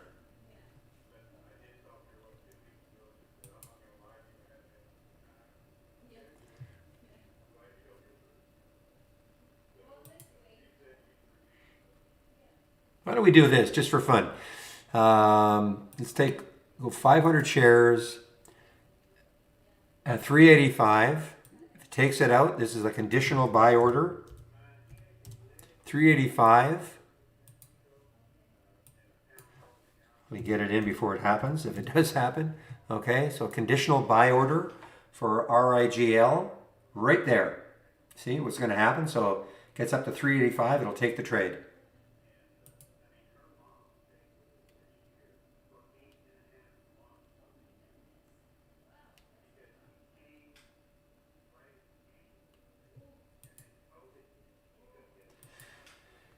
Meanwhile, Vuzi, what did it do since the alert? 620, and it didn't do too much, not yet anyway. Unfee, 654.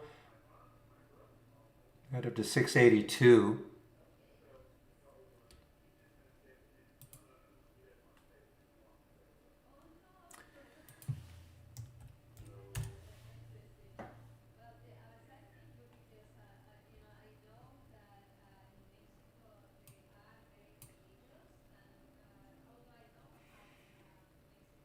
Well, I guess it's looking at, the bottom here in the monthly chart. I don't know.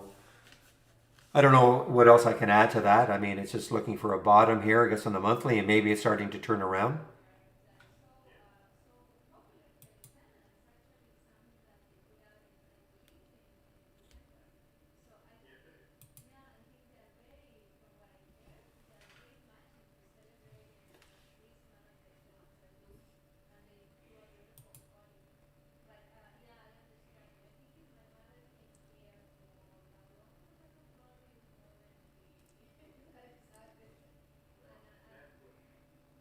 Just one focus. I know, nag, nag, nag, but just one focus on the RIGL for me.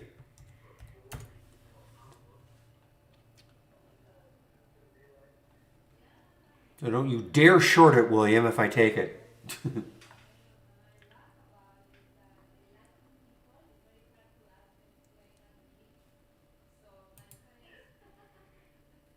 And again, guys, you have to make up your own mind. Do not listen to me. I'm not telling anybody to take this one.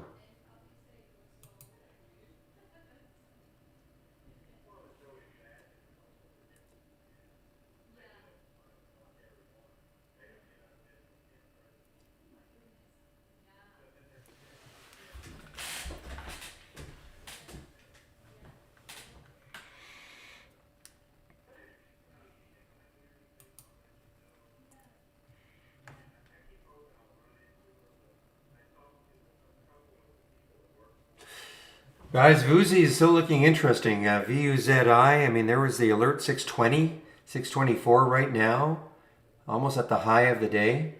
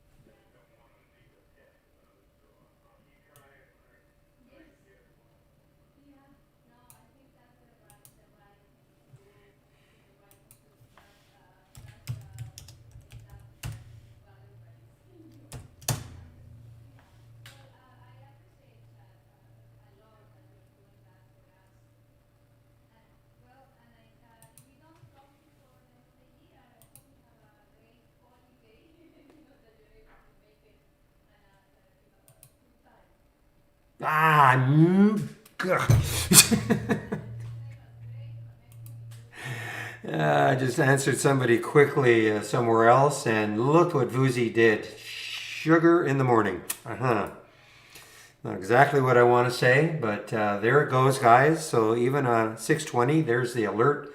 6:50 now.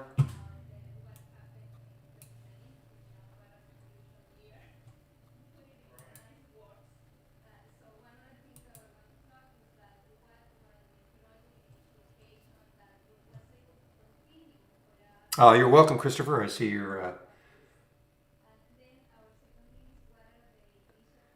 your post there. Our pleasure for sure.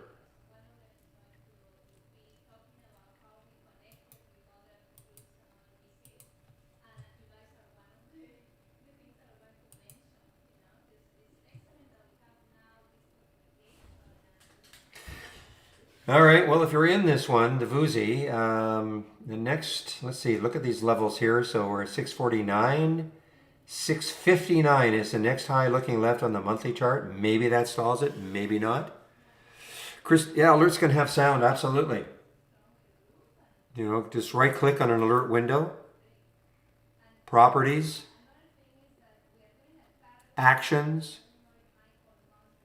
and then just follow this information, like follow it. So, you know, check the play sound, set up the sound. You can have one window text to speech. I say one, and you can have them all, but then you'll never know which window to look at. So you can have one text to speech. The rest of them, you will use a custom sound. You don't have to have text to speech, any one of them. But the rest of them, you will use custom sound. Click on the select. And here are 3 folders. Each folder has some alerts in here, sound alerts. You can click on one, open it, and play it if you like it. Just say okay a couple of times, and then it gets attached to that alert window. And that's the whole idea. Different, you know, once you get, you know, you shouldn't have like that many alert windows open, but you know, once you hear a sound, you know exactly which window to take a look at.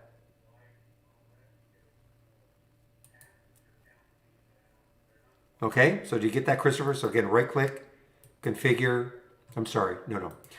Right click, properties, actions. Okay, and just follow. You can do that if you have the AI. You can do the same thing with the AI. It's exactly the same. Right click, actions, same menu.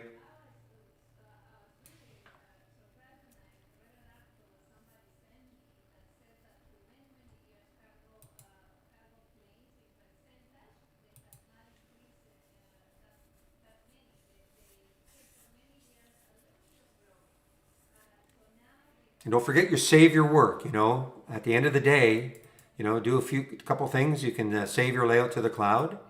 File. Well, let me back that up.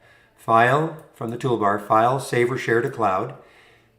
Click on entire. Give it a name. Okay, don't call it default. Give it a name, another name. Save it. You can also save it to your computer. File, save layout. Give it a name. Save it. Then when you exit Trade Ideas, and even when you file exit, it's going to say, do you want to save your layout? Say yes. So that means all the work you do, like if you make any changes, add alerts, sounds, make some filter changes, you know, you have to save those changes. Otherwise, system will not know that that's what you want to do. I mean, I think that's the same for virtually everything.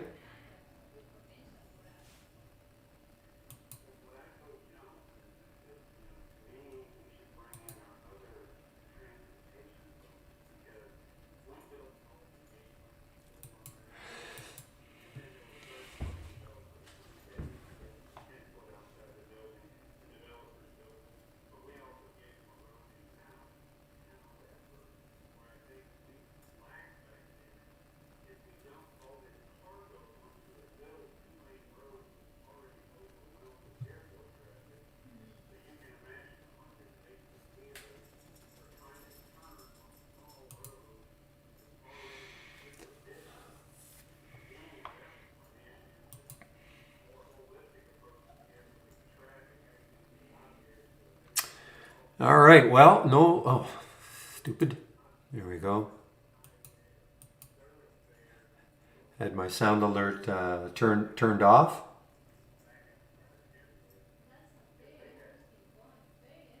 Give me a moment, please.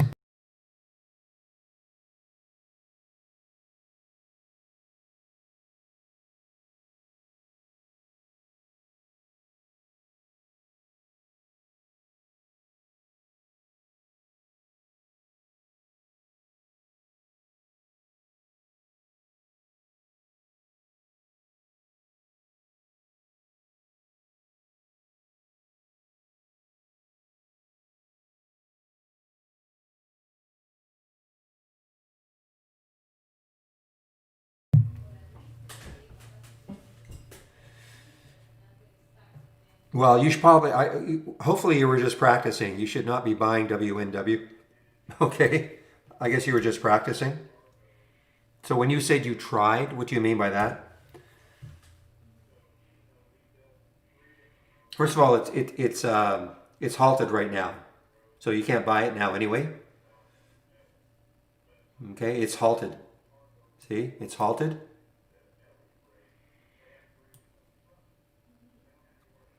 So you can't buy it now. You can't buy it until it becomes unhalted. In other words, resumes.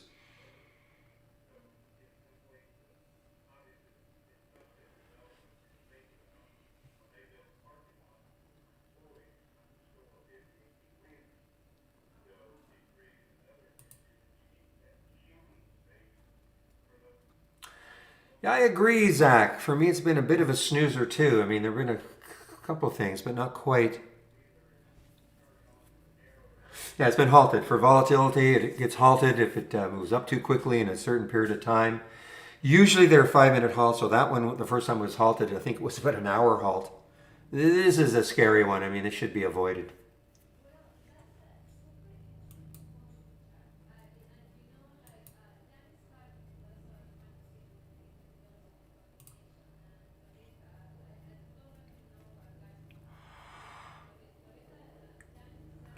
HAP may be not over. I'm completely out of it, but it may not be over. Let's take a look at HAP. What do we have here on the weekly chart? 225. What did it get to? 224. Amazing, isn't it? So it stalled right almost to the penny right there. Now, if it can take that out, the next high is looking left or 249. So, there's an argument that if it can take out that 225, may have a shot to that 250 mark.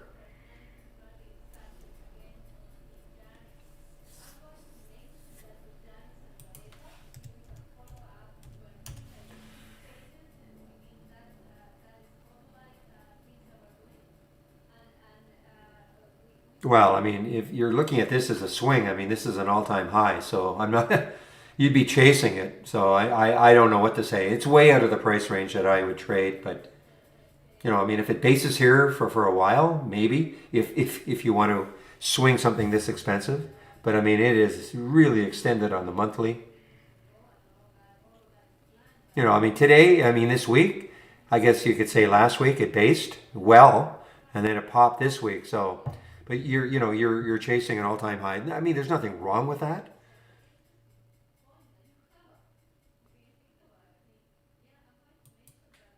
But I don't know your account size or anything, how many shares you're going to be able to take. Well, sugar. Regal's not doing what I want it to do. So,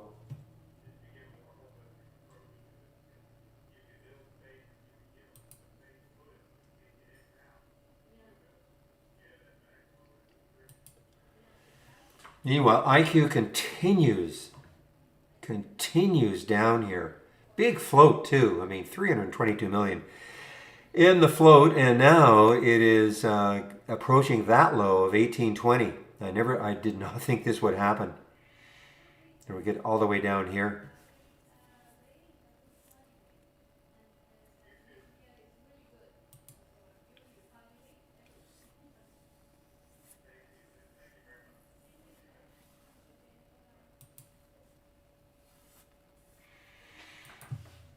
Well, Laser had an upgrade today. I mean, yeah, I mean, Right now, I mean, there's no guarantee this is going to bounce. I mean, it looks like it tried to hold this 2450 area. Looks like it, but, and it is trying to bounce a bit here, but to me, I mean, it's just, you know, look at it on the 15s. It's just very choppy up and down. Only, you know, if you're looking to swing this one or whatever, I don't know what you're looking at doing, but they did have an upgrade to $41 today by Northland. That is the only reason that I can see for it being up.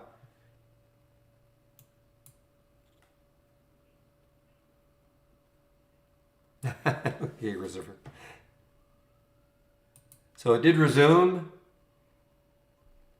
The other thing, Christopher, you want to stay away. I mean, look at the spread on this one. I mean, at one point it looked like it was almost $3. So I mean, just forget about trying to even if you became an experienced trader, I wouldn't be trading this. 38.40 bid ask. I mean, it's. I mean, look at it on the 15s. Just you know. It's an IPO from yesterday, and I find it very, very highly suspect.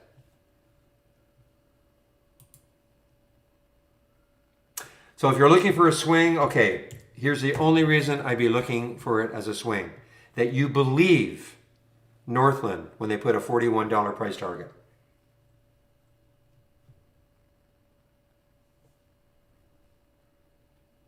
I mean, I don't know. I don't think there was any other news.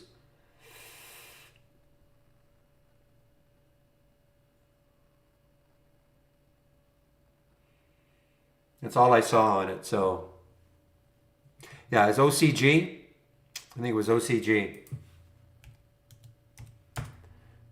Yeah, it was OCG, Christopher.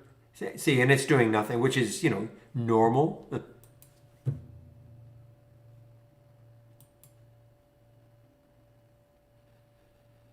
Somebody asked what the other IPO, Chinese IPO, that I had looking for that IPO'd yesterday.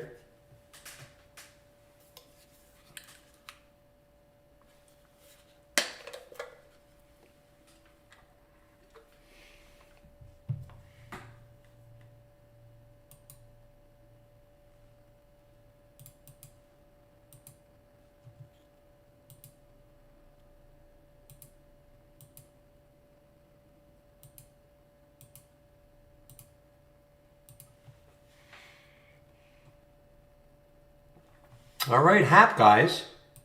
Not so hapless right now.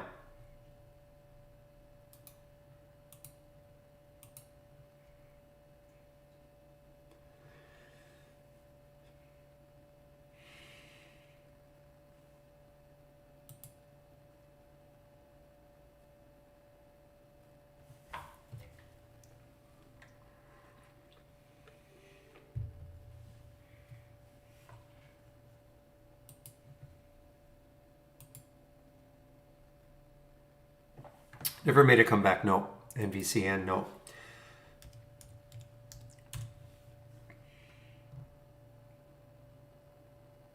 I mean, something, you know, I suppose something could happen later, but the high right there is 116. What did it get to? 114, and the high right there is what? 114. 114. Amazing how that works, isn't it? See, Christopher? Look left on that daily chart. Even though it's just one day or 1 or 2 days at that level, it stopped it. Even though in the pre-market it did, you know, briefly pop above it.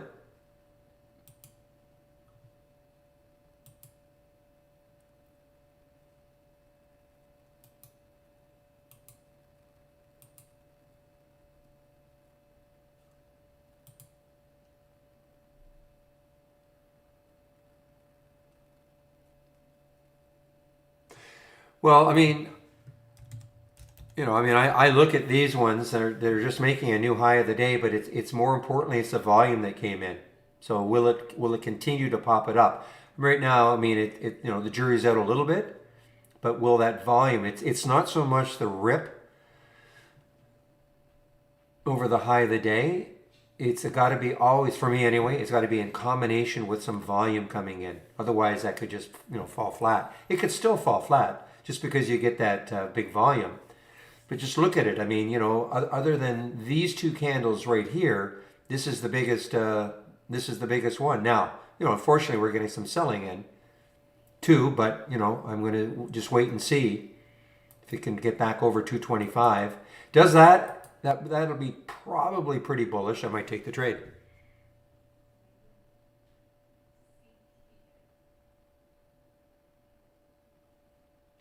Yeah, you know what? Info at trade-ideas.com and complain, okay?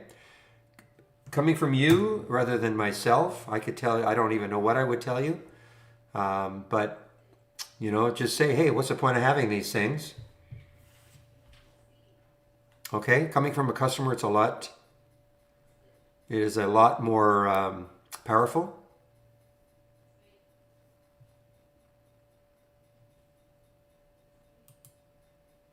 If I knew the answer, I would tell you, of course, but I don't know the answer to that.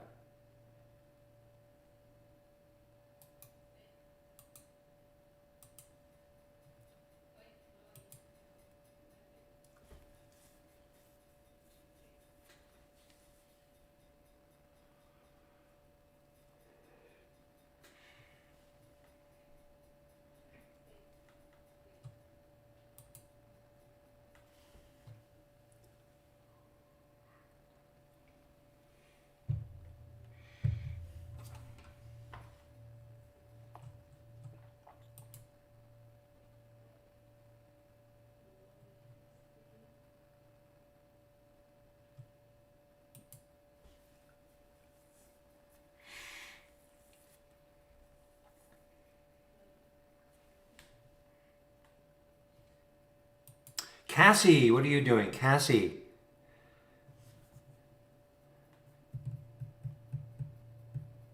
How's DoorDash doing? Talking about Airbnb. Not that good. Well, the high is way up here, almost 200, 195, and it's been sliding ever since. A little bit of a comeback today. What did it get down to? So almost a 25% drop from the highs of its IPO debut when it got down here. I would have thought that would be way better than Airbnb, but what do I know, I guess. Okay, well this is 164. So this dropped also actually. So when you say hitting new highs, you're talking about intraday.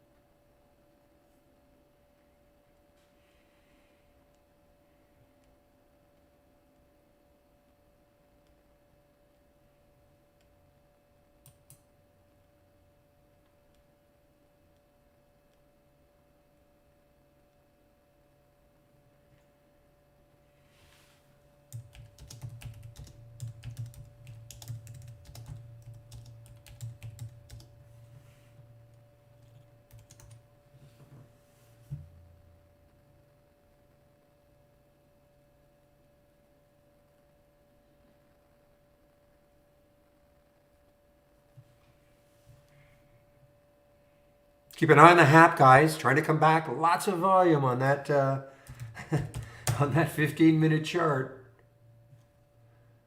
Look at the volume. Let's see if this pops it up.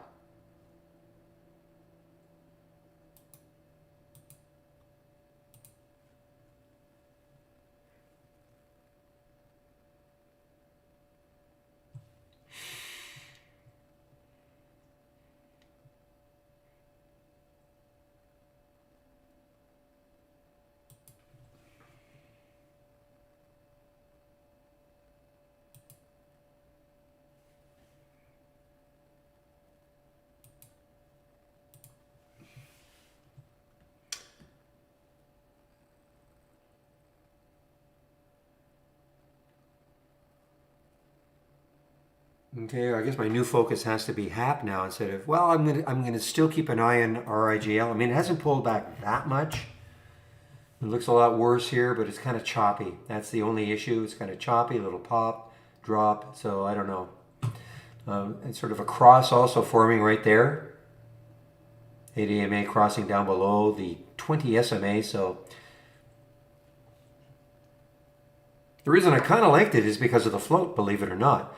I thought it might be a little easier. You wouldn't get a lot of choppiness, but I'm wrong. So far, anyway. Okay, guys, keep an eye on the HAP in case it just bursts through.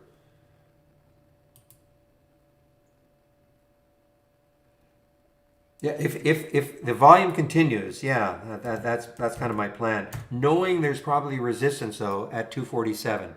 So, you know, I'm not looking for I mean, on a percentage basis, if that happened, that'd be great. But I mean, I'm looking left and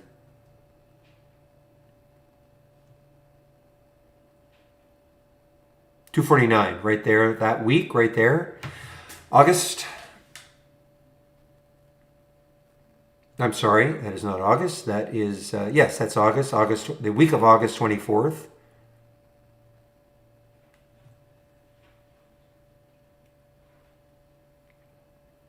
I mean, look at the volume today, but look at the volume. That's the biggest volume bar of the day now on the 15-minute chart. Just have to have people stop selling.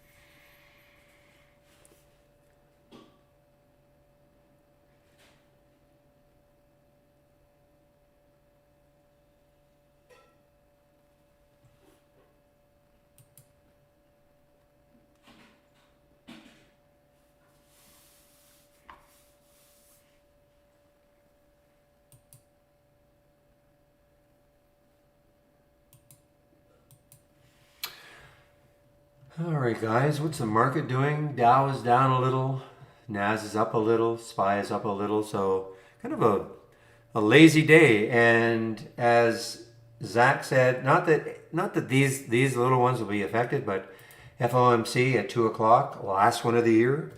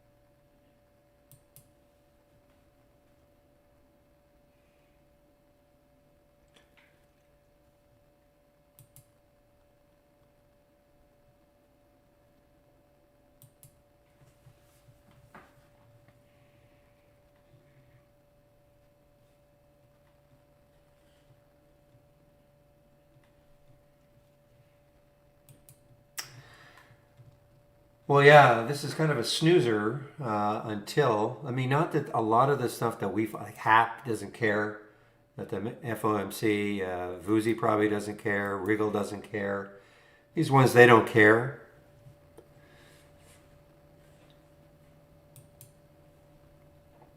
Yeah, well, so much for that big pop. Look at that. I mean, BTBT pre-market 716 drops down to 568. Shortable too.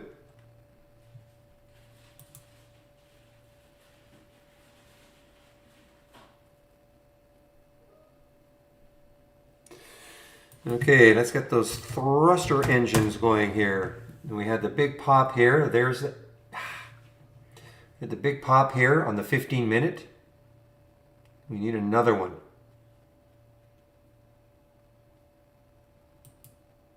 It may not happen.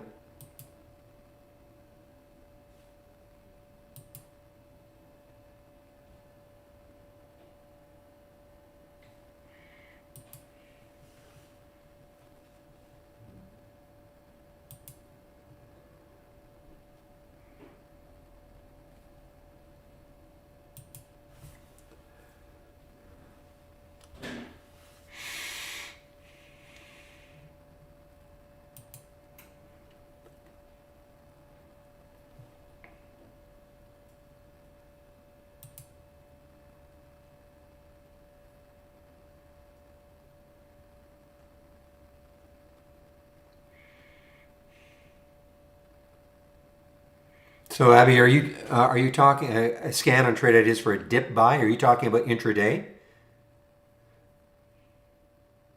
Okay, so you can take a look at this. You know, and of course, there's no such thing as a sure thing, but you can take a look at this one. Let me just find it for you. So from my home page, the question was, is there a scan for a dip buy? So from my home page, click on my link, and then click on the scans. And so one of them is bouncers, toppers. Okay, so this is a multi-strategy window. What you'll see are stocks that are either maybe overbought or oversold, and therefore perhaps ripe for a change in direction. Okay, and you can just see what you think. If you only want the dips, then you'll see, well, I'll show you. If you're new, I'll show you what I'm talking about.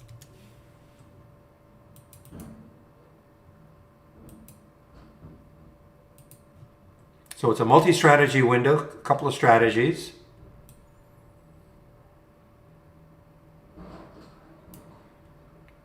And you notice one, potential toppers, potential bouncers. I think that might be what you want. So all you have to do, if you don't care about stocks that are maybe topping out, you just uncheck that. Okay, so you'll just have the one strategy in. So if it's in blue, let's take a look just for argument's sake.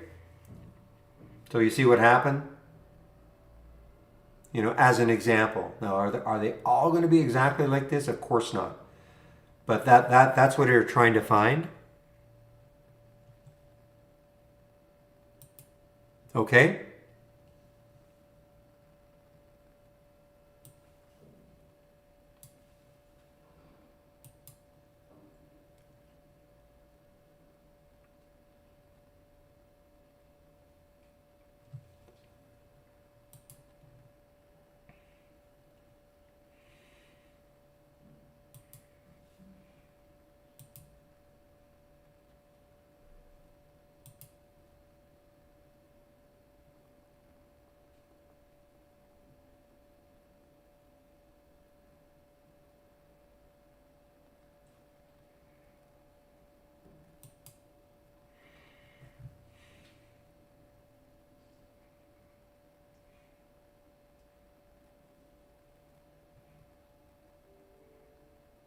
Well, there's no, Abby, there's just absolutely no way of 100% knowing. Okay, no way. That's why I was trying to show you though, you know, here.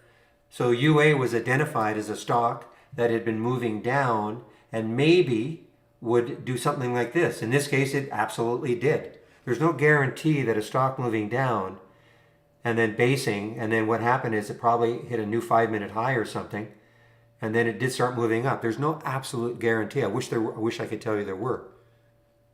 So I'm just showing you right here. Here's you asked for how to find a stock when it's going down and starting a reversal. So this is how.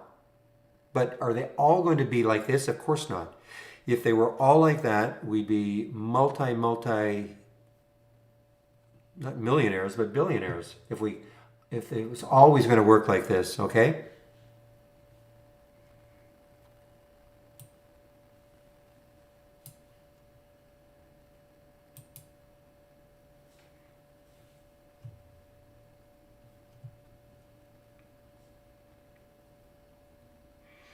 So, I mean, when you look at I'll break this one out as an example. This is what it's looking at.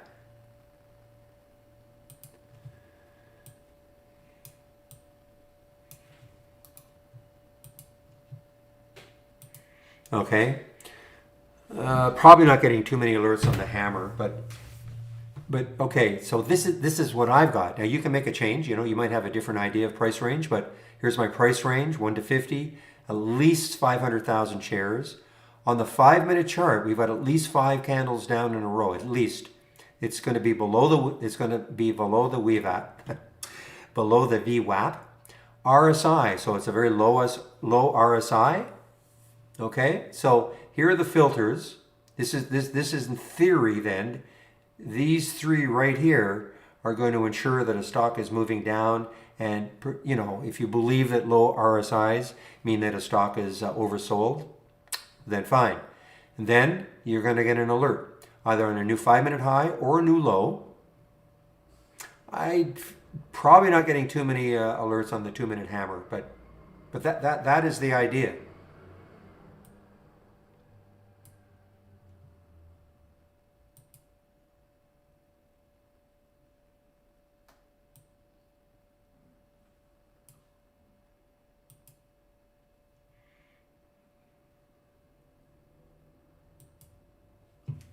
So the thing is that if you get an alert, click on it. You know, check your time frames, and it doesn't mean when you get the alert you just hop into it. But I mean, you know, if I had that alert, what I would have done is this: I would have looked at this and said, okay, it probably got the alert right at 15:08. It was holding, holding, holding. I might have taken that trade right around here, around 15:10, and put a no more than a 15 stop on it, so a very tight stop. You know, did it keep going? No. It could have. You know, I mean, what you'd like to see is maybe a more of a recovery. Probably need a little bit of the market on your side also. And, you know, this is a relatively named company, probably waiting for FOMC. You know, the minutes to pass by. That's the other thing. If you're going to play a bounce, what you don't want is for the market to be moving down. You know, it doesn't have to be moving up. You know, even it's just kind of flattening out. But you don't want the market to be moving down and trying to play a bounce. You may get a bounce, but you won't get, you know, big bounce. More than likely, you will not get big bounces.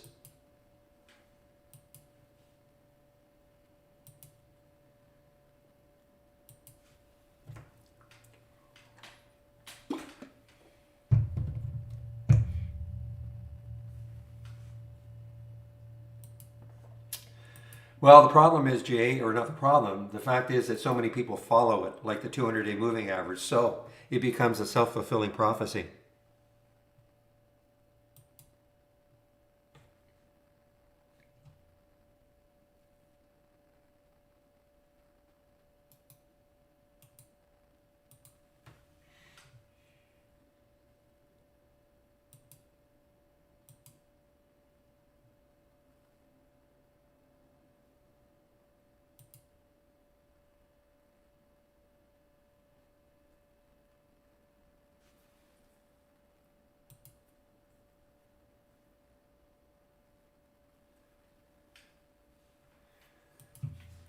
Sorry, PVAC?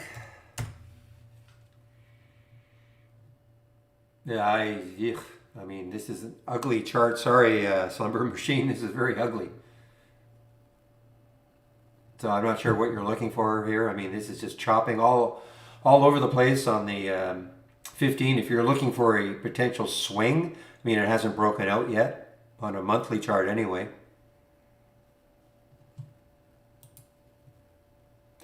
That's what, yeah, I believe it is today, yeah.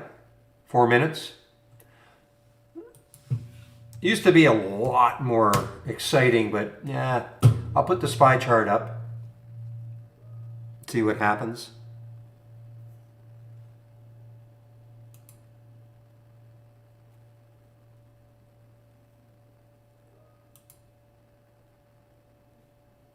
I don't know. What do you think, Joe?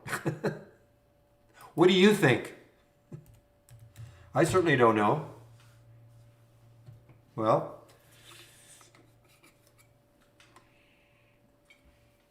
I certainly don't know either. Yeah, I mean, everybody's watching PFE and Moderna. I mean, it's almost coming right back to the level right here.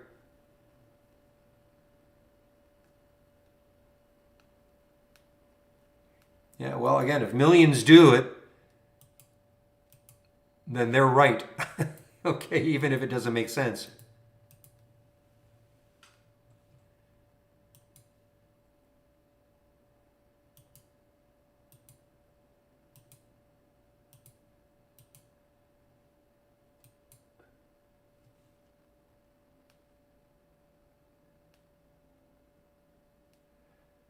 All right, guys, so Hap is obviously not going to take this out, so I'm just going to forget about that then.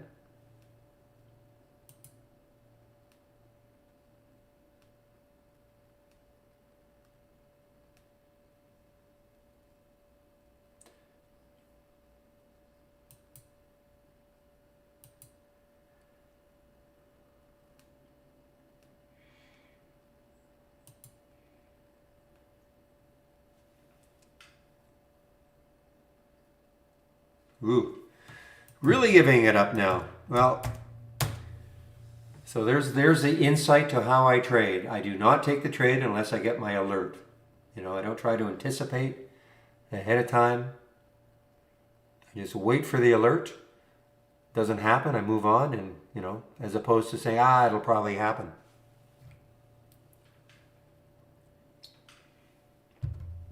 Same as with the Wriggle, RIGL.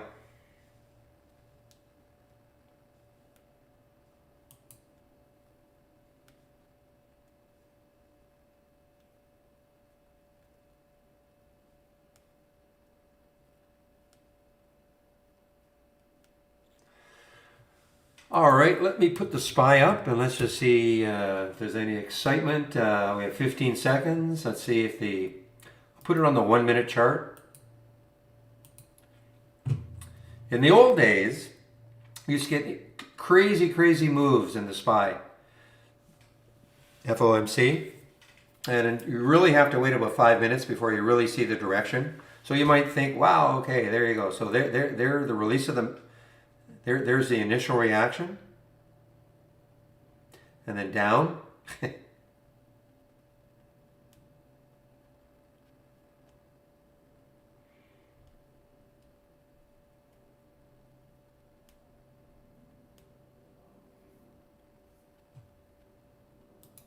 I'll take the symbol linking off that one.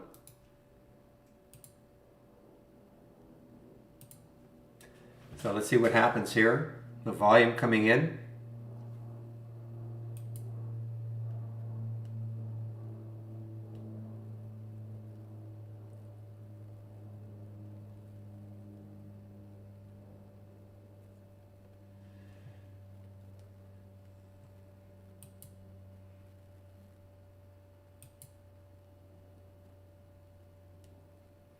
Okay, so remember what I just said? So remember, right at 2 o'clock, that was a nice big green candle. Now it's flipped around. This is how whippy it can be.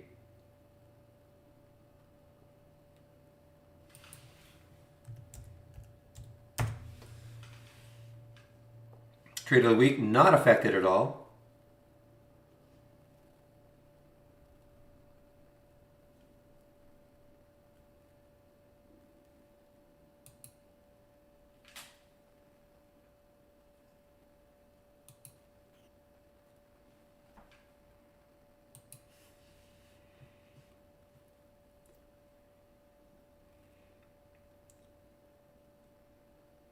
You usually have to wait about 5 minutes, you know, just to get the really true direction. But it seems like it's a non-event.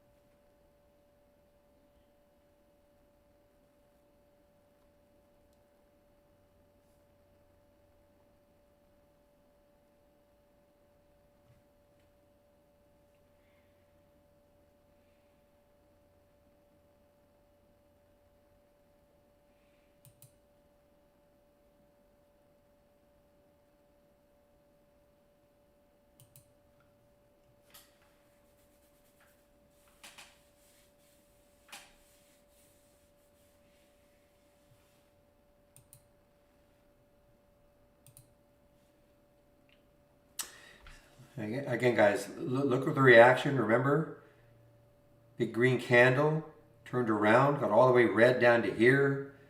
And it's kind of just chopping around. So I'm just going to, never mind now. It doesn't really matter.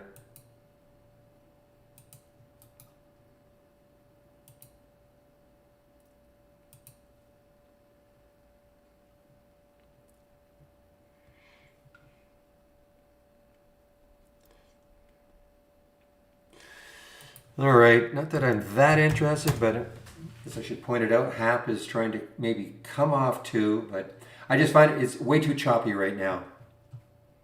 Anybody's guess where it's going. So when I say things like that to myself, I just forget about them.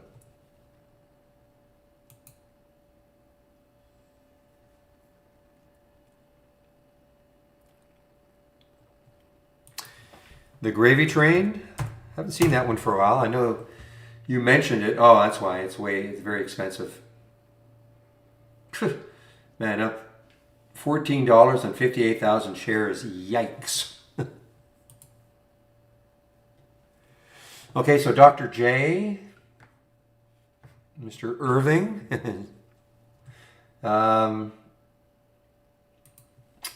right here. All the scans that I'm sharing, more than what you just see on the screen. My home page, click, and right here, scans that I'm sharing, my scans. Here are all the scans that I'm sharing. Covering a lot of different types of setups.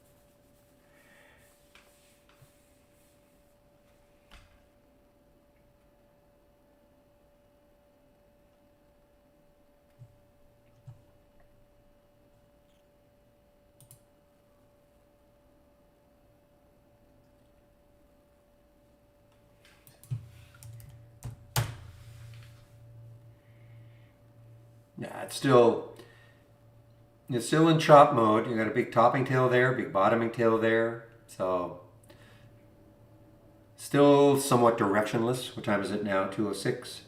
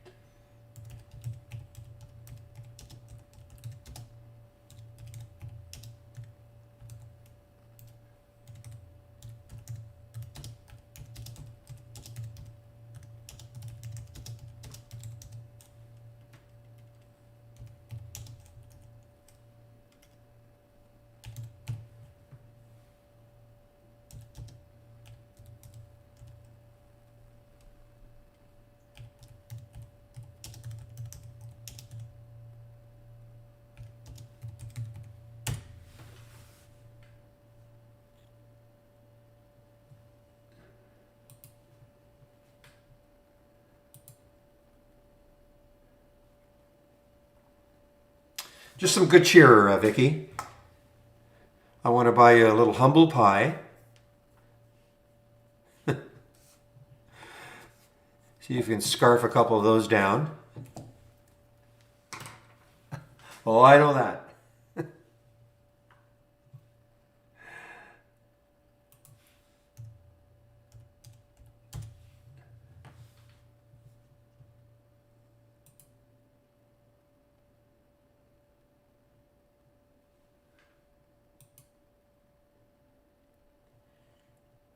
gosh, there's so many choppy. Look at this 2 minute chart. I mean, that's typically why I, never used to have a 2 minute chart up. Look how choppy this one is, NPA.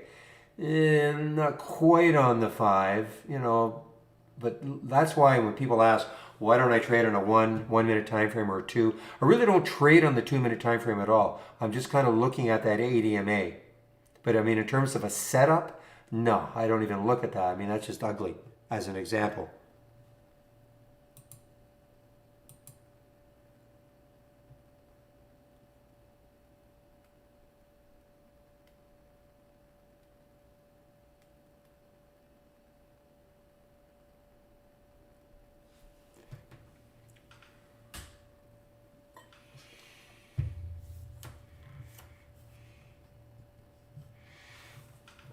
Do I have that? I don't think I have that. No.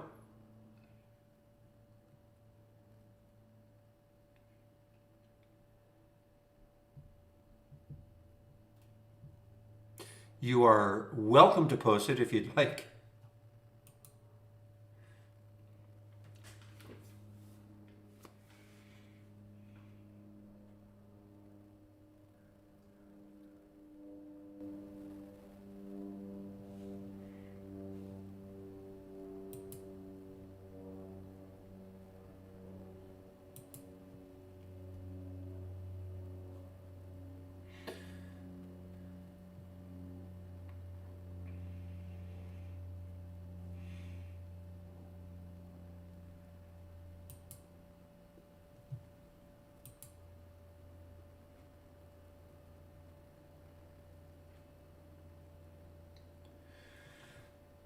Another new high for RDUS. Look at this. Oh my goodness. So if you're ever wondering when I talk about trend, and this is quite unbelievable. Look at that on a 15-minute chart. From here on, one little red bar, and not even a big one, just a small one, straight the heck up. Let's expand the 5-minute chart.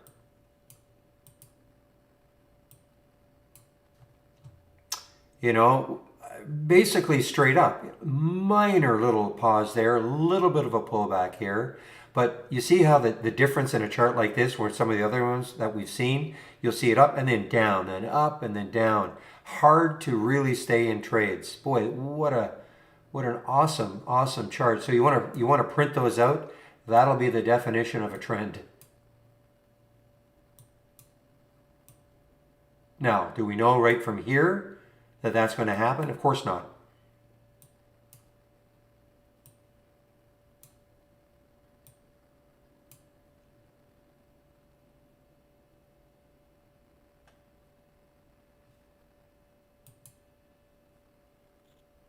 Yeah, it keeps going. Now, at some point, it looks like it's trying to hit the top of that channel now. At some point, it'll become a short, I guess, but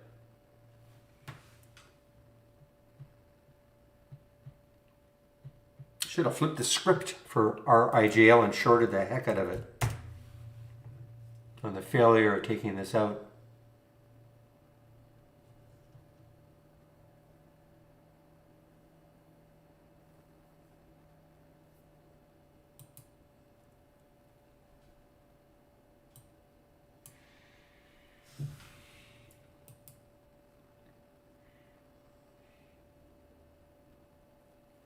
Another SPAC making a new high, APXT.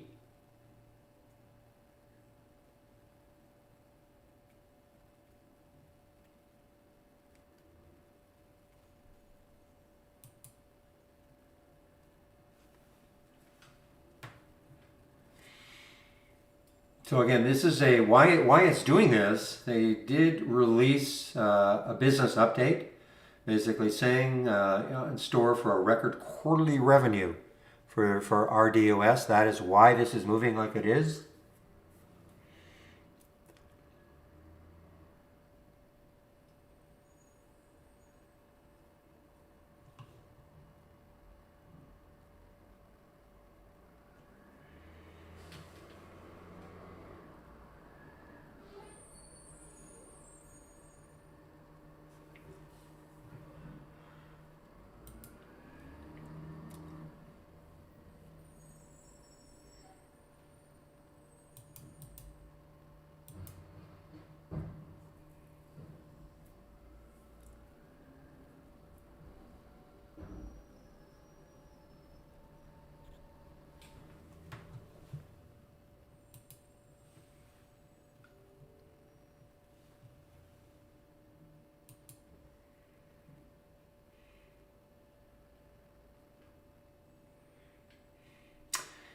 William, is this one you'd be interested in? OIIM, OIIM.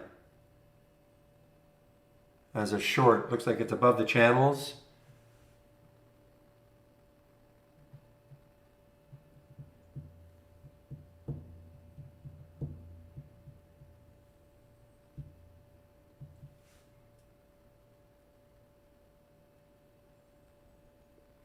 All right, guys, give me a moment. I'll be right back.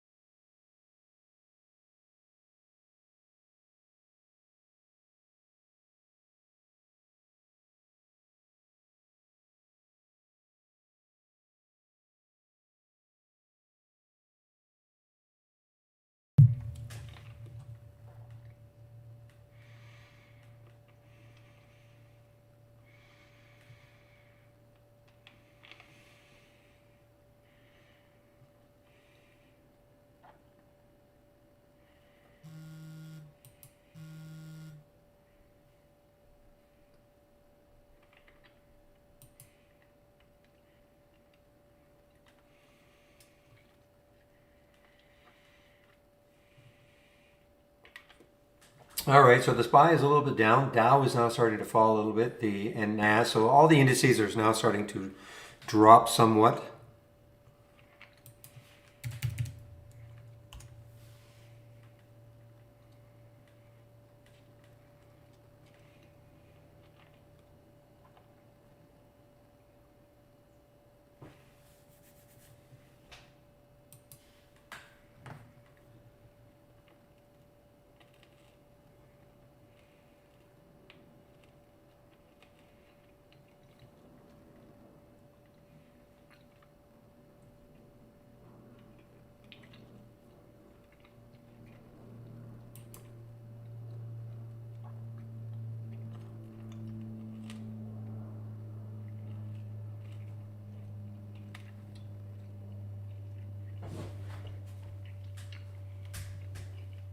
So you didn't like the OIIM, William, as an example? Maybe it's something to short?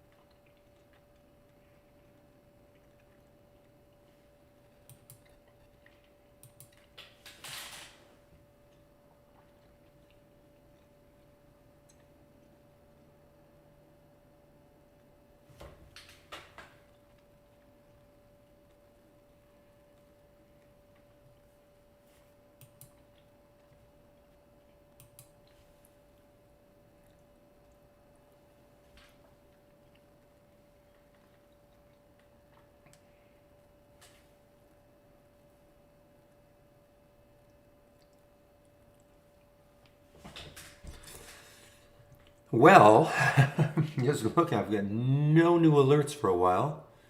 Oh, there's one. What did I get? Oh, new low for BTBT.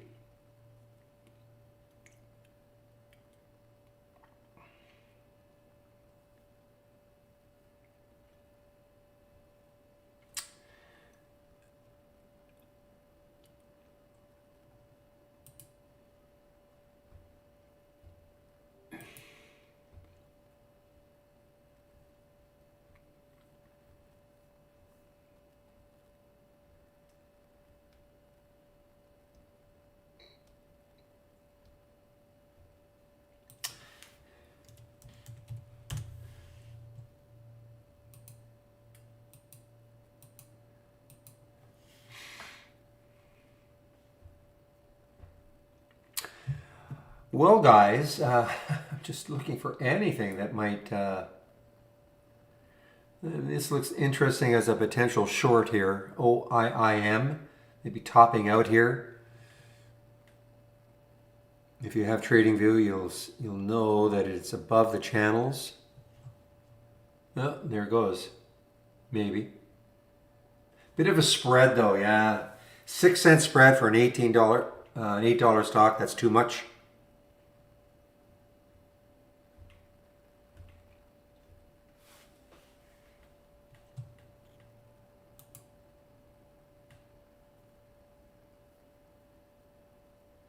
Well, it could be up for the day. I mean, a stock that is way down, but it could be bouncing for the day, so it could be up 17%. I mean, it's up for the day 17%. That's the whole idea of maybe finding something, crawling in off the bottom.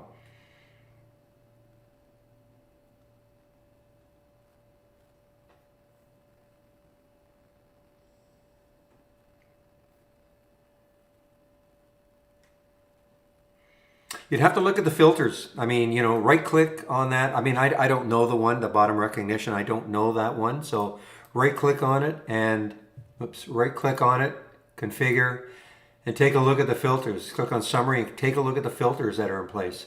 Maybe it's a new 5-day high. I don't know. I mean, I just don't know. So just look at the filters and take a look at other stocks that you're getting from that alert.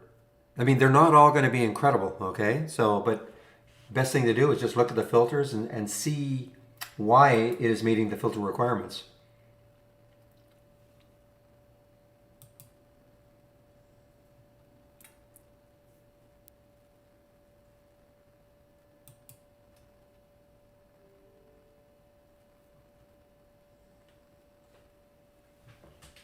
It's like my trend reversal. Let's take a look at my trend reversal as an example.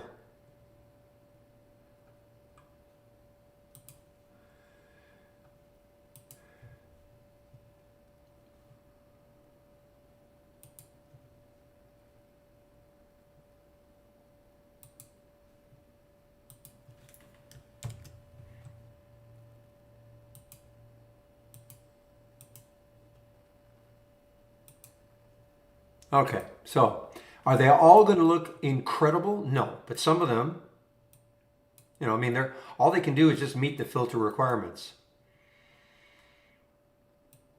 So you look at GLOP, okay? I mean, obviously, it'd be great if they could have a big trend reversal.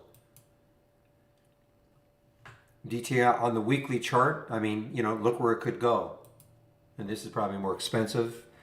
No, I mean, this is, could be, the starting of a reversal. But you have to look at no, not every single one of them is going to be awesome. Trend reversal. I wouldn't get so hung up on an individual stock. All I can say is that, I mean, look at Chef. I mean, could this be reversing? I don't know. It's meeting all the filter requirements in here, so we're seeing it. Then it's up to you to look at the chart and go, yeah. Some of them are going to have an amazing amount of room that they could keep running. Some maybe not quite as much.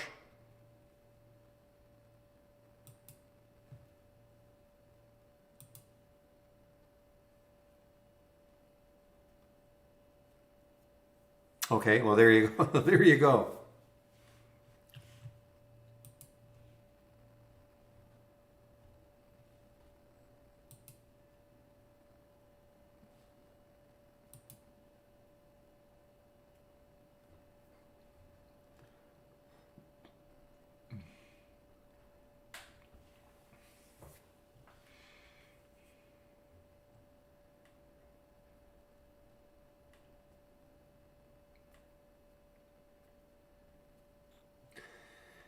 Stitch Fix.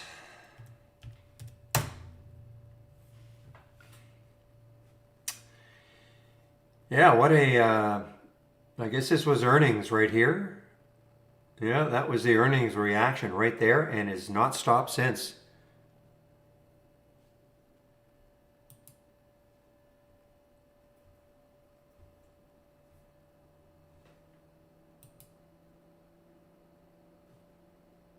Boy, I wish this spread was better. I would take this short. Just wish the spread was better.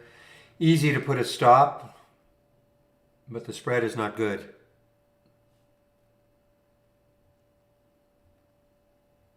I'm talking about OIIM.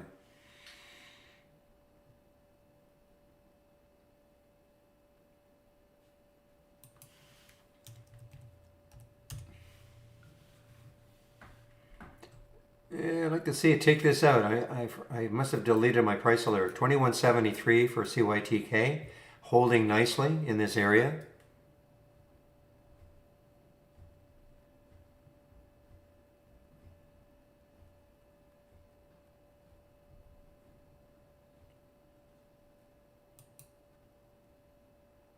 Ooh. Mankind, MNKD, a red bar ignored on the 2-minute chart. What do I think of it? I'm not going to get it yet. Just going to wait. It's holding 3, that's nice. But for me, there's no reason to get in yet.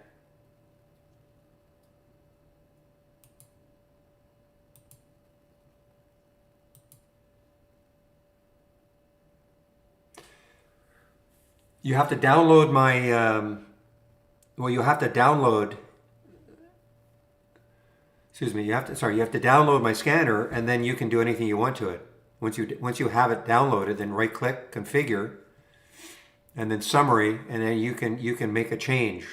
You can add a filter, take out a filter, change the price range. Okay? You know how to do that? Okay, great. Yeah, I mean this is my style of trading. That's the price range I like. I know it's not everybody's price range, but that's why I call this more like a template that you can make adjustments if you want to.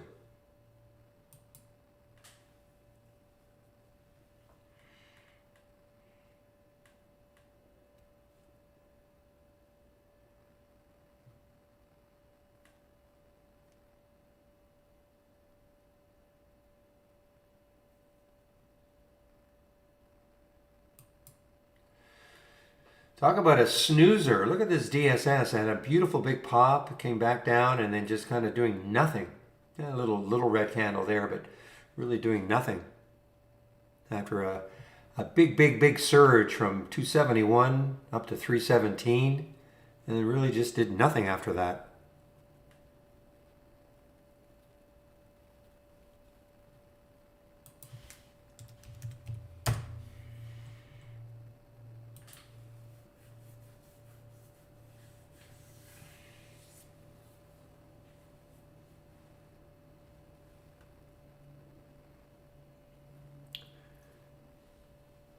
Well, it's not always, but I mean, it's human nature. I mean, people depends when, if you got into something that popped 5% in half a second, what are you going to do? You're probably going to take some profit.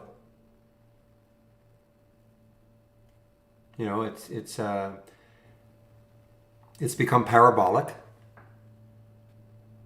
Well, that's because you're chasing highs. I mean, it's okay to that's what I do. I typically buy highs, but not on a chase. So for instance, the RGLS, had it, not the RGLS, the other one, RLGS.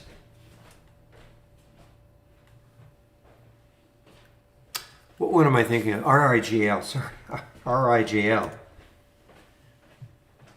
So yeah, remember I was really interested in it right around here, okay? But this is not on a straight up. This is a couple of phases, a little bit of a pause. So had it, as I kept saying, had it have taken out that high on volume, I would have taken the trade. But I'm not going to.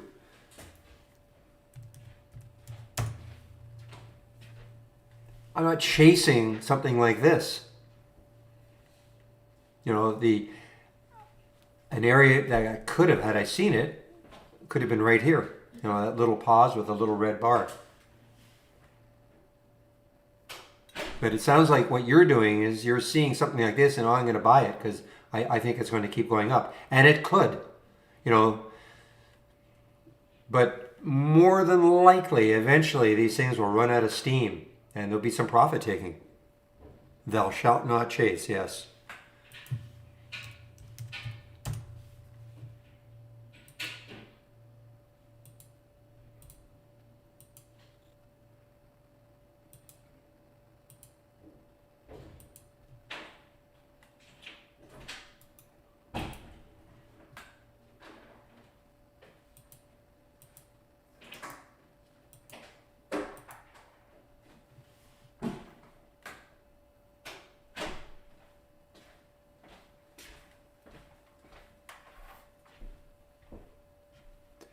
One moment, please.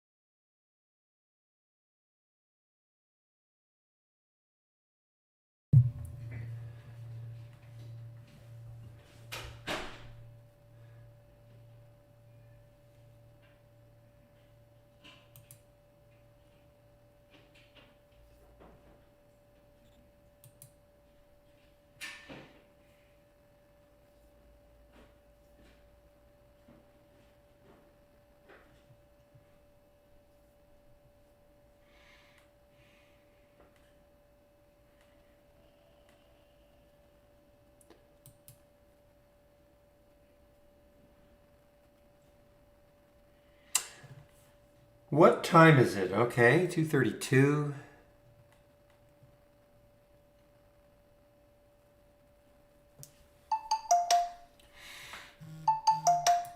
I hear you.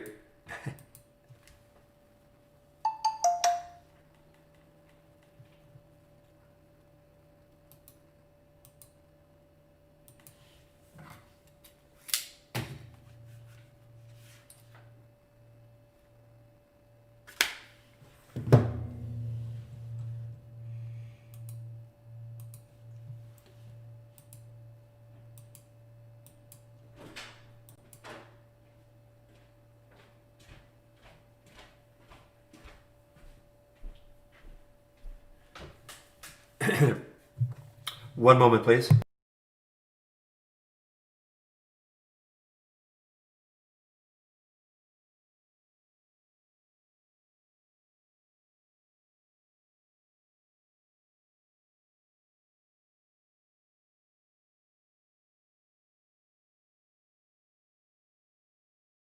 Vicky, did you pop? You didn't pop that in, did you? The cloud link for that?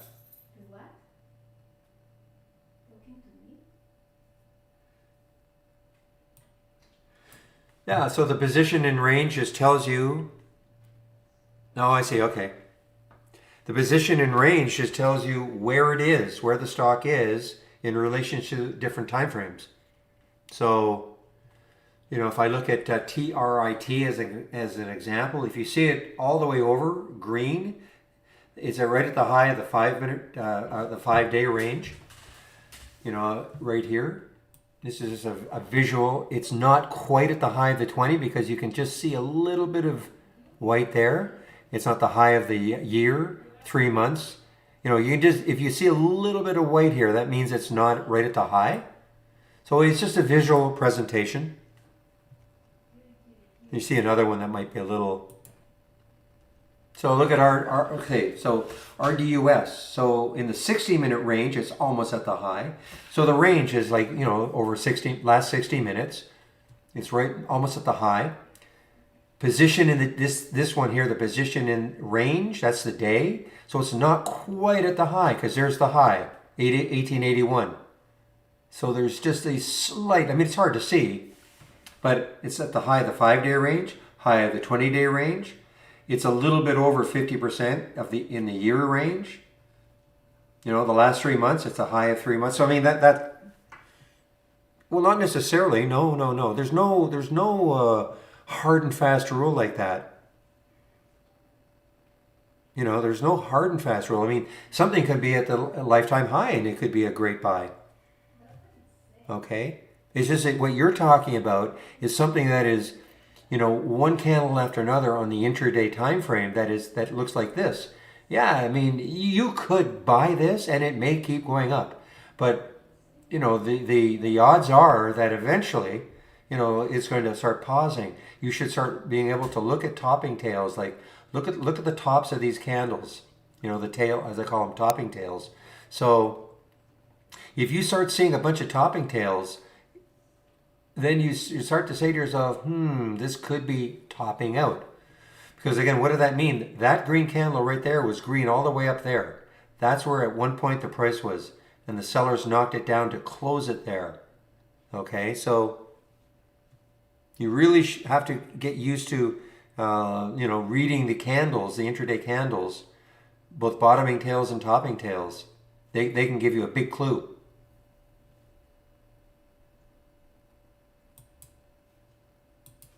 Thank you, the Dreamer. Let's see what this one looks like. It's just a scan, right?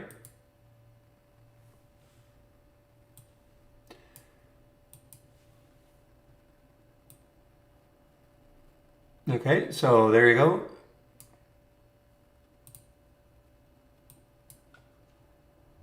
I'll take a look at it.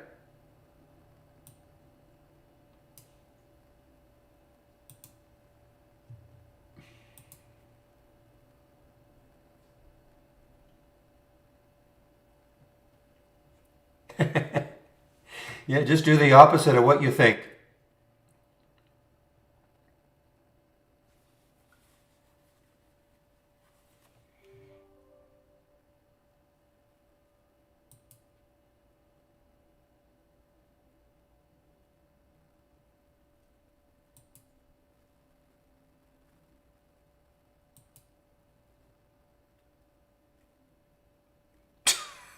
I'm sorry, guys. I'm sorry. Let me just.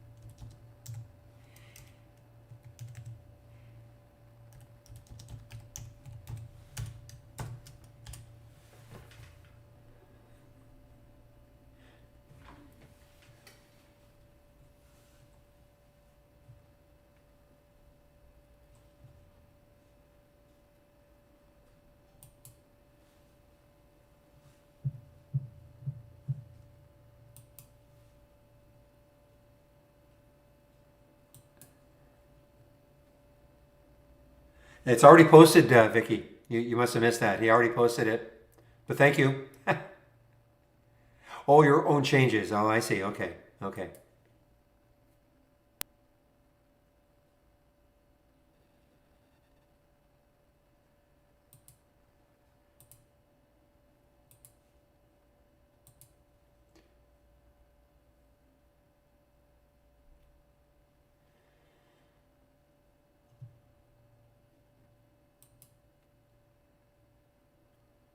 Okay, so again, can you see these topping tails? This is on the 15-minute chart also. Topping tails. You have one, two, three, four.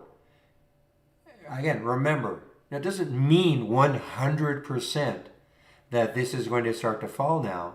But I mean, the buyers at one point had it up to this area up here, 1851, several times. And the sellers keep knocking it down. This has another 5 minutes. This candle has another 5 minutes. So, at some point, the buyers are just going to give up for a while. They're going to say, you know what, you can have it, and let the sellers have their fun for a while.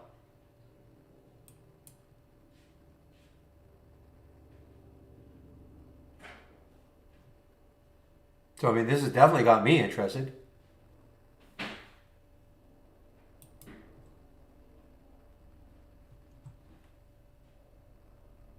The only issue is, believe it or not, it's not above the channel that I'm looking at. It's not really above the channel, believe it or not.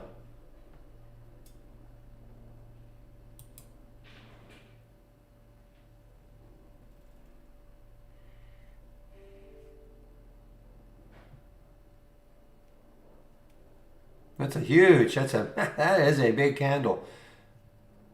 Remember the NAS and SPY were both negative a little bit. Now they're both positive. Dow is coming back.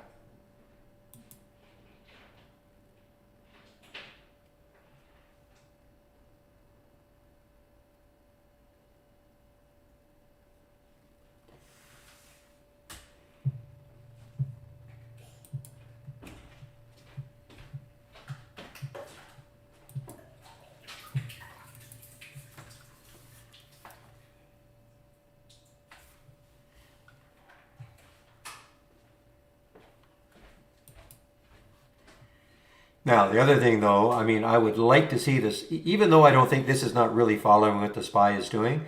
If I were going to short this, I probably wouldn't short it against a candle like that.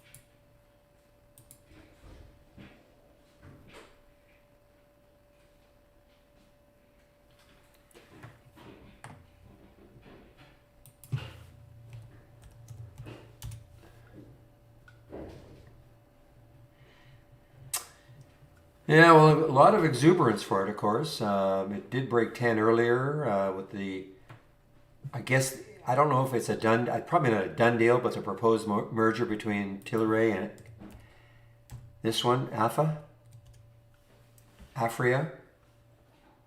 which is not really doing that well, considering. Did pop after hours. That news was released after hours yesterday. Now, as somebody did point out, they were supposed to merge with Canopy. Well, that was the rumor a few months ago. So that's the only issue, maybe.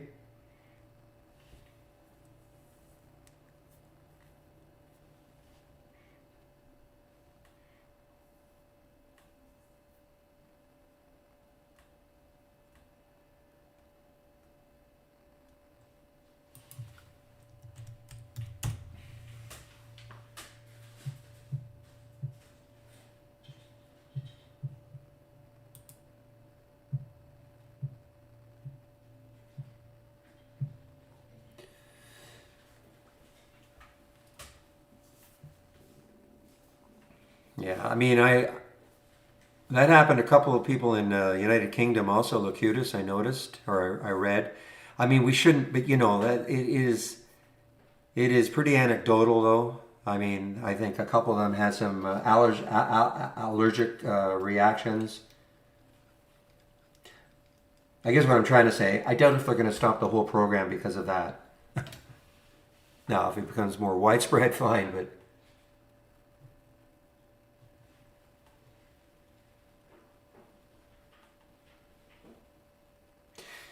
Yeah, well, I mean, if you recall, was it a couple of weeks ago? I think two in the UK had something very similar.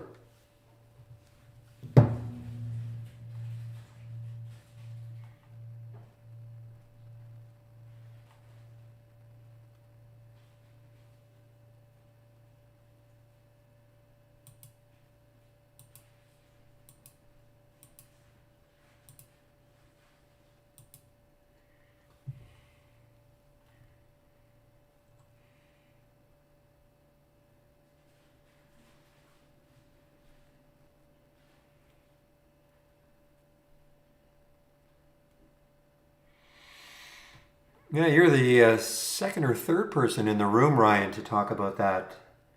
Sorry to hear that, but I'm assuming you're going to get better.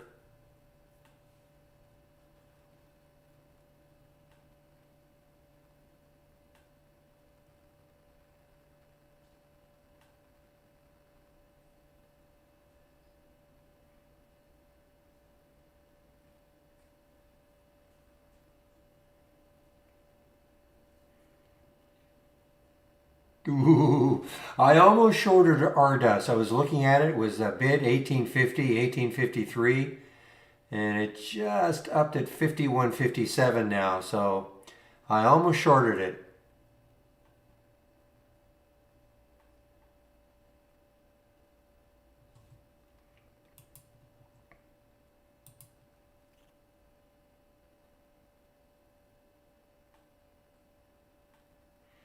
Whoa, boy, am I glad I waited. Look at this. Look at the pop. Look at that pop. I'm going to take a few too.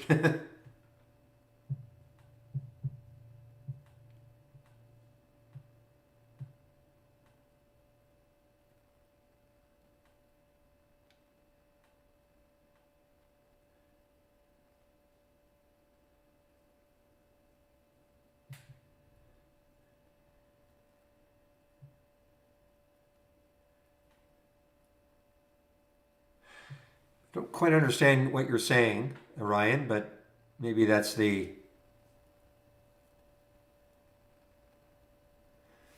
man. Timing is everything. Holy smokes! I mean, guys, I that sat at 1850, 1853, and I thought, you know what? It's going to break down. I'm going to take a few and short this. Maybe it gets down to 18, and just as I was going to do it, it went 51.57 on the bid ask.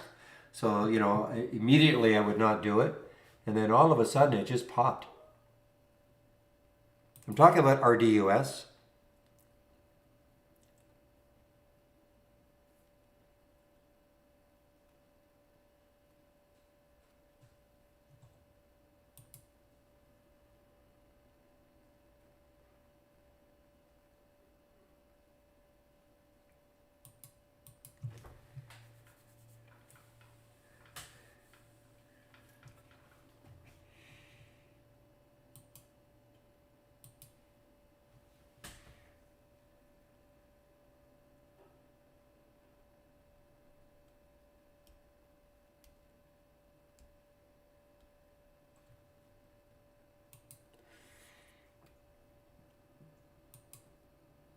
Well, neither did this one. I was looking to short this one also, but this is just strong. OIIM. So again, I just held off, didn't get my setup, held off. In this particular case, it was the spread, and now it's gotten really, it's terrible. 50.65, so it's even worse than when I was looking to potentially short it.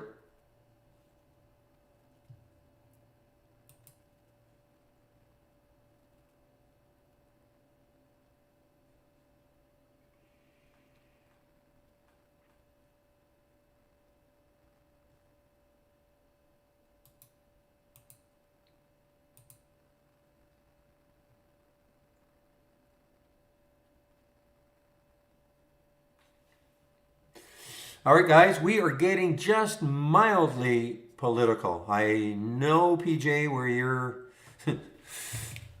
where your sentiments lie. So we're getting mildly political, okay?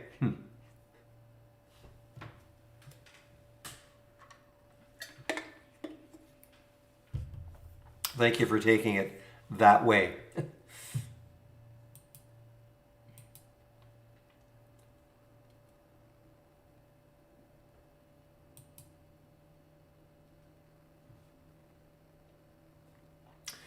Yeah, give me your wrist. I'm going to give it a little slap there, Locutus.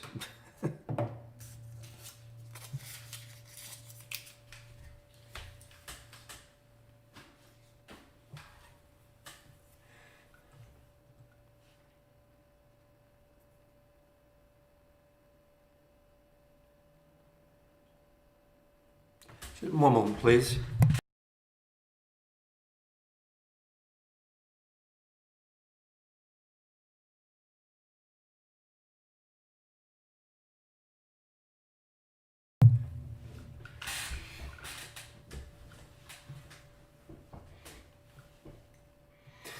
So, GKK, are you still in the room?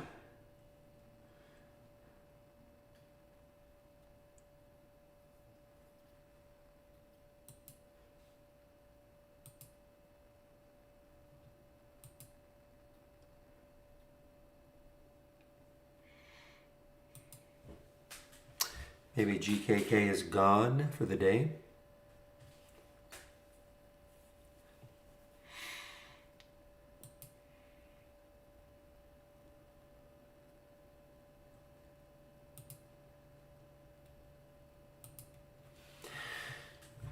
Yeah, and I'm a Canadian, the dreamer, so man, it's pretty different.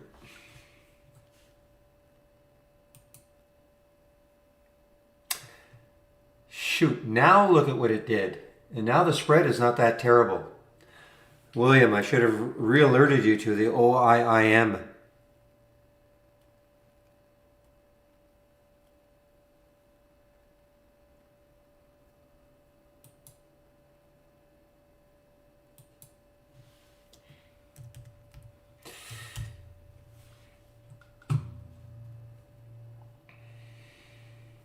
Still, I mean, we're getting now, I mean, that's a mild topping tail.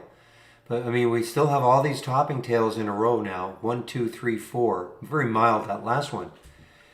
You just really have to think. I mean, it's got room, sure. I mean, you look at the monthly chart, it can still go up to, 21. Not today, famous last words. I mean, it's got room to 21, yes.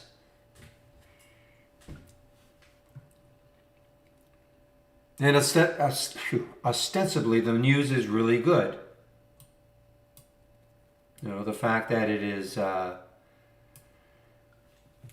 they've just provided a very, very, very bullish update for the next quarter, looking for record quarterly revenue. So, I mean, it is. So, I mean, this has some, it has some reason for this price to be sustained right now, anyway. Look at the SPY. Plus, I mean, look at the SPY. Wow.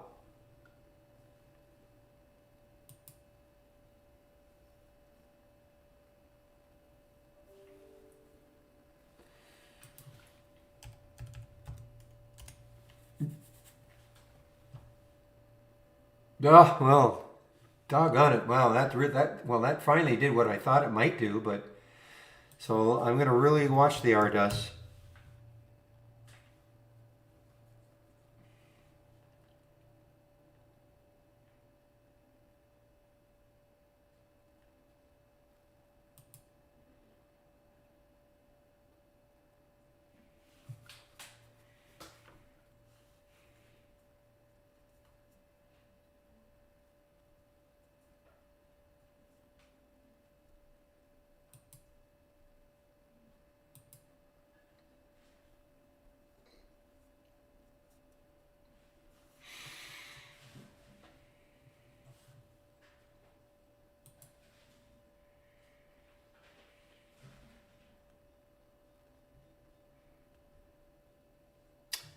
All right, getting a little lag here. Let me just do a reset of the connection.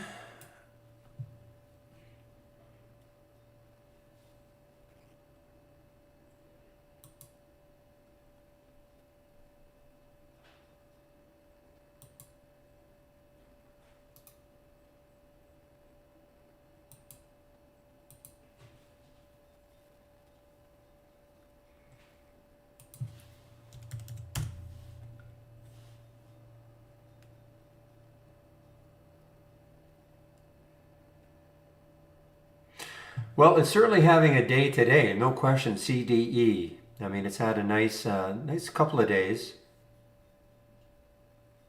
Finally broke out this week.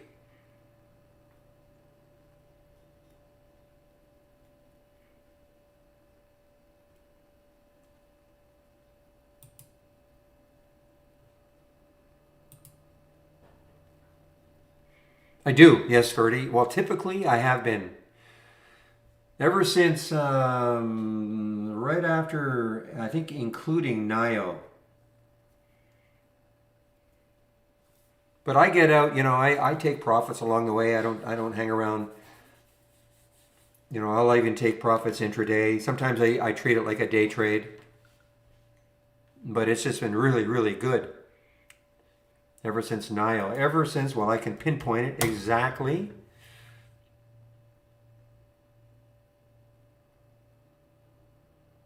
October 13th, that right there, that day right there, or the next day. I think that was the next day. I thought the NIO was the trade of the week right here. And then JP Morgan or Morgan Stanley, one of those two, kickstarted the heck out of it, and all the China EVs, and put an aggressive price target. And now that really, and then right after that, I mean, I think it was Pitney Bowes. There was only one, and even the one that in theory didn't work, it had a huge pop one day. And that was the, not Lord, I want to say Lord. It's Dreamer's going to know. Ride, thank you. I know it's right.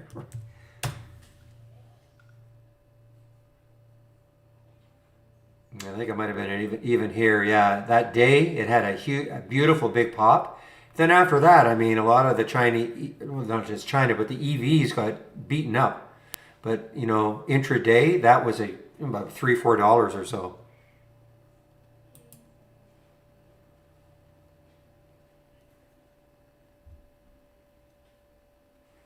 Yeah. So DK, do you know how to create a symbol list in trade ideas, or what? We call it a symbol list, but do you know how to create? I'm answering somebody in the YouTube feed. Do you know how to create a symbol list or a watch list?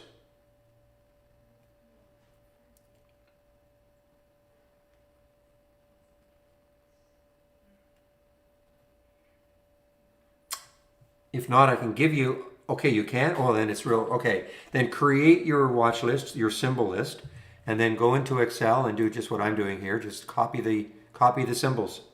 Okay, I mean, it's not Excel, but just highlight them, copy them, Control C, and then paste them into your watch list. Control V them in. Okay, so yeah, it's really, really simple. Did that answer your question?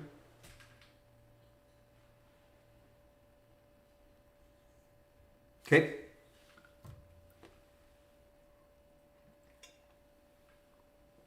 You're welcome. The question was, could you import some symbols, say from an Excel spreadsheet into a symbol list? And of course you can. You just have to if you can highlight a column, no matter what program you're using, you can highlight a column like this, and then just copy, Control C, and then you have to create your symbol list, your watch list ahead of time, and then you would.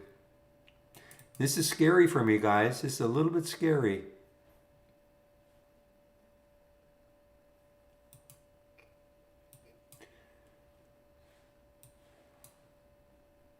Oh, wait a minute. Oh, here they are.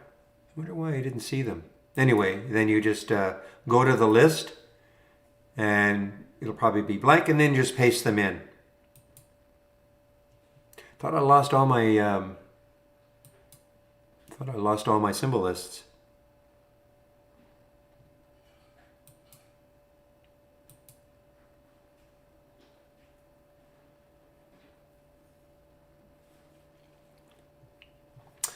I was looking to short this one earlier in the day, this DS. It just really didn't do anything, but now it's starting to move down.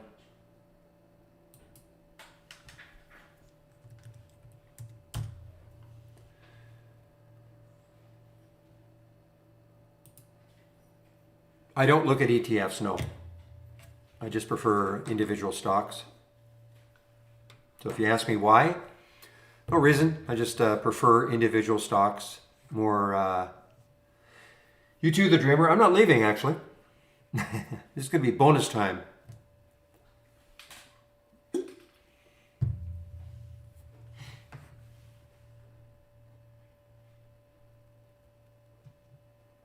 Okay, you can leave.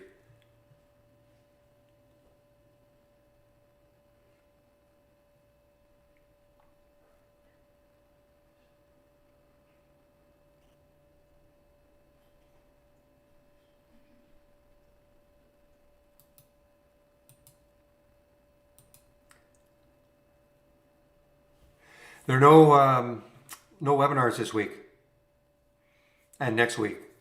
Webinars will resume in January.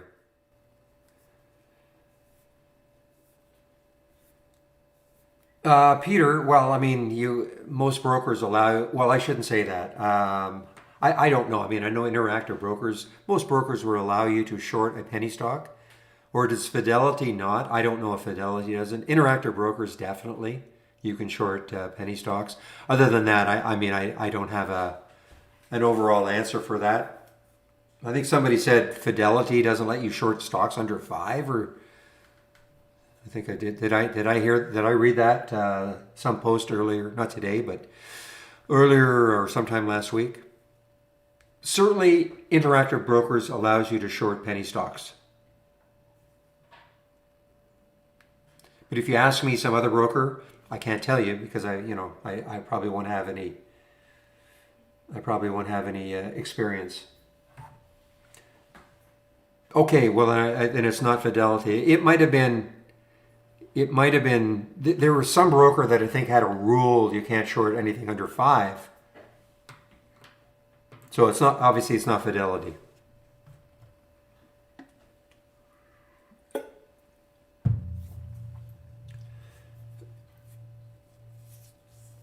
Yeah, we weren't talking about shorting in general. We're just talking about shorting penny stocks. Somebody asked in the YouTube feed.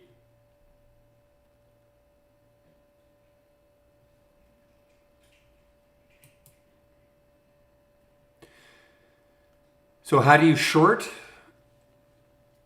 You click the sell button. First of all, you have to see if your broker has shorts available to short.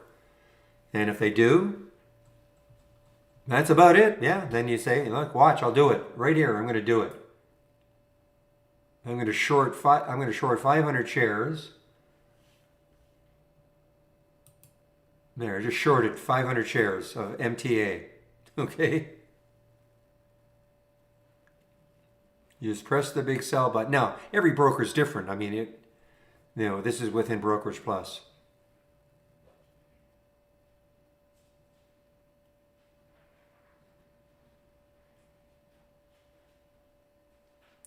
Well, I mean, we have them here. I mean, we're just don't ask when, but TD Ameritrade and E-Trade. We're still, a couple of guys at Trade Ideas have an account, so it's just a matter of making sure it's not buggy. Well, I won't be shorting Tesla. It's not because I don't believe in shorting Tesla. I just don't, I don't look at stocks that expensive.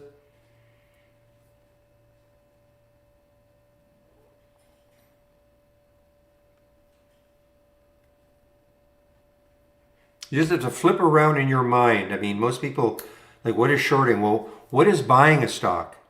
What do you expect to happen if you buy a stock? I mean, it's an obvious question. But if you buy a stock, you're hoping it goes up, right? If you short a stock, you hope it goes down from the price you shorted at. It's almost that simple. The only caveat is that you have to have, some brokers will not have, I mean, there's very, very, very, very few brokers that you cannot buy any stock you want. But a broker has to have a stock available for you to short in order for you to short. That's why you hear us talk about, well, what brokers seem to have historically a lot of shorts available for all sorts of different stocks. IB has had, Interactive Brokers has had a reputation for years like that. I think Fidelity appears to be building one.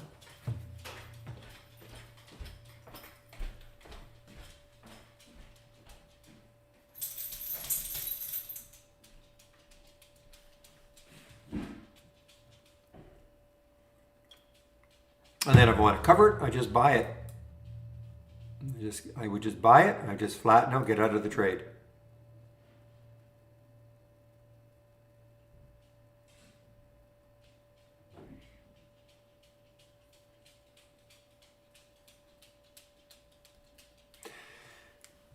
Yeah, give me an example of one, Peter. I'll just see if Interactive Brokers has as an example. Well, Ryan, I could say exactly the same thing about being long something and news hits. You know, how many bios have we seen? You know, give me, somebody who's going to know, give me an example. There was one that was at 40 and it opened at 3 the next day, you know, as an example. So, you know, news can hit on the good side or the bad side.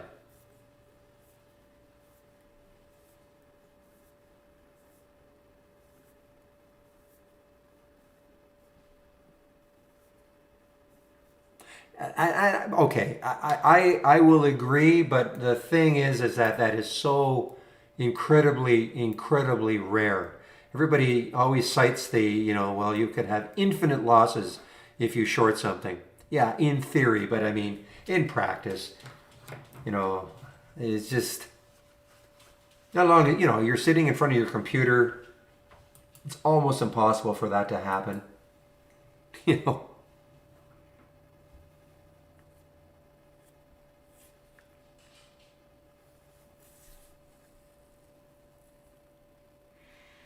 If you're asking me, Geronimo, I have no idea. The gain on a short versus a put on option, no idea.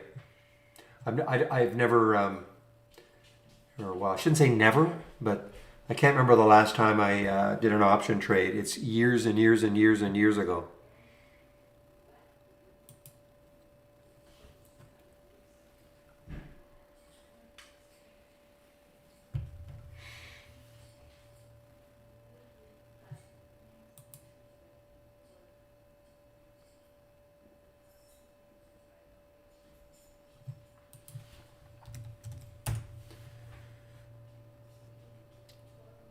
Yeah, Mara is on the move a little bit.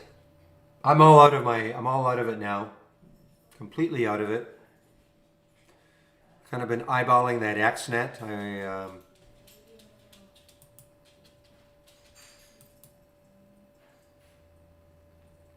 And only because of GKK. He's the one who got me interested in Mara a few weeks ago.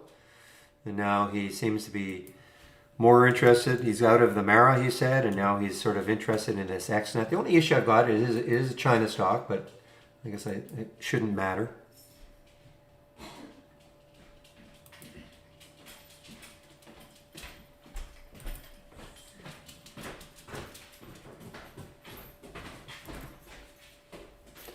All right, so somebody who plays options may be able to answer that question for you, Geronimo, but not me.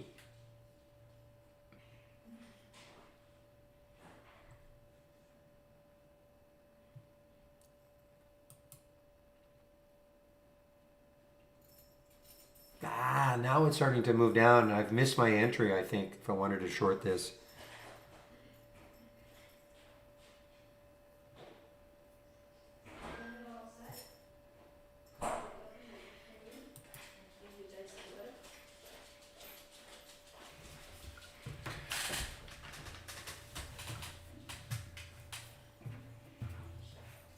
No, he's talking about the premiums on the options, I think. But no, I'm going to bow out of this.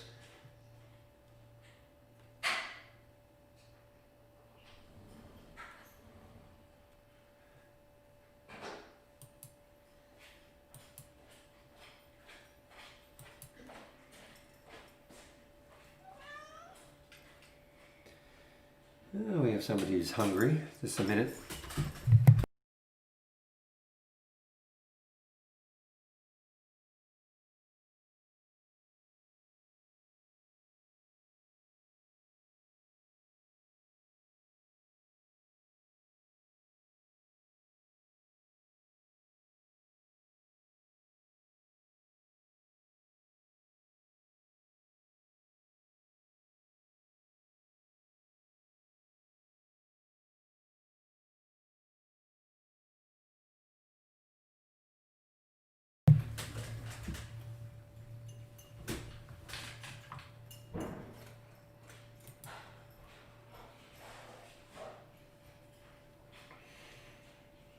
IQ, man, oh man, keeps moving down. It's getting closer to that 1810, I think, or 1820. It's right at it. I mean, look at there. I mean, that's the next potential support area. It doesn't look like it's going to hold after that. 1720.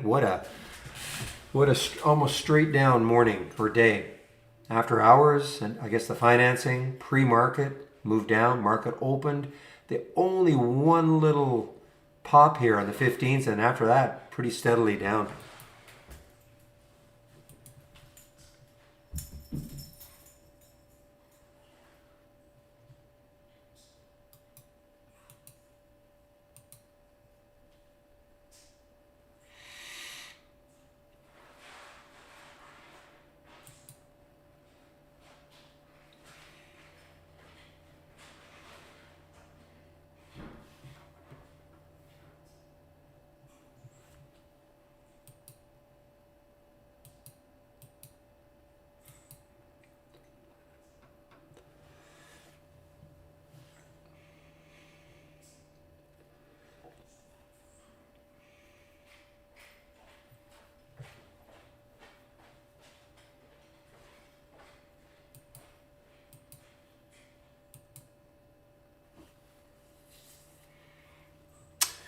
So nothing really exciting from this window today.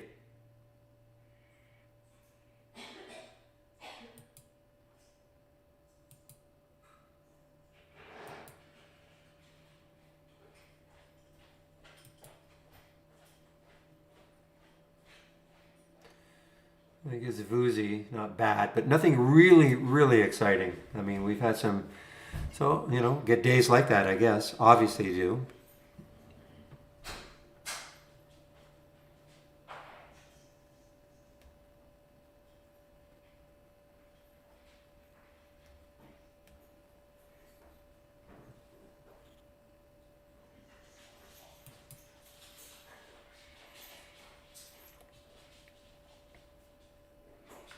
This is sort of interesting. This INVA is getting really close to the 200-day moving average. Looks like that could stall it by NVA.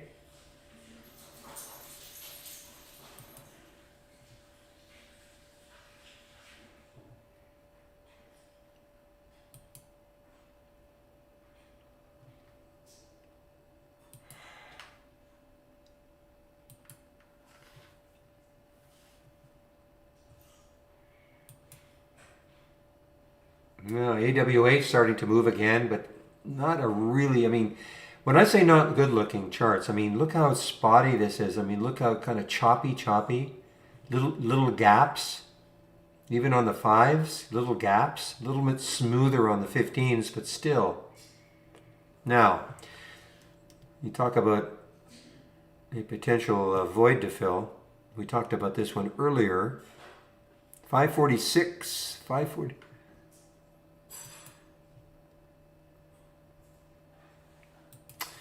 546, I think. Where's that age? AWH again. AWH, okay, so I think the next high, looking left way back here, is 525. So it's above that high. Are we above all those highs now? Let's take a look at the month. 546. Boy, we're really close. Looks like that month right there was 546. This is back in, yeah, so this is the one I don't understand. Either is a new symbol, I just don't understand what went on here. Because on our monthly chart, that candle there is in 2017, and that candle, we've got about a 3-year gap. This is 2020. So I'm not sure what's going on.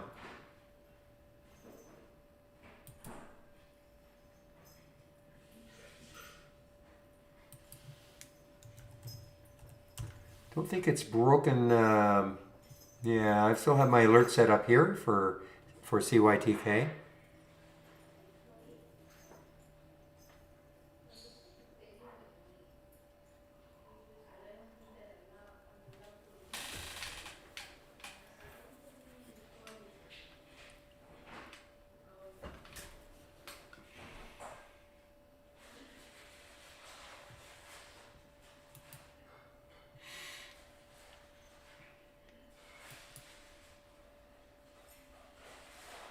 Ah, thank you, thank you, thank you, thank you.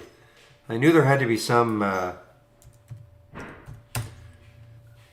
Yeah, I remember this one. Vermilion, yes. Thank you, Casa. You're good. You're a good detective. D-Day.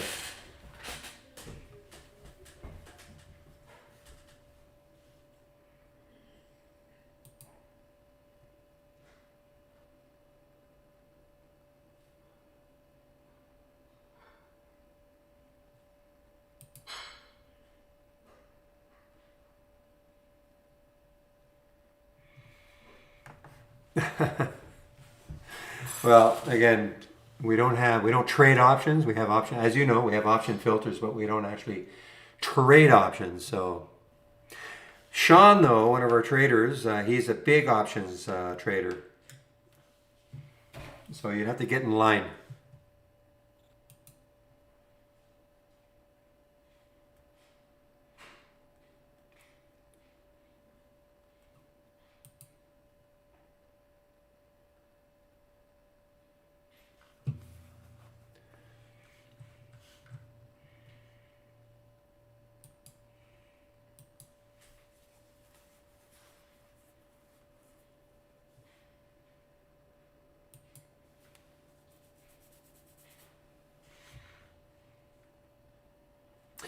You know, this Vuzi looks like it's maybe setting up for a nice little end of day run. I'm just looking here at well, it's getting close to these levels right there on the monthly. In fact, it is right at these levels on that monthly chart.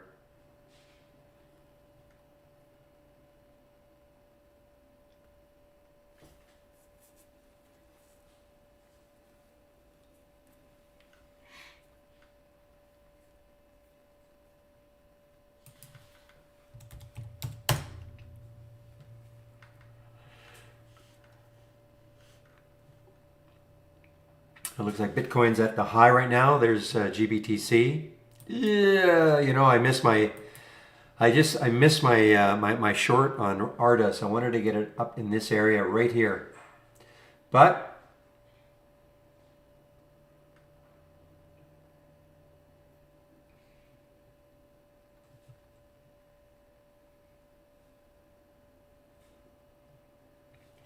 all right, just going to paste my link one more time.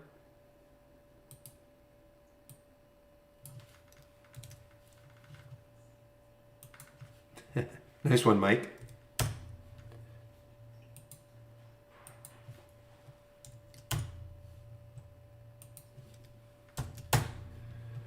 All right, so if you want to take out a subscription, click on my link right there, my homepage link.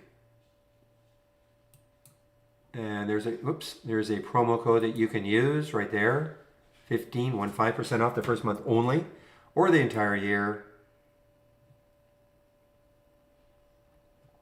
$22.68 a year, $10.68 a year, premium standard. Main reason for people getting minus the 15, of course. Main reason people take premium is to have access to the AI. I didn't have a bad day really, even at the, only had 6 trades. These 3, and this one especially at one point was up about 6%. No, this one, ORIC, was up about 6% before it pulled up. So actually not a bad day for the AI. Very few trades, but monthly, you can take out a monthly plan. You don't have to have a yearly plan. You can go monthly as long as you want. Here's the standard premium prices minus the 15%. The discount's only good for the first month. Get the trade of the week, guys. Get it. It's right here. Sign up for it. Be sent to you before the market opens every Monday morning. I've already done my recap. All my scans that I'm sharing are here. Lots of education on this link if you're new to trade ideas. Really recommend you take these 20 lessons in 20 days.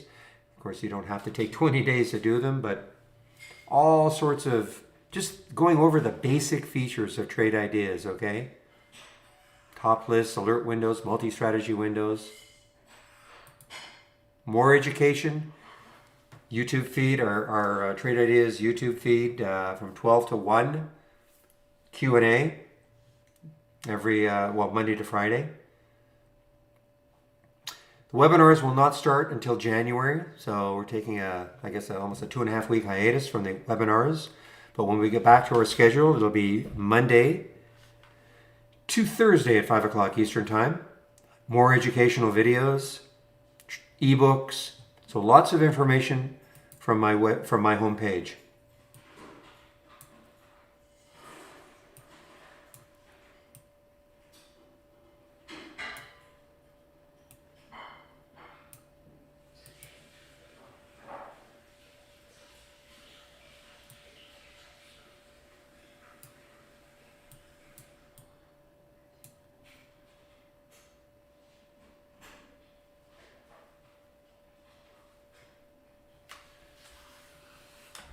Oh, Shant, that's a tough one. I mean, I have a lot of those. Depends what sort of a trader you are. I mean, I happen to be a momentum trader, so but the basic new highs and lows probably that'd be a good start.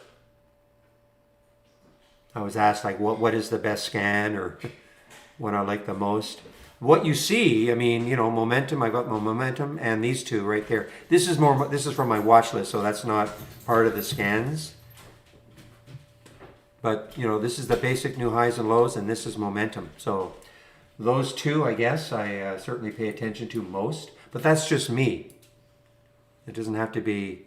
You may have a different idea about trading.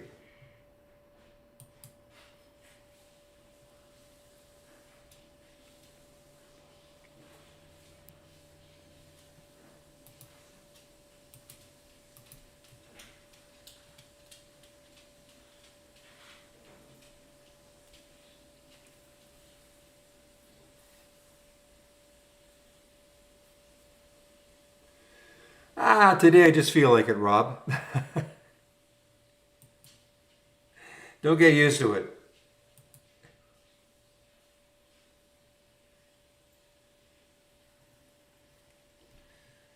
Yeah, what is the SPY now in terms of its...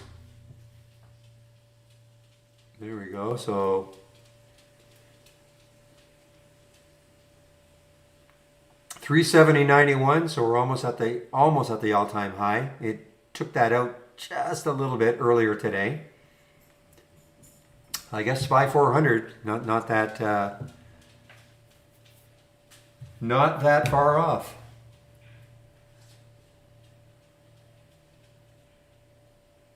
Oh, absolutely, Shantha. Absolutely. They get populated automatically. So if you load this one as an example, tomorrow, and you save it and you have it then as part of your layout, it'll be blank until the market opens.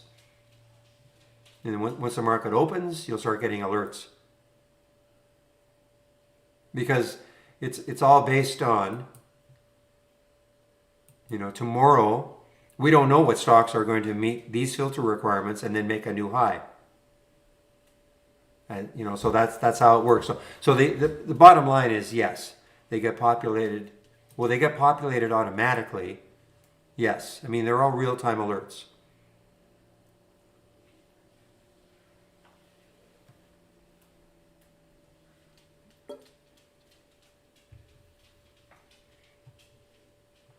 Are you a subscriber, Shantha? Because I mean that's what an alert window is all about. You create the event, and then you wait for the alerts to happen automatically, as you will call it, and it's a real-time alert.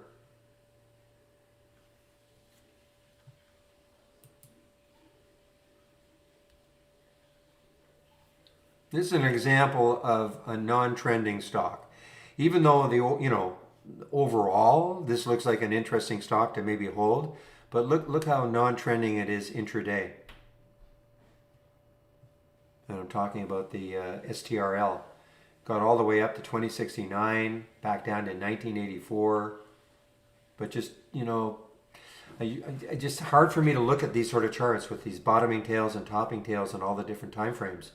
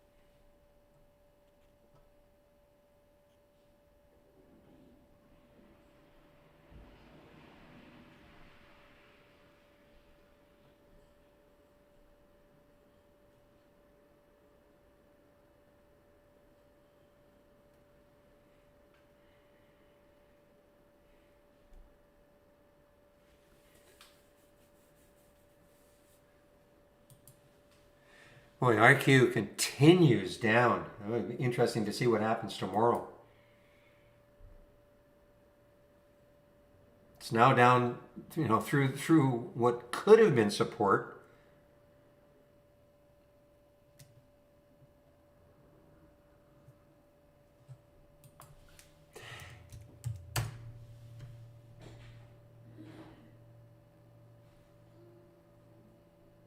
No, it didn't. Well, you would say come back. I wanted to short this one. I see what you mean. It came back, so I could. I'm not. I'm not going to do anything now. Too late.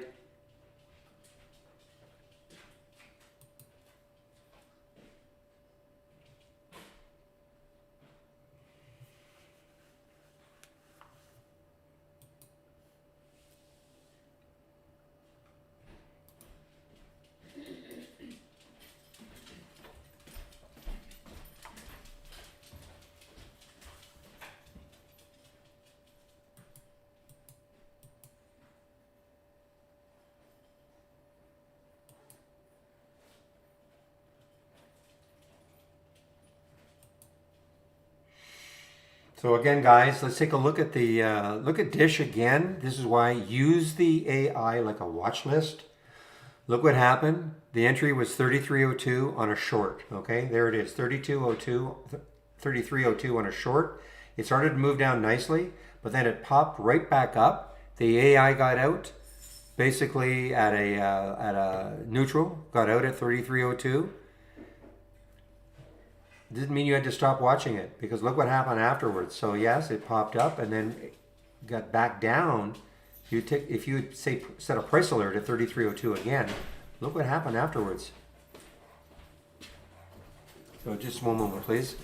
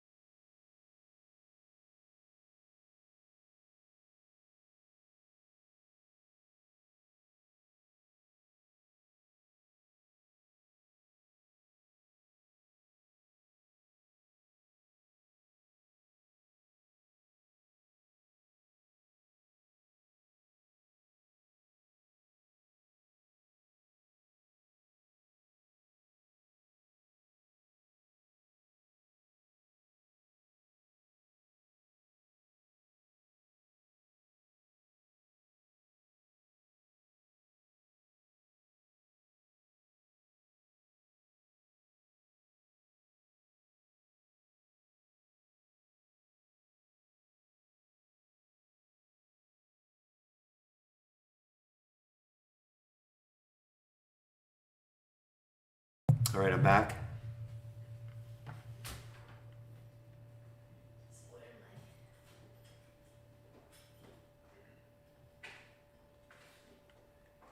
So I'm sorry. What I was talking about with the Dish, like treat it like this, okay? Sometimes the AI is a little bit early into an alert, into alerting you to the possibility of a trade. Sometimes a little bit early, gave you easily a second chance. Even if you waited for the 33 break. But look at this. I mean, this is now 4.65%. At one point, I think it was more like 5 or 6%. But I mean, look what happened afterwards. So use it as a watch list. You don't get so many alerts during the day. Gives you a really, sort of like my watch list, gives you a really easy number of stocks just to track all day long and start to get used to patterns.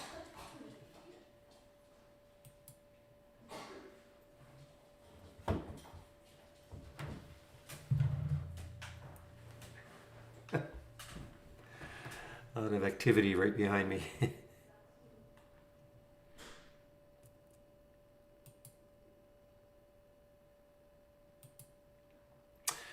All right, guys, I think I'll shut it down now. It's about 3:30, so I'm going to shut it down now. Any other last questions?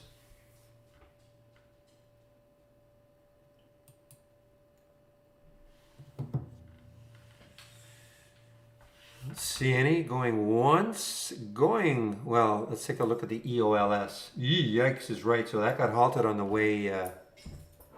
It just got halted on the way down.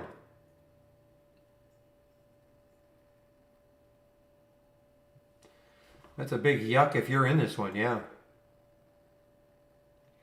All right, guys, I don't see any questions. So again, thanks a lot for all the help.